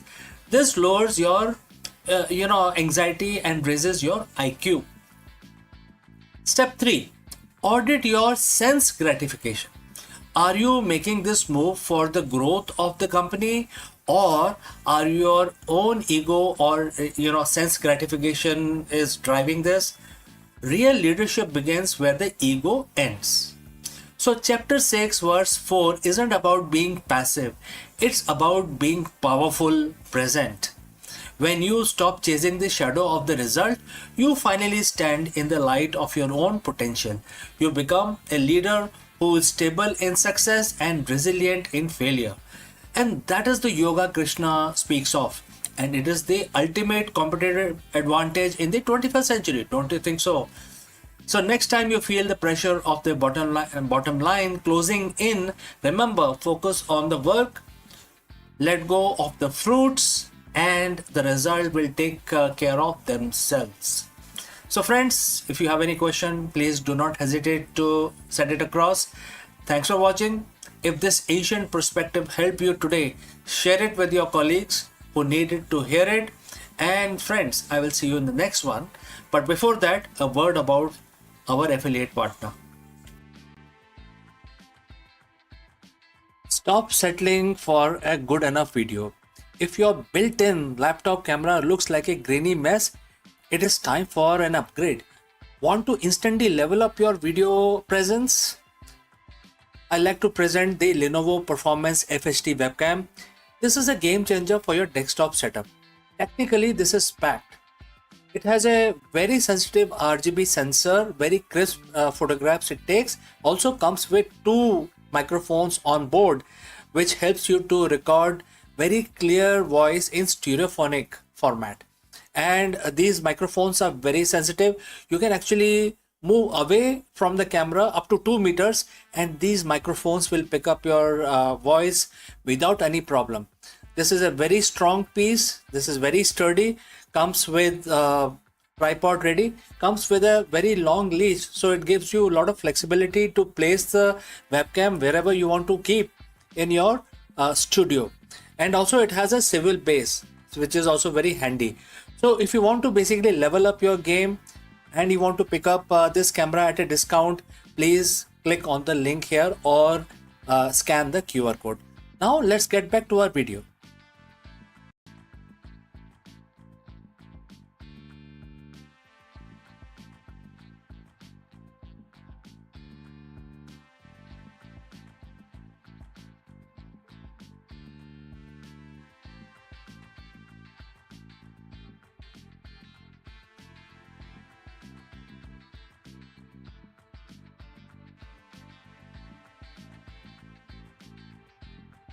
Long before modern medicine built its labs, ancient India nurtured a science of life that saw health as a harmony, healing as compassion.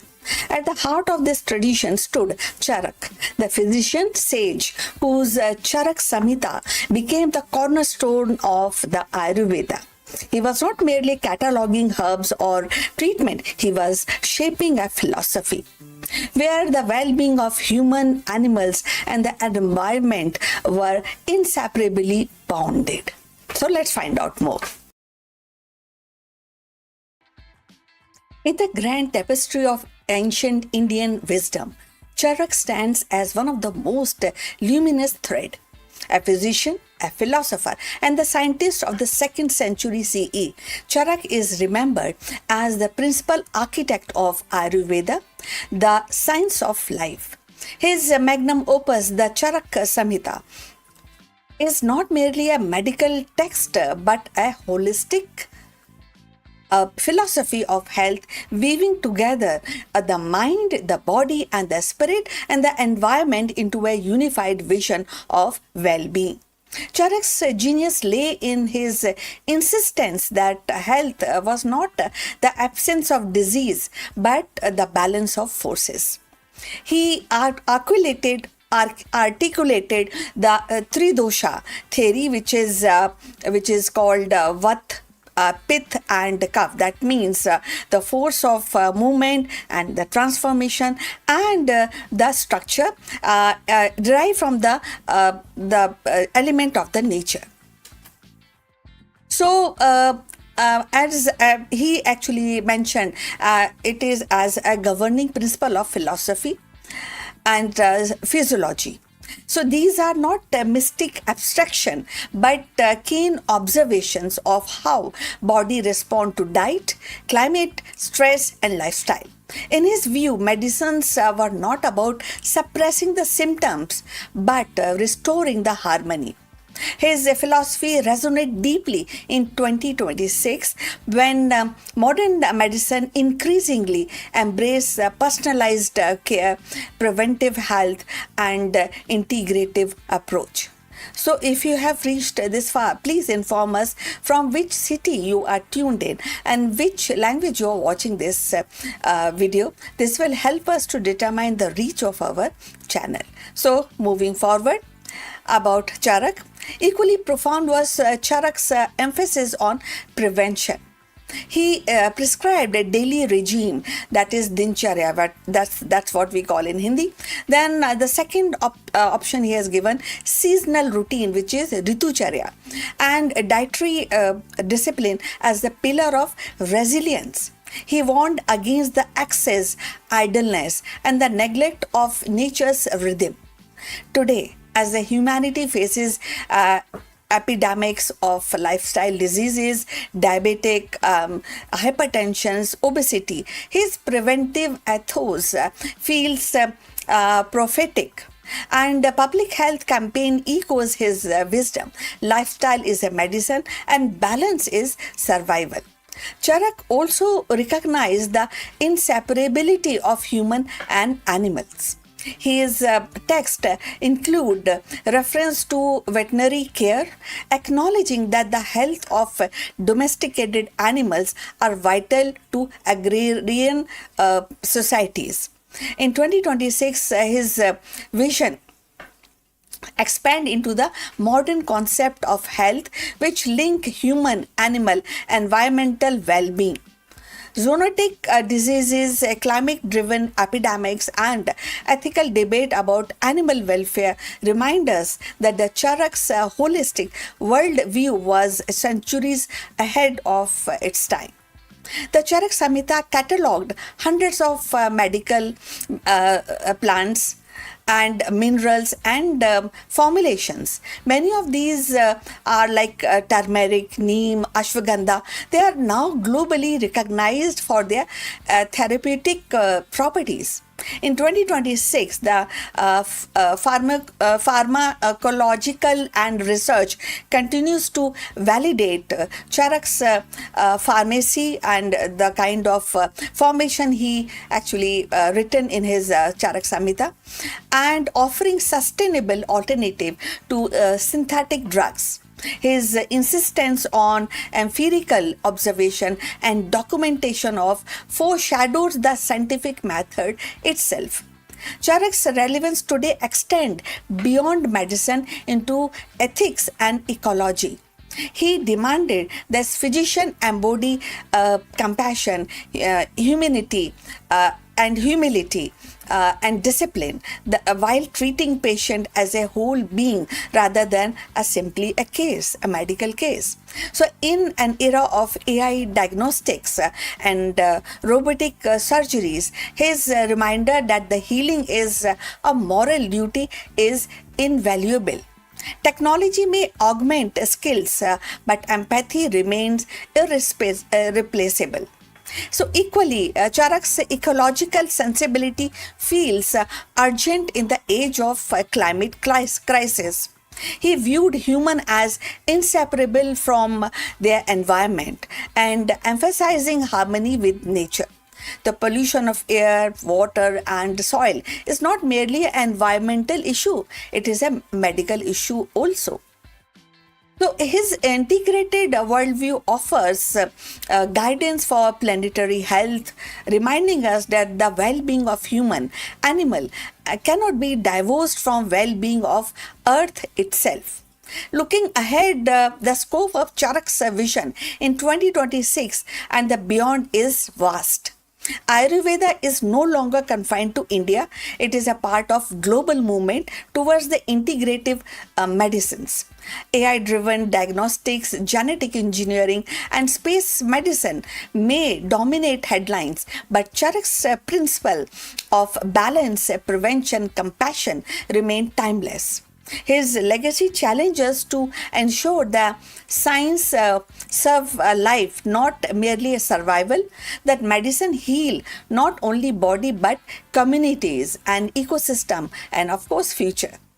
So Charak's voice carried across millennia remind us that health is not a conquest but a care, not a control but a balance.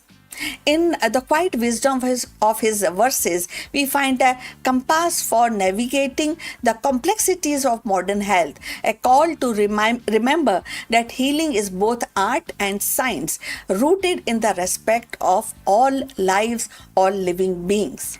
So, when we talk about Charak's vision is never confined to the boundaries of his era. It was a philosophy meant to endure. In his teaching, health was not a privilege but a responsibility. Not a fleeting cure but a lifelong balance. He saw human, animal, and the environment as a thread of the same fabric, each dependent on other for the strength and the survival. The worldview resonated powerfully in 2026 when the challenges of climate change, zoonotic diseases, and the lifestyle disorder demand a holistic response. Ayurveda, as shaped by Charak, is not a relic of the past but a living system evolving along the side of modern science. It is its emphasis on prevention, compassion, and ecological harmony offers a compass for medicine in the age of AI. Biotechnology, planetary health, as researchers validate ancient formulations and integrate them with a cutting edge therapies, Charak's legacy continues to expand and bridging the tradition, innovation, humanity, and nature. So, again, we will actually understand the story of Charak is ultimately a reminder. A healing is not a conquest but definitely a care. And in the pulse of Ayurveda, we hear his enduring message that well being is not only for today but for tomorrow and for all the life that walks, flies, swim, and breathe beneath the same sky. So we have come to the end of this video. Please like and subscribe our channel. Look forward for your comments on this topic. We'll see you in the next one. But before we end, few words from our affiliate partner. Stop settling for a good enough video. If your built-in laptop camera looks like a grainy mess, it is time for an upgrade. Want to instantly level up your video presence? I like to present the Lenovo Performance FHD webcam. This is a game changer for your desktop setup. Technically, this is packed. It has a very sensitive RGB sensor, very crisp photographs it takes. Also comes with two microphones on board, which helps you to record very clear voice in stereophonic format. And these microphones are very sensitive. You can actually move away from the camera up to 2 meters, and these microphones will pick up your voice without any problem. This is a very strong piece. This is very sturdy. Comes with tripod ready. Comes with a very long leash, so it gives you a lot of flexibility to place the webcam wherever you want to keep in your studio. And also it has a swivel base, which is also very handy. So if you want to basically level up your game and you want to pick up this camera at a discount, please click on the link here or scan the QR code. Now let's get back to our video.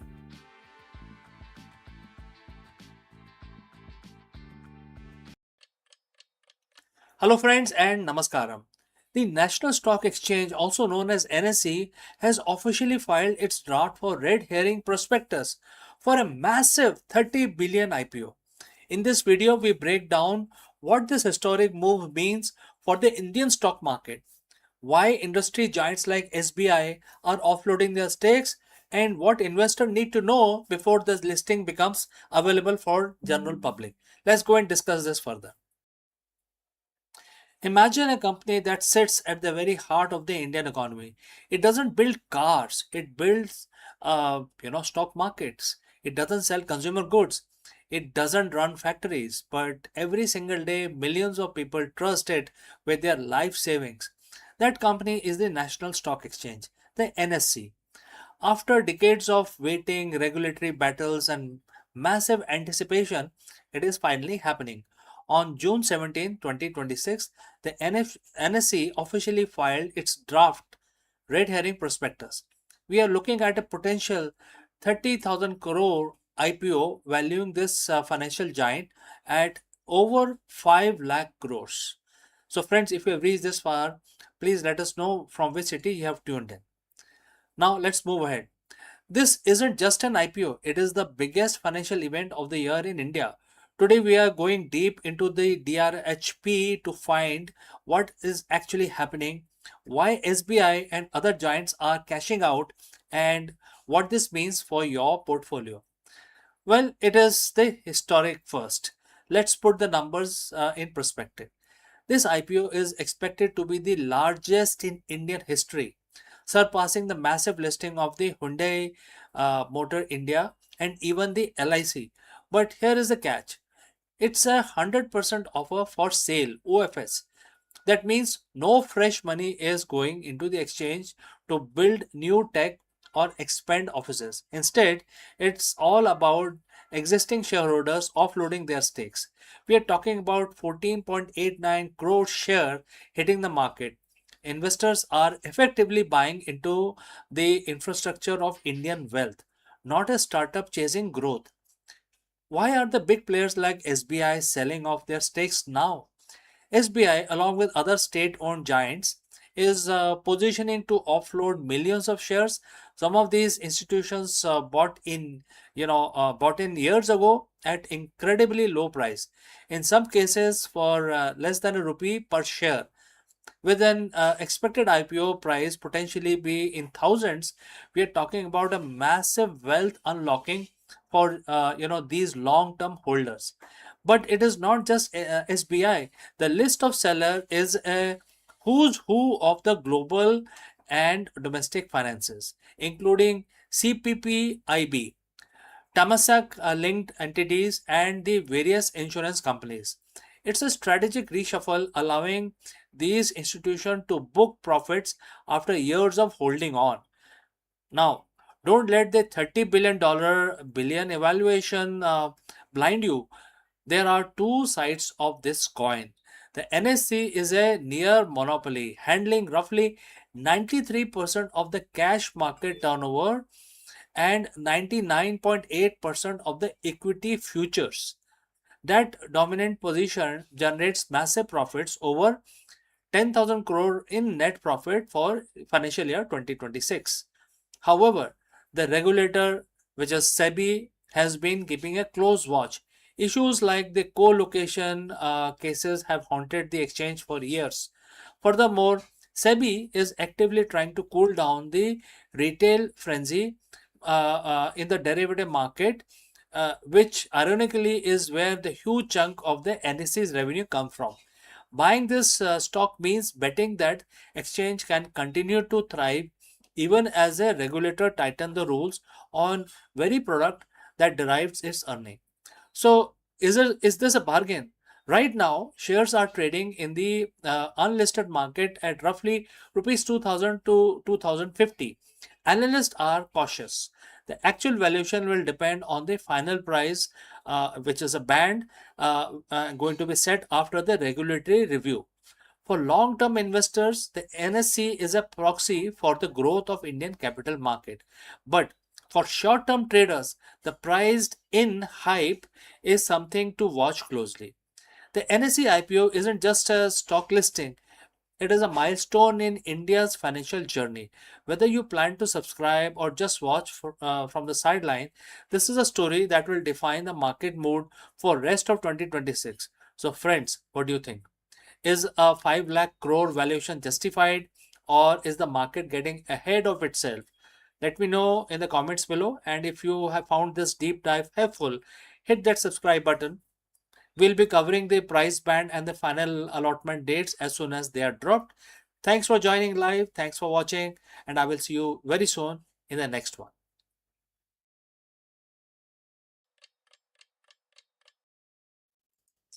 नमस्कारम दोस्तों, आप सबका स्वागत है। आज 30 जून है और आज मंगलवार का दिन है।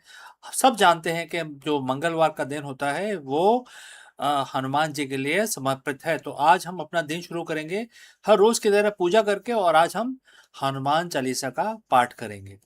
तो ठीक है, हाथ जोड़ लीजिए, नमन कर लीजिए और हम पाठ शुरू कर रहे हैं। श्री गुरु चरण सरोज रज, निजमन मुकुर सुधार, बरनो रघुवर बिमल जसु, जो दायक फलचार। बुद्धिहीन तनु जानुके, सुमरो पवन कुमार, बल बुद्धि विद्या देहु मोहि, हरेउ कलेस विकार। जय हनुमान ज्ञान गुण सागर, जय कपीस तेहु लोक उजागर। राम दूत अतुलित बल धामा, अंजनी पुत्र पवन सुत नामा। महावीर विक्रम बजरंगी, कुमति निवार सुमत के संगी। कंचन वरन विराज सुबेसा, कानन कुंडल कुंचित केसा। हाथ वज्र ओ ध्वजा विराजे, कांधे मूज जनेऊ साजे। शंकर सुवन केसरी नंदन, तेज प्रताप महाजगबंदन। विद्यावान गुनी अति चातुर, राम काज करिबे को आतुर। प्रभु चरित्र सुनवे को रसिया, राम लखन सीता मन बसिया। सूक्ष्म रूप धरी सिंह दिखावा, विकट रूप धरी लंग जरावा। भीम रूप धरी असुर सहारे, रामचंद्र जी के काज संवारे। लाए सजीवन लखन जी आए, श्री रघुवीर हर्ष उर लाए। रघुपत कीनी बहुत बड़ाई, तुम मम प्रिय भरत सम भाई। सहस बदन तुमरो यश गावे, अस कहि श्रीपति कंठ लगावे। सनकादि ब्रह्मादि मुनीसा, नारद सारद सहित अहिसा। जम कुबेर दिक्पाल जहाँ थे, कवि कोविद कह सके कहाँ थे।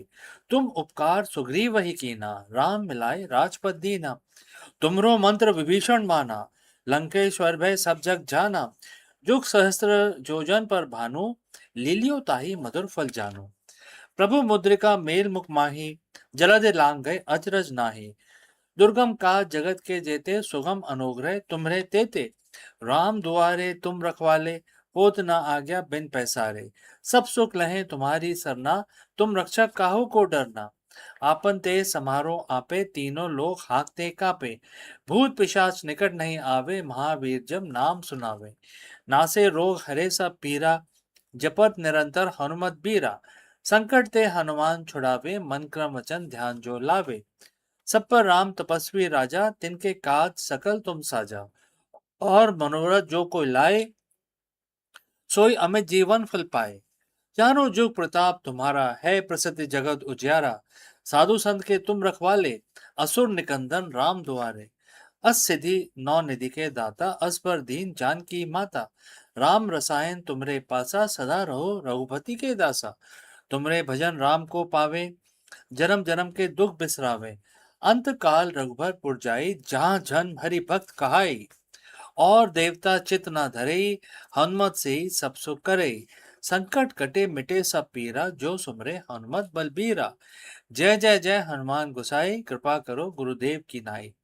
जो सतपार पाठ कर कोय, छूटे है बंदी महा सुख होय। जो ये पढ़े हनुमान चालीसा, होए सिद्धि साखी गौरी सा। तुलसीदास सदा हरिचेरा, कीजे नाथ हृदय में डेरा। पवन तनय संकट हरन, मंगल मूरत रूप। राम लखन सीता सहित हृदय बसो सुरभूप। जय श्री राम, जय श्री राम। तो दोस्तों, आज हमारी पूजा संपन्न हुई। अब हम अपना दिन शुरू करेंगे। हमारी तरह आपका दिन भी शुभ रहे, इसी कामना के साथ इस वीडियो को हम यहीं समाप्त करते हैं। जल्दी मिलता हूं दूसरे वीडियो में।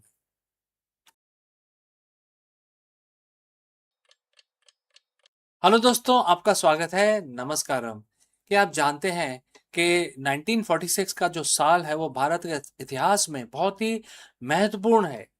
और स्पेसिफिकली आज की तारीख, जिसका हम जून 16 में हैं आज, तो आज की तारीख बहुत ही महत्वपूर्ण है। लेकिन ये क्यों है, इसके बारे में हम चर्चा करेंगे इस वीडियो में। थोड़ा सा बता देता हूँ कि जो ब्रिटिश वॉइसरॉय थे, वो एक मीटिंग कर रहे थे इंडियन पॉलिटिशियंस के साथ। इस मीटिंग का नाम रखा गया उन्होंने कैबिनेट मिशन 1946। लेकिन जब भी ये मीटिंग होती थी उस टाइम विभाजन की बातें ज़्यादा होती थी। हालांकि जून 16 को ये पूरी तरह तय हो गया कि अब इंटरिम गवर्नमेंट बनेगी और आज़ादी मिलेगी और इसके बाद बंटवारा भी होगा। तो ये एक बहुत इम्पोर्टेंट तारीख है हमारी हिस्ट्री की। आगे बढ़ते हैं, इसके बारे में और जानते हैं। तो दोस्तों, कुछ ऐसी तारीखें होती हैं, ऐसा कुछ हिस्ट्री होती है जो हमारे पन्नों पे दर्ज नहीं होती, लेकिन हमारे डीएनए में पाई जाती है। हम सब जानते हैं 15 अगस्त 1947 को इंडिया को आज़ादी मिली। लेकिन इसका रास्ता 1947 में शुरू नहीं हुआ। इसके रास्ते में काफ़ी मोड़ आए और पहली दफ़ा ये 1946 में इसका रास्ता तय किया गया, जो काफ़ी मीटिंग्स के बाद ये आया, ये एक मुकाम आया। आज हम बात करेंगे उस साल की जिसमें भारत की तकदीर हमेशा के लिए बदल दी।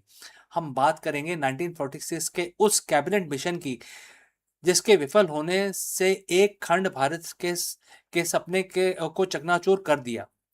आज हम समझेंगे कि एक टेबल पे बैठे वार्ताओं और देशों के बंटवारे की पटकथा कैसे लिखी गई। और 1946 का साल था। सेकेंड वर्ल्ड वॉर खत्म हो चुकी थी। ब्रिटेन जीत तो गया था, लेकिन अंदर से खोखला हो चुका था। भारत में ब्रिटिश हुकूमत के खिलाफ गुस्सा चरम हाईएस्ट पॉइंट पर था। शाही नौसेना का विद्रोह हो चुका था, which is the royal navy, जो इंडिया में थी। ब्रिटिश प्रधानमंत्री को समझ आ गया था कि भारत पर राज करना अब बिल्कुल इम्पॉसिबल है। ब्रिटेन अब भारत को छोड़ना चाहता था, लेकिन शर्त यह थी कि ट्रांसफर ऑफ पावर शांतिपूर्ण तरीके से हो। और इसी उद्देश्य के साथ मार्च 1946 में 3 ब्रिटिश मंत्रियों, पैथिक लॉरेंस और उनके जो सहयोगी थे, उन्होंने वो उनको भारत भेजा गया। और इसको इतिहास में कैबिनेट मिशन के नाम से जाना जाता है।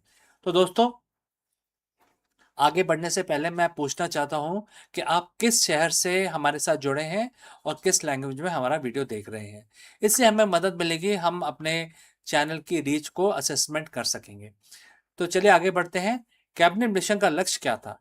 इसका मुख्य मकसद था भारत में एक ऐसी सरकार बनाना जो सत्ता संभाल सके और यह तय कर सके कि भारत एकजुट रह पाएगा कि नहीं रह पाएगा। मिशन के जो थे 3 हिस्से थे। 3 टियर एक योजना उन्होंने बनाई, जिसमें केंद्र में एक कमजोर सरकार, रक्षा, विदेश और संचार मामले केंद्र के पास होंगे। बाकी शक्तियां स्टेट्स को मिलेंगी और स्टेट्स के अंदर ग्रुप्स में बांटा जाएगा। तो जो कांग्रेस उस समय जो लीडिंग पार्टी थी, उनको लगा कि ये तो ढीला ढाला ढांचा है और मुस्लिम लीग को इसमें पाकिस्तान की झलक दिखाई देने लग गई। तो लेकिन यही वो मोड़ था जो दोस्तों, जो जिसमें मोहम्मद अली जिन्ना ने पाकिस्तान की मांग करके वो अड़ गए, क्योंकि इस तरह का उन्होंने प्रपोजल दिया था जो कैबिनेट मिशन था जिसमें उन्होंने वीक सेंट्रल गवर्नमेंट दिखाई थी और स्ट्रॉन्ग स्टेट दिखाए थे। तो इसी बात को लेके उनको लगा, मोहम्मद जिन्ना अली जिन्ना को लगा कि ये मौका है जिसमें हम अपना देश बना सकते हैं। तो उन्होंने पाकिस्तान के मांग पे वो बहुत ही जिद करने लगे और उस पर अटक गए। और इसके बाद काफ़ी डिस्कशन हुए इसके अंदर, लेकिन डेड एंड पे जाके खड़े हो गए।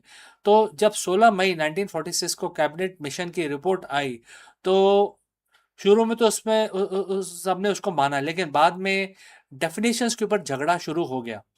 और क्योंकि डेफिनेशन डॉक्यूमेंट में काफ़ी हर चीज़ें डिफाइन की जाती हैं, तो और उसमें कांग्रेस का मत ये था कि जो ग्रुप्स हैं उसकी ज़रूरत नहीं है, क्योंकि उन्होंने वीक गवर्नमेंट बनाई है सेंटर पे, स्टेट पे स्ट्रॉन्ग गवर्नमेंट बनाई है और स्टेट गवर्नमेंट के अंदर भी ग्रुप्स बनाए हैं जिसकी ज़रूरत नहीं है। लेकिन जो मुस्लिम लीग पार्टी थी, जो दूसरी पार्टी थी, मोहम्मद अली जिन्ना उसके प्रेसिडेंट थे, वो कह रहे थे कि ग्रुप तो बहुत ही ज़रूरी है, ग्रुप होना ज़रूरी है। तो यही वो पल था जिसमें भारत का भविष्य का फैसला हो रहा था। और जिन्ना ने डायरेक्ट एक्शन डे का भी ऐलान कर दिया था, जिससे काफ़ी दंगे भड़के और काफ़ी यहाँ पे उत्पात हुआ। आप सब जानते हैं उसके बारे में, हम उसके बारे में डिटेल में नहीं जाएंगे। हम सिर्फ इसकी बात करेंगे कि यहाँ पे 16 जून को क्या डिस्कशन स्टार्ट हुआ और 2 सितंबर 1946 को जवाहरलाल नेहरू के नेतृत्व में अंतरिम सरकार, जो इंटरिम गवर्नमेंट थी, उसका गठन हुआ, जो देश का कार्यभार संभालेगी। और ये लेकिन एक अभी पूरी तरह पावर ट्रांजिशन नहीं हुआ था, लेकिन ये पूरी तरह एक इंडिपेंडेंट सरकार बनी 1946 में।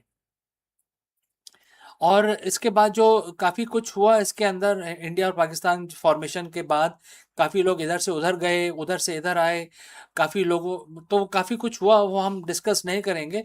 लेकिन 1946 का साल हमें यह सिखाता है कि जब बड़े फैसले बंद कमरों में लिए जाते हैं तो विश्वास की कमी होती है और इसका खामियाजा आम जनता को भुगतना पड़ता है। 1946 की उन नाकाम वार्ताओं ने 1947 की आज़ादी तो दी, लेकिन साथ में बंटवारे का भी एक जख्म दिया, जो आज हमारे इतिहास में अच्छी तरह मतलब कुरेदा गया है। आज हम पीछे मुड़ के देखते हैं तो कैबिनेट मिशन सिर्फ एक प्रशासनिक डॉक्यूमेंट नहीं, बल्कि भारत की तकदीर बदलने वाला वो मोड़ है, जिसने हमें आज का मॉडर्न इंडिया दिया। अगर हम इसको देखें तो हमारे को सीख मिलती है, जानकारी मिलती है कि फ्यूचर में हम इस तरह के काम ना करें जिसमें वीक गवर्नमेंट इस तरह के बनाया गया कि सेंटर पे गवर्नमेंट वीक होगी और ग्रुप्स होंगे और स्टेट गवर्नमेंट स्ट्रांग होगी।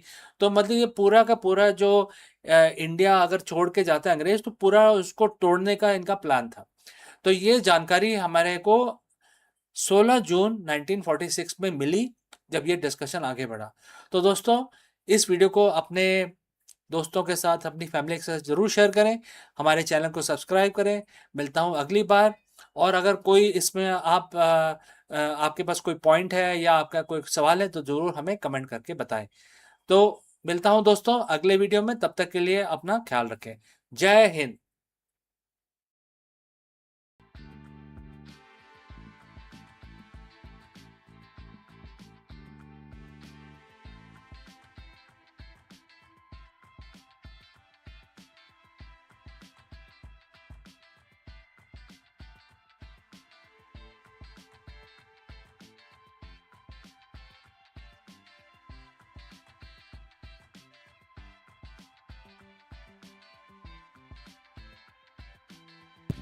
Hello friends, we all know that in today's volatile business landscape, a CEO must be more than just a strategist. They must be a vision bearer, a protector, an innovator, and a stabilizing force. Therefore, in this video, we decode the lessons learned from Bhagavad Gita and reveal the ultimate CEO matrix, a 12-point leadership framework hidden in plain sight for thousands of years. Let's go. Take a look at the modern C-suite. Today's CEO is expected to be visionary, futurist, a flawless operator, and a compassionate HR leader, a ruthless cost cutter, and an unshakable anchor during a crisis. We are told to look at Silicon Valley playbook, Ivy League case studies, and agile framework to survive. But what if the most comprehensive all-weather matrix for executive leadership wasn't written in a modern business school?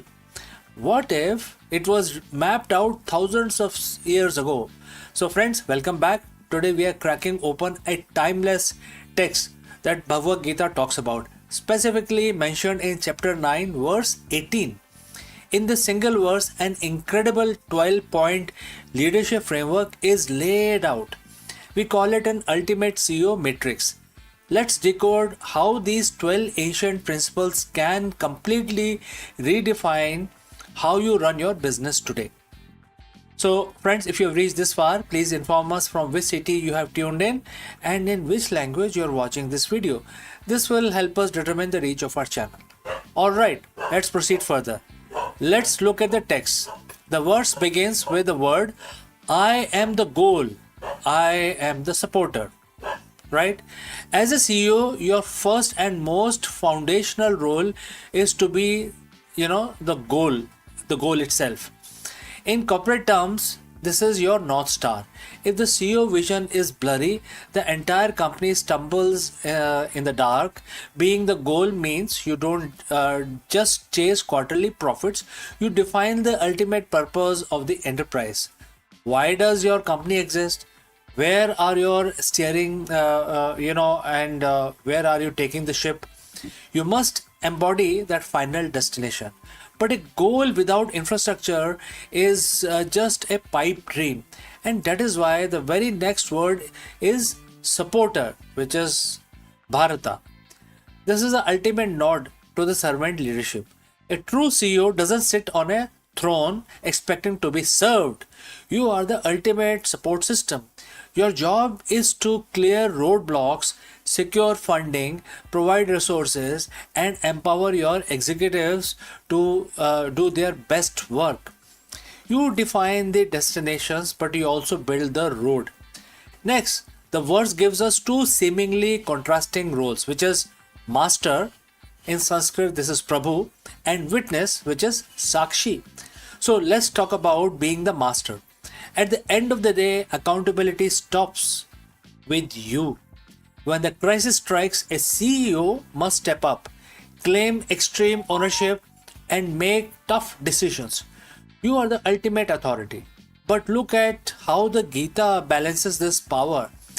Immediately after the master, it introduced the concept of witness. This is one of the rarest, most valuable skills in the modern business. Emotional detachment. As a witness, a CEO must be able to step back from the daily fire drill, put ego aside, and observe the company objectively.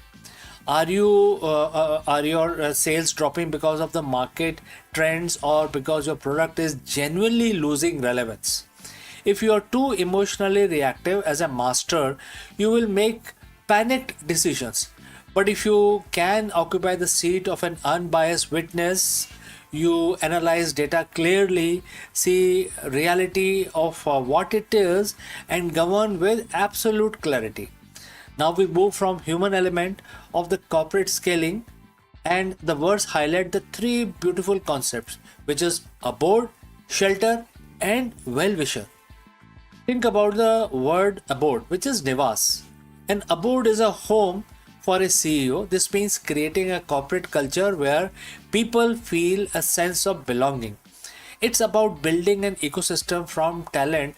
It doesn't just work but thrive and put down the roots. And when things go wrong, because they have always do, you must become the shelter. In the modern corporate world, fear paralyzes innovation. If your employees think a single mistake will get them fired, they will play it safe. When a microeconomics downturn hit or a bold product launch fail, a stellar CEO act as a shield.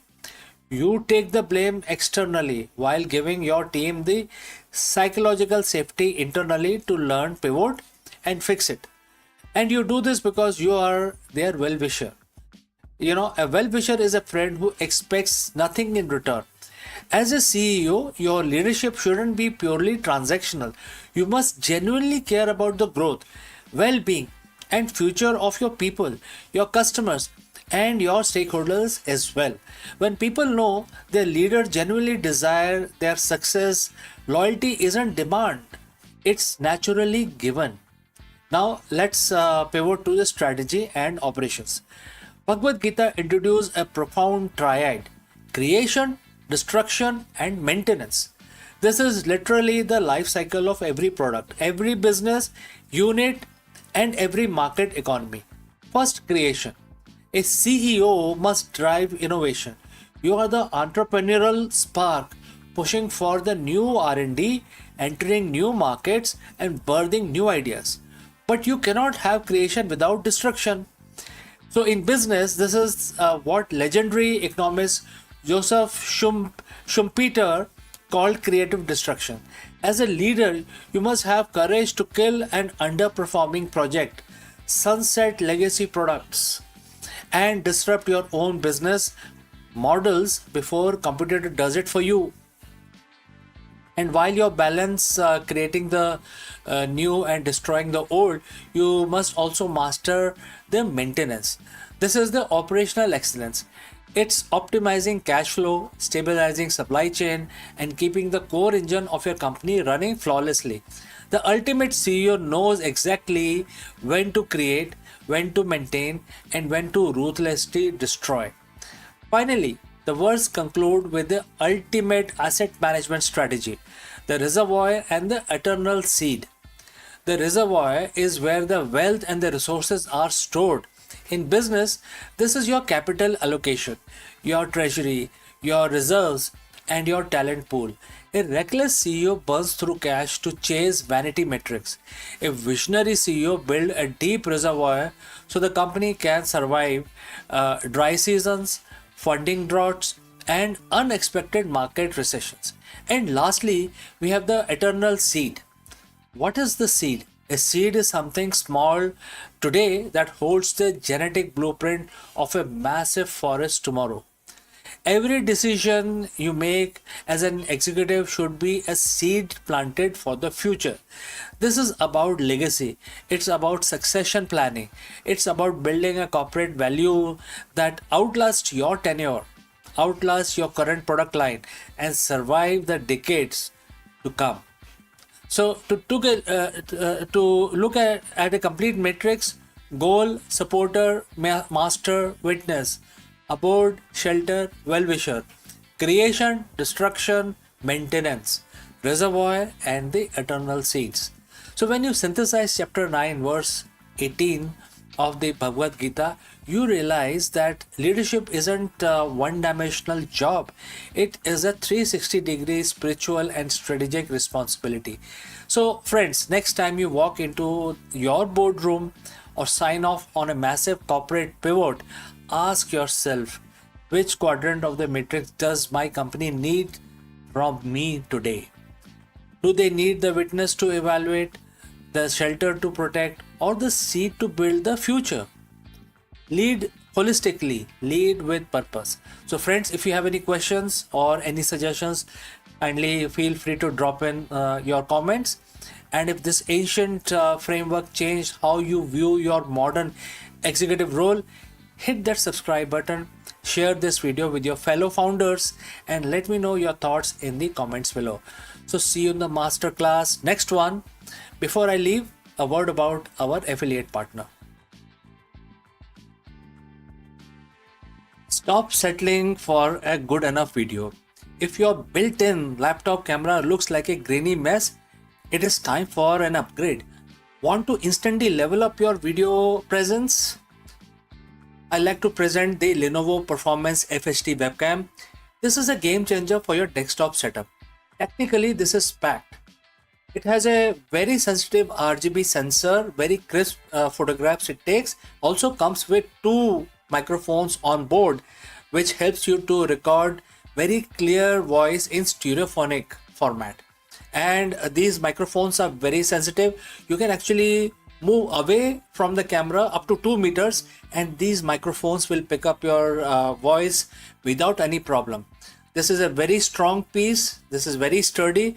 Comes with tripod ready. Comes with a very long leash, so it gives you a lot of flexibility to place the webcam wherever you want to keep in your studio. And also it has a swivel base, which is also very handy. So if you want to basically level up your game and you want to pick up this camera at a discount, please click on the link here or scan the QR code.